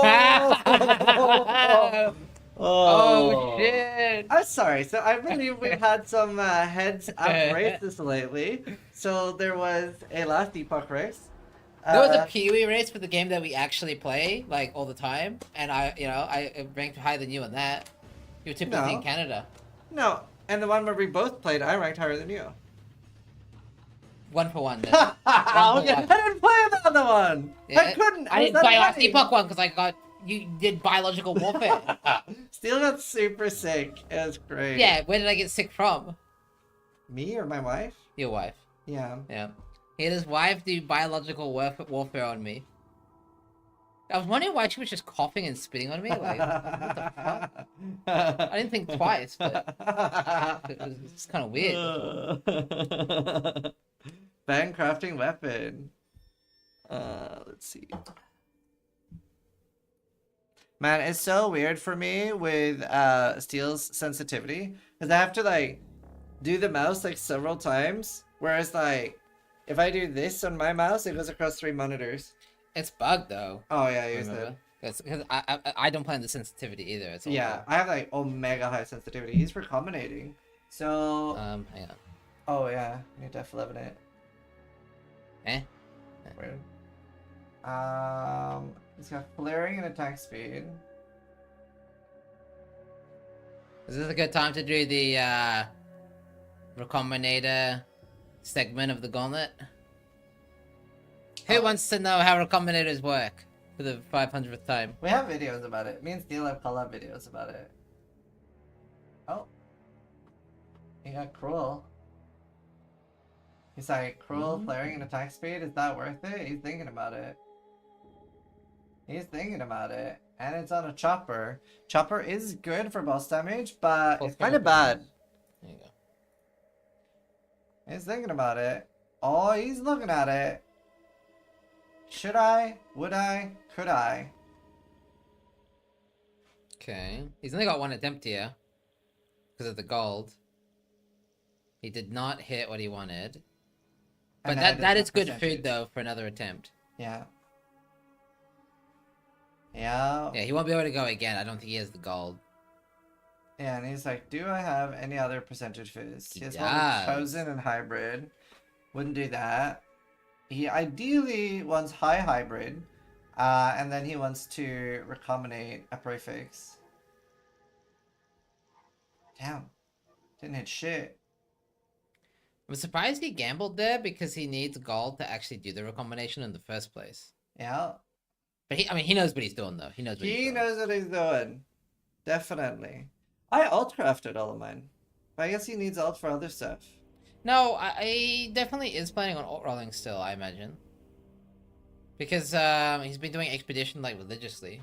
Right. You're probably right that he is planning on ideally not alt spamming, but yeah. Maybe he just doesn't have the bases. Well, oh no, he should be able to get bases. This is a little bit of a skill issue. So the first one I made, which was 1.1k DPS, I just used like 150 alts, cut dictators, flaring, swapped them together. Then I did a veiled chaos orb, and then I got like the fizz. Then I did reforged speed on the first try, and I hit tier 3 attack speed. Boom! He should just do that. He should just make it. He should just make it. I don't know if he's new. Just get lucky though. Wasn't that the one you made an example? Yeah, somebody asked if I could show how to craft axes, and I was like, sure. He's saving alt for invitations. Oh yeah, because you have that rule. What was it? The all release rule. Yeah. So whenever you're doing invitations for points, not for like just doing the skill point, but when you actually want to submit it for points in the Gauntlet, you have to manually roll all release. Now, sadly, like GDD don't have a way to make it like default for the Gauntlet that it's like all release. He's alt rolling though now. So we have to alt roll all release. That's cruel. He'll keep that. Visit bestiary. It's really cool to see like how efficient he is with his currency at this stage of the game. Obviously, given like a few days in the Gauntlet, he'll be rich thanks to the Abyss Horde strategy. Yeah. But at this very early stage of the game, he has to be very meticulous with his currency usage. Yeah. This is his last recombinate. Oh. He doesn't have the goal. No, Well, no, he does. He does. This is read by bug. Oh shit. Okay. Did not hit. Right. Damn. Oh, we'll try it again. Rib. Wow, core Malachi Rib. I'm surprised. What kills him here? Like, core Malachi does a lot of damage, but he actually has very little health. So you said he almost one-shot Malachi. What was it staged? Hang on. Did he So you have to kill Piety I too. just want to see if his charges fell off. No, they didn't. No. Damn. I'm surprised he died to that. He is quite tanky. Maybe it had map mods or something. Hard to say. Or maybe he just didn't have armor. I guess this is a bit of a... You want some backseating chat? Who wants to be backseated in the middle of the Gauntlet? As tanky as he is with endurance charges, what makes endurance charges good is actually armor. So, it might seem like you've heard otherwise, but armor is actually really good. But it's good in conjunction with endurance charges. So the endurance charges on their own, not actually that insane. The armor on its own, not that insane. But together, they're super strong. So maybe he just didn't have the most amount of armor. Like maybe he was rocking like 5k armor or something. Yeah. No, armor is very, very strong in PoE 1. And obviously it still has uses in PoE 2, even though it's like relatively garbage. He could have also just been crit, honestly. I mean, that does happen. The bosses do have that 5% chance to crit and just one-shot you. Yeah. Personally, I'm actually very scared of crits. Like, Sure. I do like getting... Yeah, he goes crit immune almost always. Yeah. I like going crit immune too. Even with half crit immune makes such a big difference. It does. Like, whenever I can, I always take the masteries for like 30 and 30. Very, very strong. There's another good thing as well. There's a mastery that is, if you've been crit recently, you can't be crit again. And the really, really strong thing about that is that crit works in a very unintuitive way in PoE.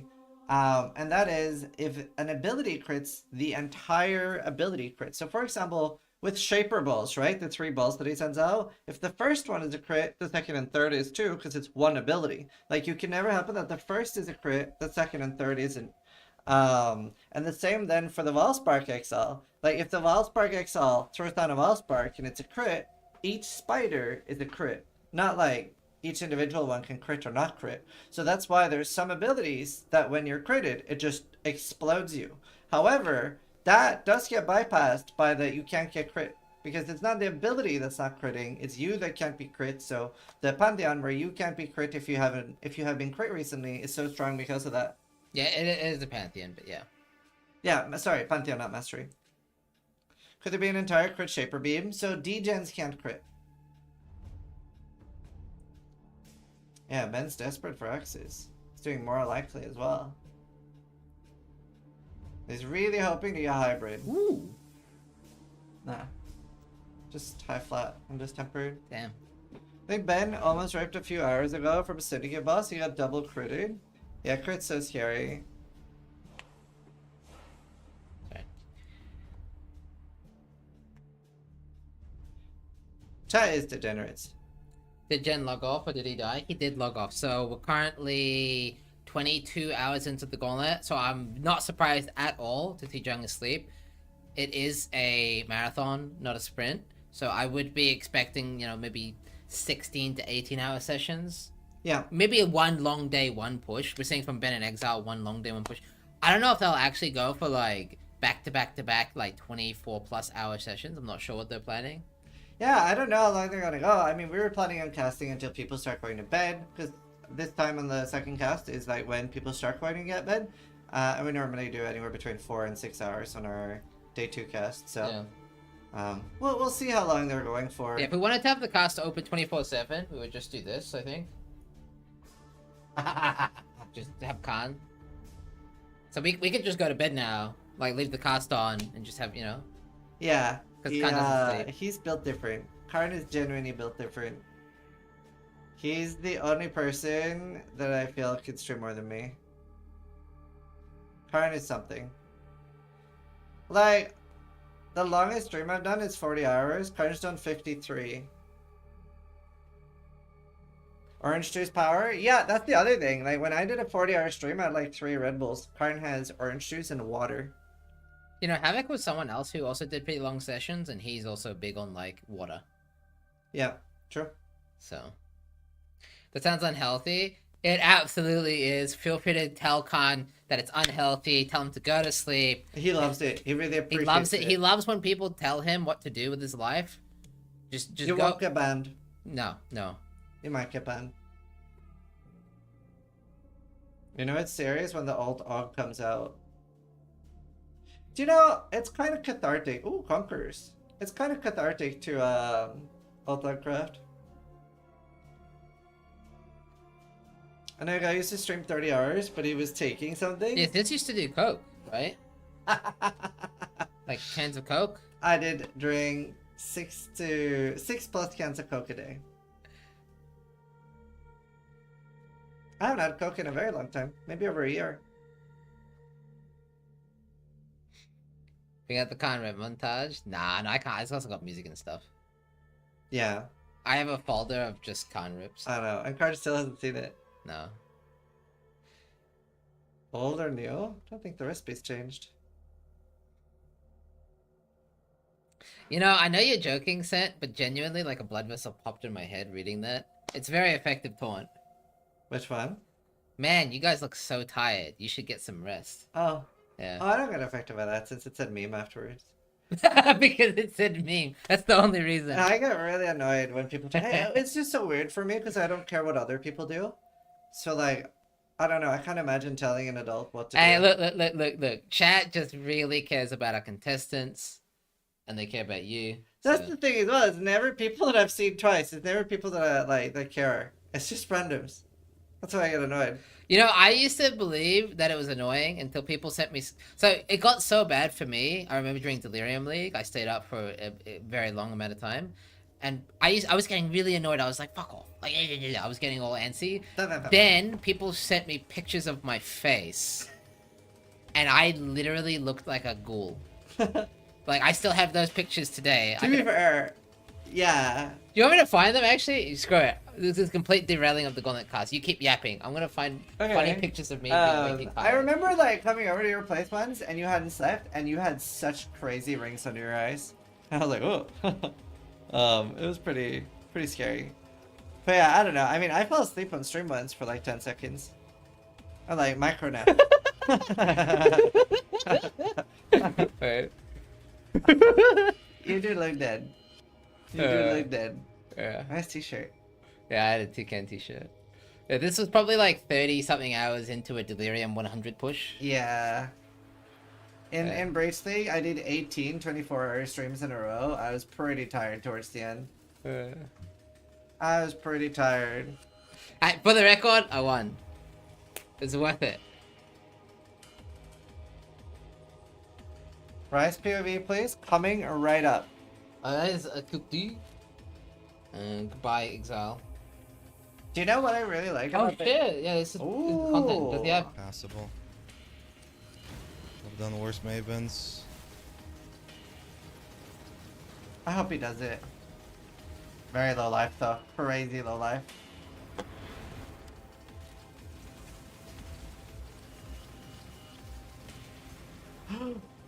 Yeah. Almost got EU'd. Couldn't see the ground, had to leave. Paratha is playing Poison Kong with spiders. Yes. Yes. Oh, he wants more portals. Until next time. Alk ready to LFG. No, I want This is Rise to Prime? succeed. This is Prime? Uh-oh. Oh no. Oh god. This is such a reset This is angle. such a toxic boss, man. This is such a reset angle. Ooh. Oh, I thought he clicked it. He tried to. Yeah, you got it that time. Leave, but But I'm coming back in.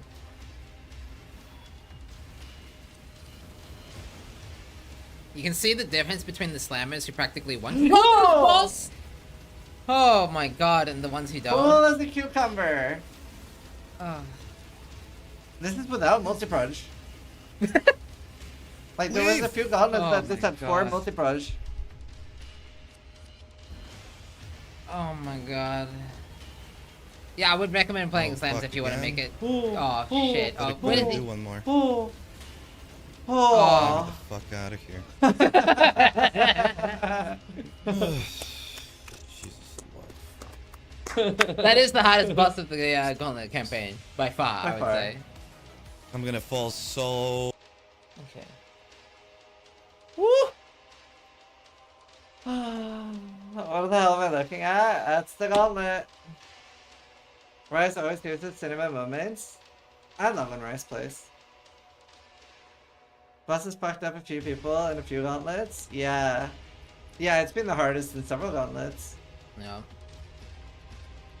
It's one of the main things that kills me in gauntlets. I actually died because of gauntlet decoy totem ones. I like walked back into it. Is Ben top 1? We can take a quick look at the leaderboards while Ben's doing some crafting. That's a good idea.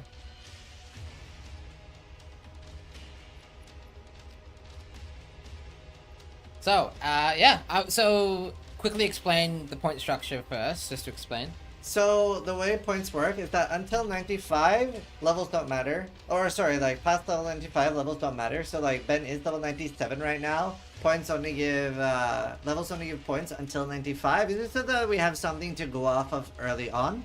The main point of the gauntlet is it is a bossing race. So now where if you do like Maven, Eater of Worlds, etc. or even Elder, you start getting points for those. And it is a class gauntlet race. So even though you see a shit ton of Ancestral Commanders, a rank 1 Marauder gets the same amount of money as a rank 1 Templar, Scion, Ranger. Yeah, so this ladder is not as relevant as this one above here. Yeah. Because this does show the actual standings of each class. Yeah, so we can see right now for Witch, we have Tuad at rank 1 as a Playing Bog Wintershade Shaman. Ren? Huh? Oh, it shows the skills there too, that's neat. Oh, that's cool. Yeah. I love Phaedron's website. For Shadow, Garatha is rank 1 with Servant of our Kali. For Ranger, Sidivin, which by the way, the Ranger is the furthest behind, which I don't know if it'll stay that way. Wait, I want to look at his skill real quick, because obviously the We rank had 1 a- Ranger keeps changing a lot. Yeah, it's very competitive for Ranger. Oh my god, poor Rangers. Wait, how far behind are they? They're 82. The page 3, poor Rangers, man. So now it's a Whisperer. Playing a Wanda. Why? What? He's zooming, dude. Oh, is this the one that has like empty chest and helm gives you stuff, or what's going on? Yeah, I think so. Oh, this is kind of like what Lance is playing with the ballista. KB of clustering. Okay. Lances at Katava. Why is there only points for levels? Doesn't the bosses also give points? Nobody has killed bosses yet. Yeah. And then for Duelist, Jung Rogain is rank 1 on a Paladin. For Marauder, Benjamin is rank 1 on Ancestral Commander. Pretty much tied with Exile, I would say. Yeah, tied with Exile. Like Actually, is Exile ahead even? No, they're so close. They're so close. Yeah. For Templar, Weejay is rank 1 with Architect of Chaos. And for Scion, a Vision, which I believe overtook someone, is rank 1 as Scavenger. Yeah. So there's a few of the classes that are like pretty competitive there. Oh, people wanted us to show Exile's axe. Actually, I'll peep. It is pretty insane, yeah. It is pretty insane. So it's really cool, and Wow. 876. That's really nice. It even has mana leech too. That's Yeah, nice. It's nice. It frees up a jewel. Yeah. I like the way you say Scavenger, sis. Scavenger, thanks. I thought it did X Arcanator Worlds earlier. Quest X Arcanator Worlds. So they aren't for points, that was for a bounty. I'm still trying to 5-link that chest. Yeah. Frasia's NCs are in Gauntlet. Yes, so that's one of the special things this Gauntlet. The special things that we are aware of, because obviously GDD does stuff too, and we don't fully know what they've done. We asked to not be told. And GDD does this, like, they take overtime, and they work on the Gauntlet, which is pretty Giga-chan. So the Gauntlet campaign, each act, at the end of each act, there is a Gauntlet of each unique boss in that act, and the Act 10 Gauntlet is each previous act boss, so that's really cool. From what we know, they I believe they had time to Uberify the new bosses, so they are like a lot harder. And then I don't know if we ever got confirmation if they removed loot from the quest versions or what happened there. I'll check with production. Full screen Lance real quick. He is about to make it out of the Gauntlet campaign. As a reminder, once you do beat that campaign, you do get to go into the Oasis, is what we call it, of mapping, which is much easier. Still harder than normal game by quite a bit. It's got increased life, damage, and haste, but more manageable than the campaign, which has like extra chaos, AoE, multi-proj, pen, nasty things like that. Took me 33 Merc Labs to get VFOS. It's worth it though, in my opinion. I do think it's safer gameplay. Less damage, but much safer gameplay. Yeah, but damage is safety too. It is. It is. I would probably still be playing VFOS myself, honestly. Oh wow. I would be a shredder. By Mike Obama, just for content. How long does a Gauntlet last? So it is always a 10-day event. We did think about making it slower because we thought it was going to collide with the PoE2 launch. Sorry, shorter.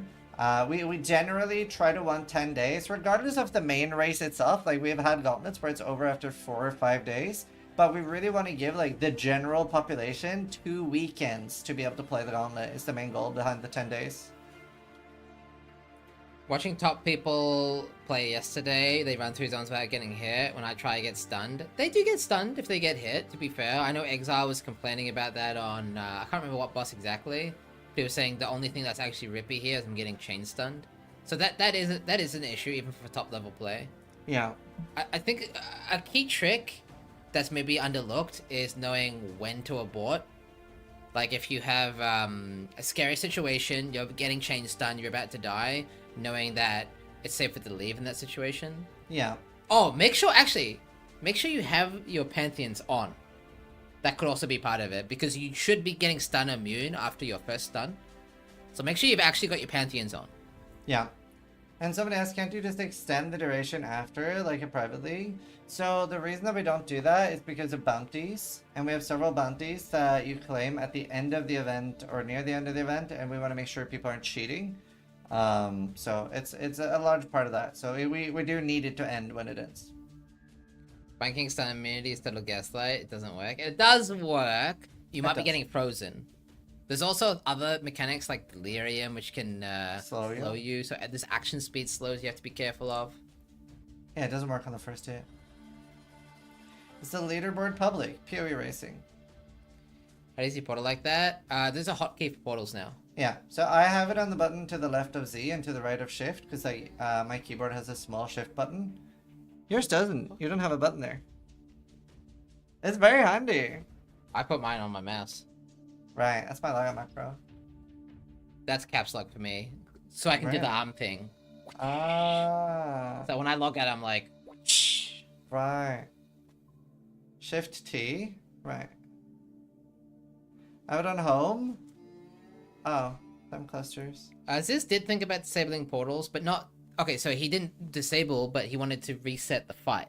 Yeah, if GGG lets me in future gauntlets, I would have that if you portal out or log out during a boss fight, that it resets it. So they have to do it in one sitting. This is Kitava. I kind of like seeing people struggle portaling in 50 times though. Like watching Rise portal like every 5 seconds of gameplay because he's absolutely fucking terrified of dying.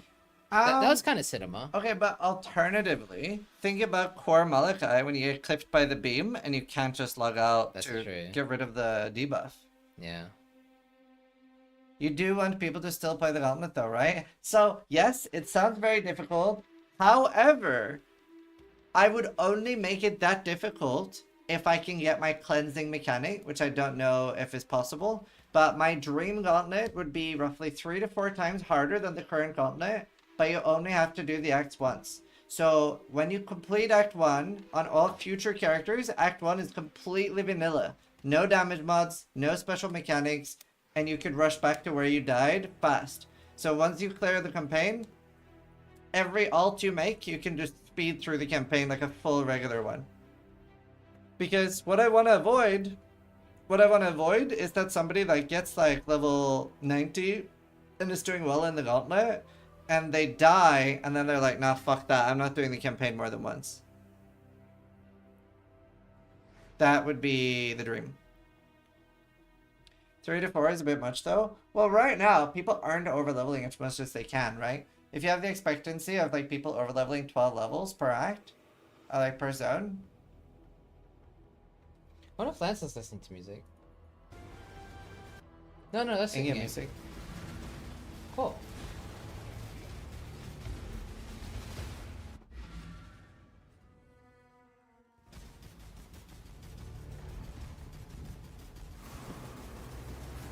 So, notice he has 5k life in the campaign.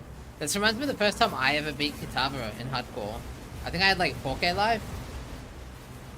I used to Only be stoked. 4k for the first time? For the first time, yeah. Damn, Obviously, these 4.4 days we do plus. it with what, 2.8k? Like way less. I very often still have like 3.5k plus. I like over farming. That makes sense, you know, I get it. Yeah, he's not that competitive anymore. I understand. This fucking guy. That's me. I did an Act 10 Kitava last Gauntlet because my stand file bugged. The fight started, but I was still in loading screen. Oh no!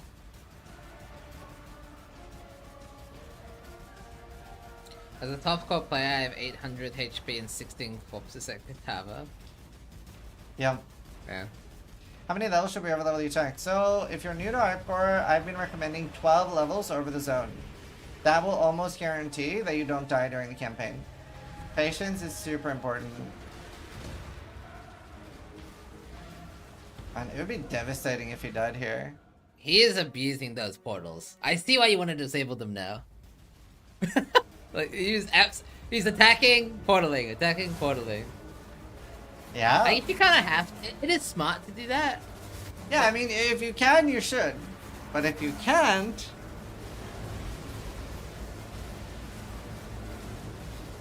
then it's beautiful. I'm more impressed he has that many portals to begin with, to be honest. So freaking screw that. Captain Portal does we're on the curse Kitava. campaign. Yeah, so he doesn't get to go to the Oasis now. Yep. That's the map. So both Merc Lab and Merc Lab, yeah, no, both Patrick Merc does Lab again. and You do the fight without portals, my guy. Freaking... Yeah. Okay, I will. I'd like to see that. How about you do a no portal Gauntlet campaign, huh? Yeah, good luck, I should have fun. try to see how viable it is with the current difficulty. It won't be. Good luck, have fun. Well, I don't know if you remember the bet with Son of Seven. He like gifted me subs because he thought I would get hit by the beam. Like, How many subs do I have to bet that you won't be able to do Gauntlet without portaling out during On boss bosses? fights? Just boss fight, just boss fights. And you're allowed to reset the boss fight, but you have to do the boss without portaling out. Really? That Yeah. seems so easy. That's literally your suggestion. You think it's easy? In this Gauntlet, yeah. I don't think it's easy at all. I think it's fucked. How many subs will you give me if I do it? 5. Okay. I'll take that bet. 5 subs. He just wanted to do it. No portals on bosses. I mean, I can just overlevel 15 levels if I want to. I don't understand why this is gonna be hard. And by the way, he still said I could log out or portal out. I just have to reset the fight. Yeah, basically just your... Basically what I want to do. No. So I should do it. If I want to do it, I should do it. If I can't do it, I can't put it in the game. Like, for example, I basically did this last Gauntlet. So.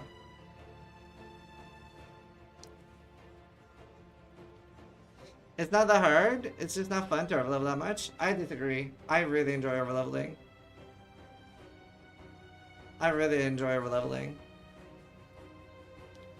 And it's the same bosses as last Gauntlet, yeah. Did you really not TP a single time in the last Gauntlet, including the Act 9 boss? I'd be shocked. I'm not saying it's not possible. 5.6k life right now. I don't know if Ben portaled or not. No, but I'm pretty sure Ben did. I had 5.6k life right now. I like over preparing. That is very overprepared, I'm not gonna lie. Although Lance had 5k and he portaled what? How many times? How many fingers and feet and toes do we both have together? I had endurance strategies. Times 5? Yeah. Is Calgary even right there? It's actually mandatory. There's a reason for it. You know what? I've decided I'm hijacking the cast. No, go for it. So the reason why it's so important is a little known thing called the Recombinator. So basically, the Recombinator is only accessible through Calgar. You need to disenchant for dust, which means you have to do the whole farming for disenchanters to get dust uniques or rares. It doesn't have to be uniques in order to get dust to recombinate. Now, the reason why that's so important is Recombinator is the best way of crafting endgame gear in SSF Hardcore. I specifically ES gear, and weapons as well for the slammers. Yeah. So to really quickly speedrun the way this works, basically, if you use alteration orbs to alterate gear and combine them, and they roll the prefixes separately. So they're usually going for specifically prefixes here. And if you combine, let's say, flaring and merciless, identified flaring. Yeah, speak of the devil. So if you if Ben combines this axe that he's looking at right now, right, that he's stashed, but if he combines, I was a bit too slow. But if he combines flaring with merciless, there's a literal 1 in 3 chance that lands. And so you can see he's highlighting like blue gear, like yeah, he's highlighting bases to just send into the Recombinator to make like perfect gear. Even void axes. Yeah. Yeah, we'll see this now with axes, but he should be switching to ES gear at some point as well. Yeah.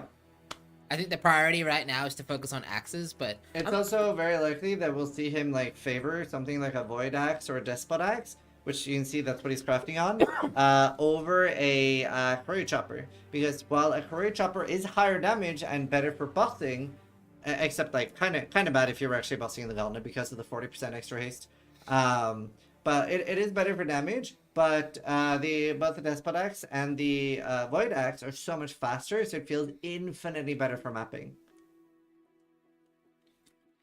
Yeah, I'm surprised. Has anyone noticed if he's picking up ES gear yet? He is planning on going in ES build at some point, right? Surely. Because maybe he's taking this Gauntlet in steps. Although that's not really the Ben that I know. The Ben that I know is multitasking. Yeah. He is picking up ES bases. Oh, I know what he's doing. He's picking up only good defense bases. That's why they don't show up that often. Because it does keep the... So this is maybe a lesser known change among vets, but they changed it so that it now keeps the defense roll when you recombinate. Well, you didn't know that either? Did not know that. Oh, yeah, so they changed that. Because it used to re-roll, which meant that you just picked up any base. Didn't matter. But now you do pick up high percentile defense bases. I hate Sacred Orbs and that change. Speaking out Warlocks and Twilight Regalias. Twilight Regalias. Right, because you don't need armor evasion energy shield. Yeah, and because you can't evade the attacks of the bosses anyway. It makes perfect sense. Mm. Okay. 80% and higher rolls, that makes sense. Does anyone happen to have Ben's POV? Yeah, you can filter. Yeah, he is picking up Twilight Regalias. I'd love to see Ben's POV, the plan. It's really cool to see how much they're hoarding in the Gauntlet. Like, people are picking up so much stuff. Let's see what Lance is saying. Then we'll run up, throw the burgers on. You guys will let me know if you think the burgers are burning right. Okay, he's talking about burgers, chat. Oh, burgers. Deal here. There's a POB there. Oh, beautiful, beautiful, beautiful. Do you want to take a look? Yeah, let's do it. Wait, is this the end game? Is that the Commander POB, or is that the one that he's gonna go with the Twilight Regalia? That looks like Commander. Yes, it is. He doesn't share his ES build. Secret. So much for sharing. A little trick up his sleeve. Karatha also has a secret build. What is all the secrecy? Interesting. It's the prize pool. To be fair, he did kind of like hurt himself by being so public. Yeah. Do you think he's actually feeling threatened then? Maybe. I mean, I think he does a good job of not underestimating people and always respecting people. And like, always going hard. Yeah, I want to see what Ben's doing here. I want to see some advanced crafting from Ben. Oh, flaring dictator.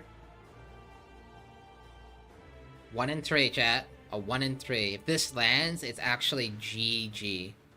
A 1 in 3. He lost. Choke! Choke! Yeah! Did he keep the hybrid mod? No, dictator proof. Oh, that sucks. That's the worst thing they could have. I doesn't have gold either. Wait, no, he genuinely doesn't. He's a brokey. Damn. Can't even Yo, Ben and Exile not winning for free this time. They actually have to like, you know, farm. Work for it. Yeah. Gotta Holy work shit, for it. guys. Karatha is in tier 11 maps. Jung went to bed. Let's see. How's Pella's reroll going? And let's take a look at Darth. Oh, and business. Let's take a look at, sorry, not business. Avoiding the puddle. Aris. Oh. Hey! Oh, shit. Well, that makes sense. That's not Gauntlet. Evo's on? What's Evo? Evo. So Pak is lancing steel of, what's it called? So apparently he's playing Herald of Agony. I thought he was playing Holy Relic, and maybe Holy Relic is supplemental damage. But apparently the Hoag is actually the star of the show. So he's playing freaking Hoag in the current. Yeah, I guess that makes sense because That's so cool. it's a Pak Herald. has cool builds. Yeah. Pilla is in Act 2 right now, killing the Weaver. Oh, Ryu also wants to do the Jung Roan Mummy build. Ah. Yeah, apparently. Is that right, chat? Wait, what Jung Roan build? The one where he follows around his mummy. Oh. You don't know the, you know, basically Rue's on a leash of his mercenary. Oh. Yeah. I get it. Oh, they're really just for Claire? Yeah. So I guess Pocket's trying to get a 6th thing. Because like gambling for chest is like unironically a good way to get a 6th thing. I got like 3. So it's I think he's actually keeping that chest for accommodating. Maybe. Because it has such good prefixes. It does. Or maybe just using. Pretty cool to see so many builds. Yeah, like we have a lot of different builds. Like we have slams, and then Slams? we have slams, and I think Ancestral Commander. oh yeah, which is also slams, and Antiquarian with slams. No, we actually do have a lot of different builds. To be fair, it is pretty cool. And again, it is a class gauntlet, so anyone past like rank 2 Ancestral Commander doesn't really win anything except like entry to the raffle. If you actually block the Ancestral Commanders, it's very diverse gauntlet, chat. Can you name 3 mercenary abilities that we need to avoid, like Divine Ire? Sweep, Shield Charge, Sanguimancer. The Detonate Dead one is nasty as well. The one that does the gigantic zombie one. Yes, Falling Zombie. Yeah. I think Meteor's still nasty as well. I don't know if they nerfed it enough or not. Yeah. Bone Shatter, Battle Mage Cry. Which class feels the easiest to play? I have to imagine it's gonna be slams. It just has so much damage. Like, if you have a good axe, you just do so much damage, you don't have to interact with the mechanics as much. Yep. But that leaderboard looks way different in a week. Yes. Hey, well. Thunder Quiver? Oh yeah, she's killed a lot. Honestly, the slams do need to do Kitava, which is rough. I wonder how long Ben is planning on going today. Ooh, Abyssal Edward's Depths. still going Edward's doing strong. a I lich. want to check on Edward, yeah. I remember one of the things that killed me in a gauntlet, this was a multi-proj gauntlet, was I went into a lich and it was multi-proj and I just exploded. Yeah, it was so funny watching the things that normally aren't affected or balanced around modifiers just break in the gauntlet. Yeah.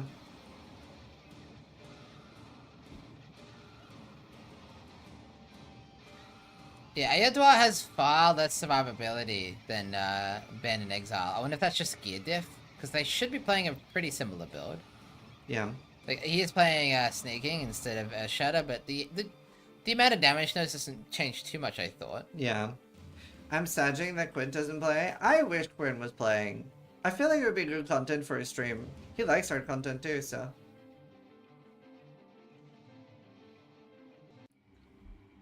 Is there already an alt ascendancies on POB? Yep.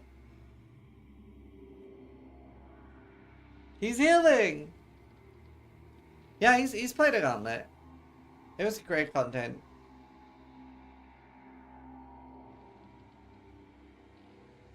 When do you steals personal race chart? I mean, so my goal is the campaign, so I'll start whenever we've like dialed back the Gauntlet to start earlier. Maybe today, depends how long we're going for. No, probably not today, because it's 10 p.m. already. We'll probably be ending the cast in not too long, but the 3rd or 4th? I'm not sure. Tomorrow, after the cast, me and Steel are doing a sponsor for Super Revive, and that's going to be adding Flash Bounty prizes. So we're going to be adding another $2,000 in Flash Bounties that we're going to do during the cast. So we'll do that after the cast tomorrow. I think he did look into Return Proj on like Uber Shaper. Would have been funny. I remember. I did ask for that. I did ask for Return Proj. But it broke a lot of the bosses. Oh, I remember. A lot of the boss abilities that are projectiles aren't real projectiles.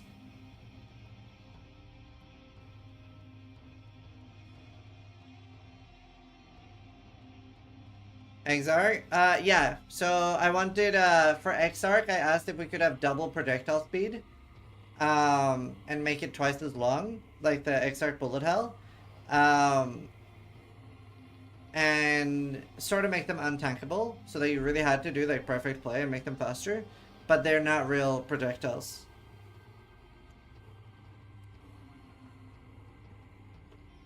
Or they would have done it.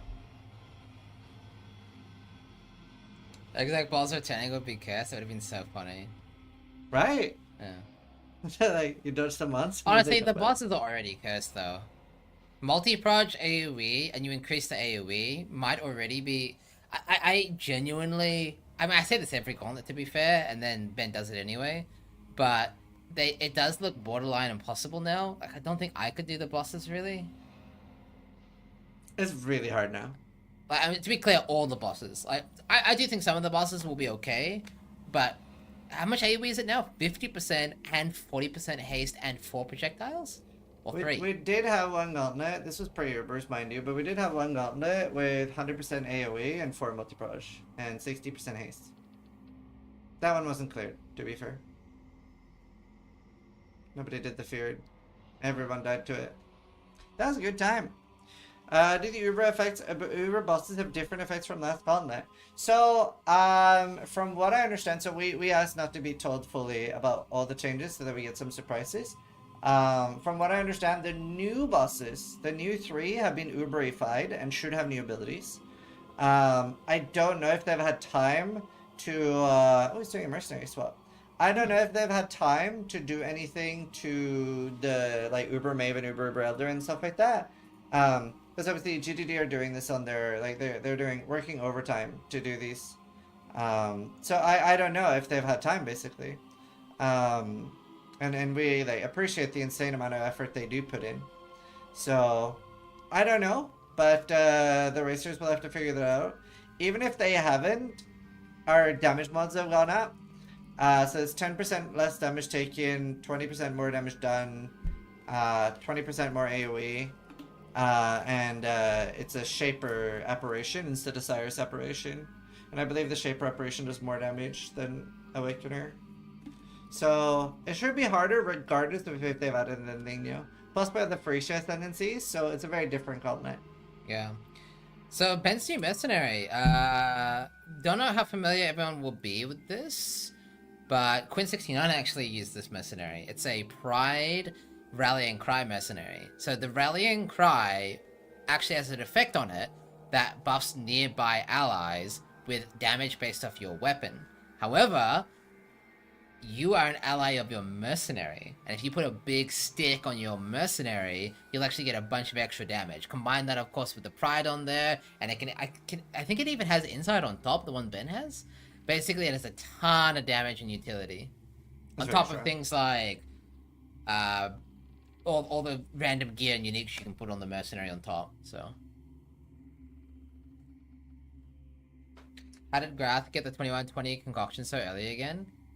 There is there is technology, strategy, not a bug, might be a bug, possibly a bug, maybe a bug, I don't know. But basically you can swap a 21 Peaconk from non-transgem to transgem, and it'll become a Peaconk of bouncing. I'm pretty sure that's a bug, but it's allowed. It is allowed, yeah. It's not bannable. It's a bit sussy, but it's allowed. I think it's fine. Yeah. I don't know if that's how Gratha got his, to be clear. Yeah. I'm just kind of assuming. He's a very ethical player.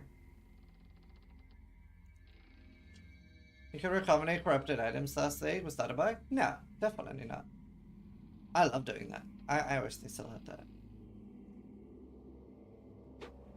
I wish they had that. Usually the font does more corrupted items, yeah.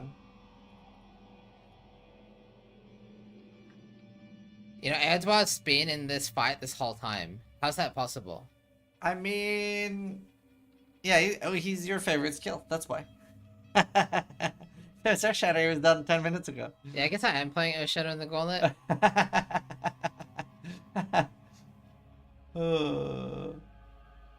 Malachi fight is fucked? Yeah. Because like, while Fisher was snaking was so much better with the enchant, right? Like, it was so much better with that. I think the community as a whole needs to be so accepting of allowing unintended directions. Wait, it needs to not be. Yeah, I was gonna say, I was like, that's like conflicting messaging. Yeah, that's fair. It's awkward. I don't think so. I like Earth Shadow a lot. And I would say like on the first like 3 to 4 days, maybe on day 4, there's a potential that somebody goes in. But on the first 3 or 4 days, obviously we will have a lot of gearing. We'll have a lot of gearing.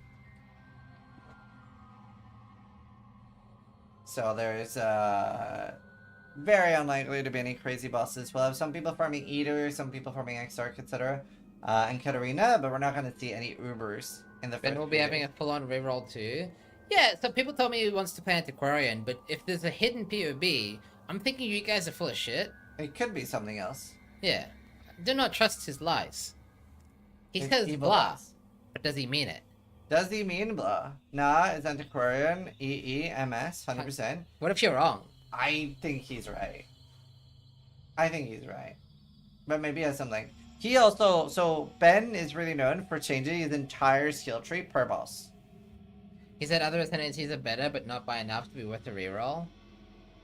What if he rerolls anyway? What if you? So I do know that. Oh, he won. Ooh, he won. But will he win? That's tier 2, tier 4. Oh, it's tempered.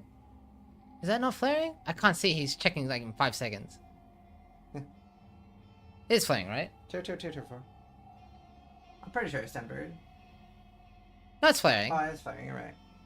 Did he win? He won. He won. He won. He did the thing. He did the thing. That's what I did. Literally. He just needs to unveil. There's a tiny chance this fails, right? And he didn't, obviously. He won. He won. He won.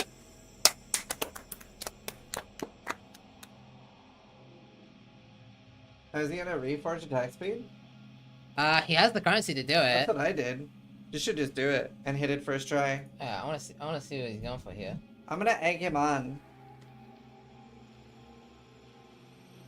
Let's see, where is he? Blind as well, huge. Yeah, I guess he can theoretically use the Is blind. he immune to... His name can't... evade? We can't hear him. Maybe if he's not playing music? Mod, damage for endurance charge too. Reforge Damage for speed endurance charge is so or- good when you have 9 charges. Balls. I think he But that maybe. 23% plus 23%. I think he maybe wants to Like, multi-mod. unveil speed or damage for endurance charge is like Reforge pretty speed. likely. He can't unveil speed. He can't. I don't know what he's talking about. You're going for that. He can't unveil speed. Reforge speed or no balls. Yeah, but that's like a fucking divine pit on 4. There is an unveil. Oh shit, you're right. We have Reforge speed. 4. Or multi-mod. I forgot. I egged on content! Alright. Come on, Oh, tier 1 I attack think he's speed. creating. He's creating. Alright, this is prime. I did it! Okay. I did it! 19% or higher is a dub. Usable. Honestly, usable. I mean, he doesn't have the That's what currency to go reasonable now. again.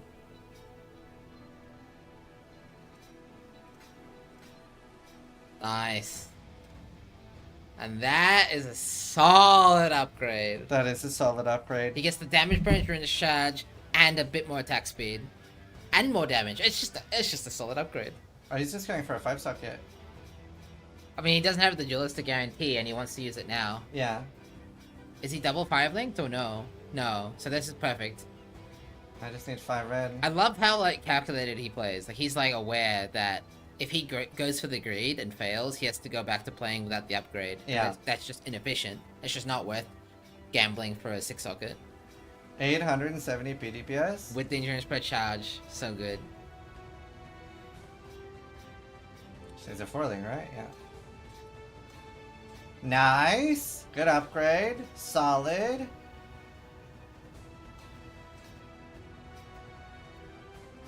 Nice. Nice. 20% more DPS now. Well played. Very good. Very good. What we want to see. So why avoid axe base? I think Ziz knows why. Yeah. So the reason you ever go for a Despot Axe or a Void Axe is because they still have okay damage, but they have a lot more attack speed. Like a Void Axe has a base of 125 attack speed compared to the Career Chopper 105. So, if you were going to use it for the bosses, which he isn't, the bosses have 40 or 60% haste. I can't remember now. I think it's 40. Which makes it like you need to be fast. But even for mapping, then all you care about is the attack speed because you have more than enough damage to kill maps. So all you care about is clear speed. Yeah, he's doing Ushabi right now. Ushabi! Which is pretty easy. Yeah, a good way of thinking about it, chat, is if this is his non-bossing build, he wants a faster character. Not necessarily the most optimal single target for bossing. And as you can see, he handles base bosses just fine. Yeah.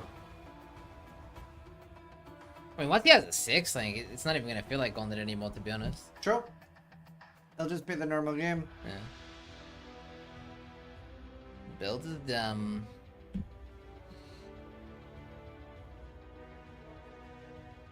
He isn't using FOE, so his ES loves the attack speed? Yeah. Shit, I think he got raid. What's wrong with Ease? Oh, right, because it's Pilibrel from the portal, remember? Yeah. Tough luck, Pilibrel. Yeah. Yeah, that sucked. I was sad about that. Scheiße. Does he respect this character for bosses or roll a second? He's told his stream chat that he intends to play the same character, just respect the build. But there is a non-zero chance that he plays a different class as well. Did Iodwa just get an upgrade? Yeah, tiny one.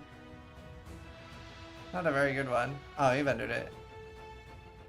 Guess he didn't want to use weapon scraps for like a small upgrade.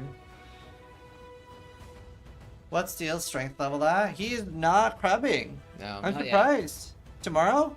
Probably tomorrow, but I want to keep my eye on the ball for now. That's fair. That's fair. Is it like every 10 minutes you have to click? Yeah. Oh. I bet he'll play slams just to spite off for skipping Gauntlet. That would be kind of Giga Chad. That'd be kind of Giga Chad.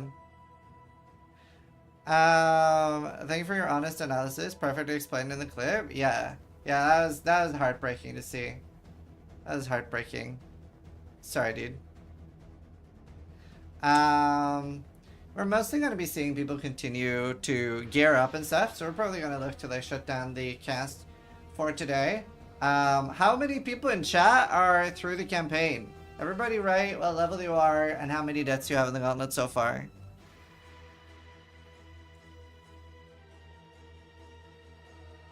Act 9's a scary one. Good luck. The hardest A lot boss of the people over Gauntlet. 30. L2, 0 deaths. You have to do more than that. Nearly top 50. You got some top 50 gamers in chat. That's really cool. Are you guys enjoying it? Are you guys enjoying the cast? Enjoying the stream? Make sure you throw the stream a follow. We're going to be continuing tomorrow. Tomorrow, 2 p.m. I believe. I believe so. I'm just going to double check so I don't say wrong info.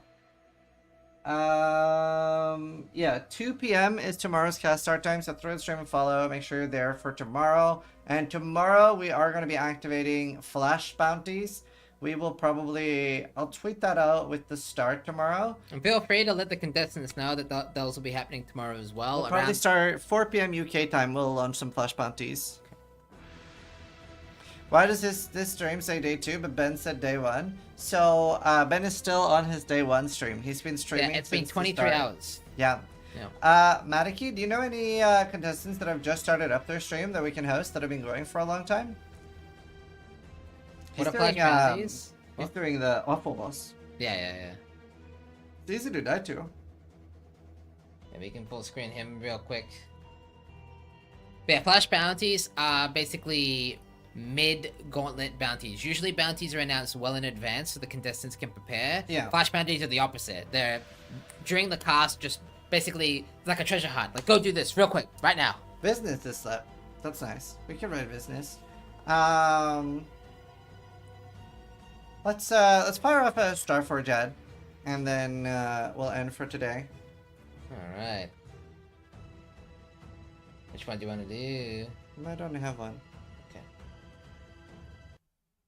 If you need a new PC, make sure you check out Starforge, the best PCs in the universe. And if you're really wanting stability, well, most of the PoE streamers are sponsored by Starforge, and when's the last time you saw a PoE streamer have PC issues?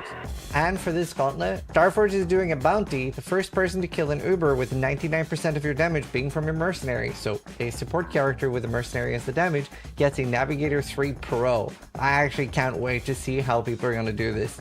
And a huge thank you to Starforge for always supporting the gauntlet. Alright. There it is. So, chat, did you enjoy day 2 of the gauntlet?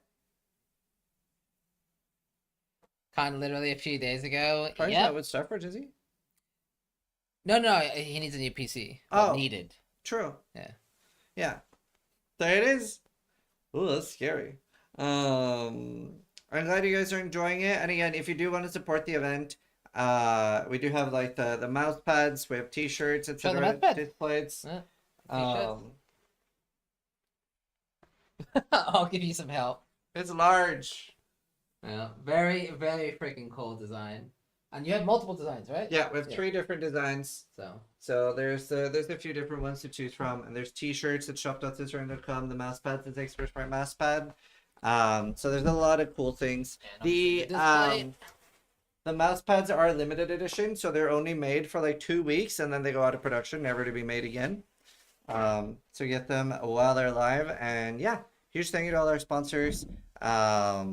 With Shopify being the main reason we can ever run events in PoE, though there was like no one really supporting us before that. And then we have Bootdev joining us for their first Gauntlet. Starforge also supporting us with PCs and the giveaway for a PC. And Displate as well. So some really, really cool sponsors. I hope you guys are enjoying the event.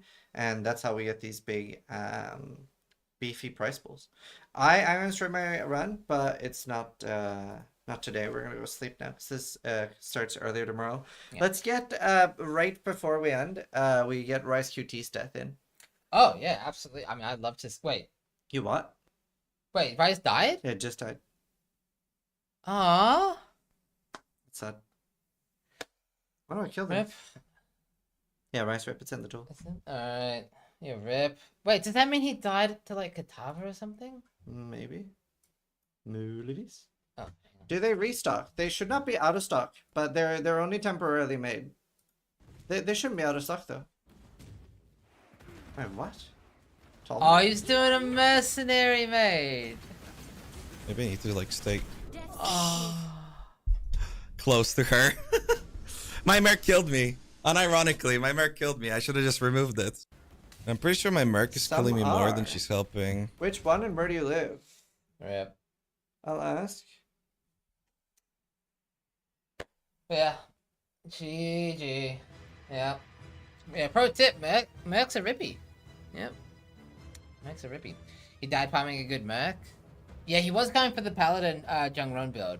Honestly, I love that build. It would have been cool to see him play. Yeah. But, oh well. Yeah. I hope he goes again. I hope he goes again. I love watching Rice play. Either way, thank you from both of us for watching. And yeah, thanks for all the support for the Gauntlet. And we'll see you tomorrow at 2 p.m. UK time. Follow the stream. See you there. Thanks for watching. And try to die less than he does. Less than I do. And I didn't die last Gauntlet.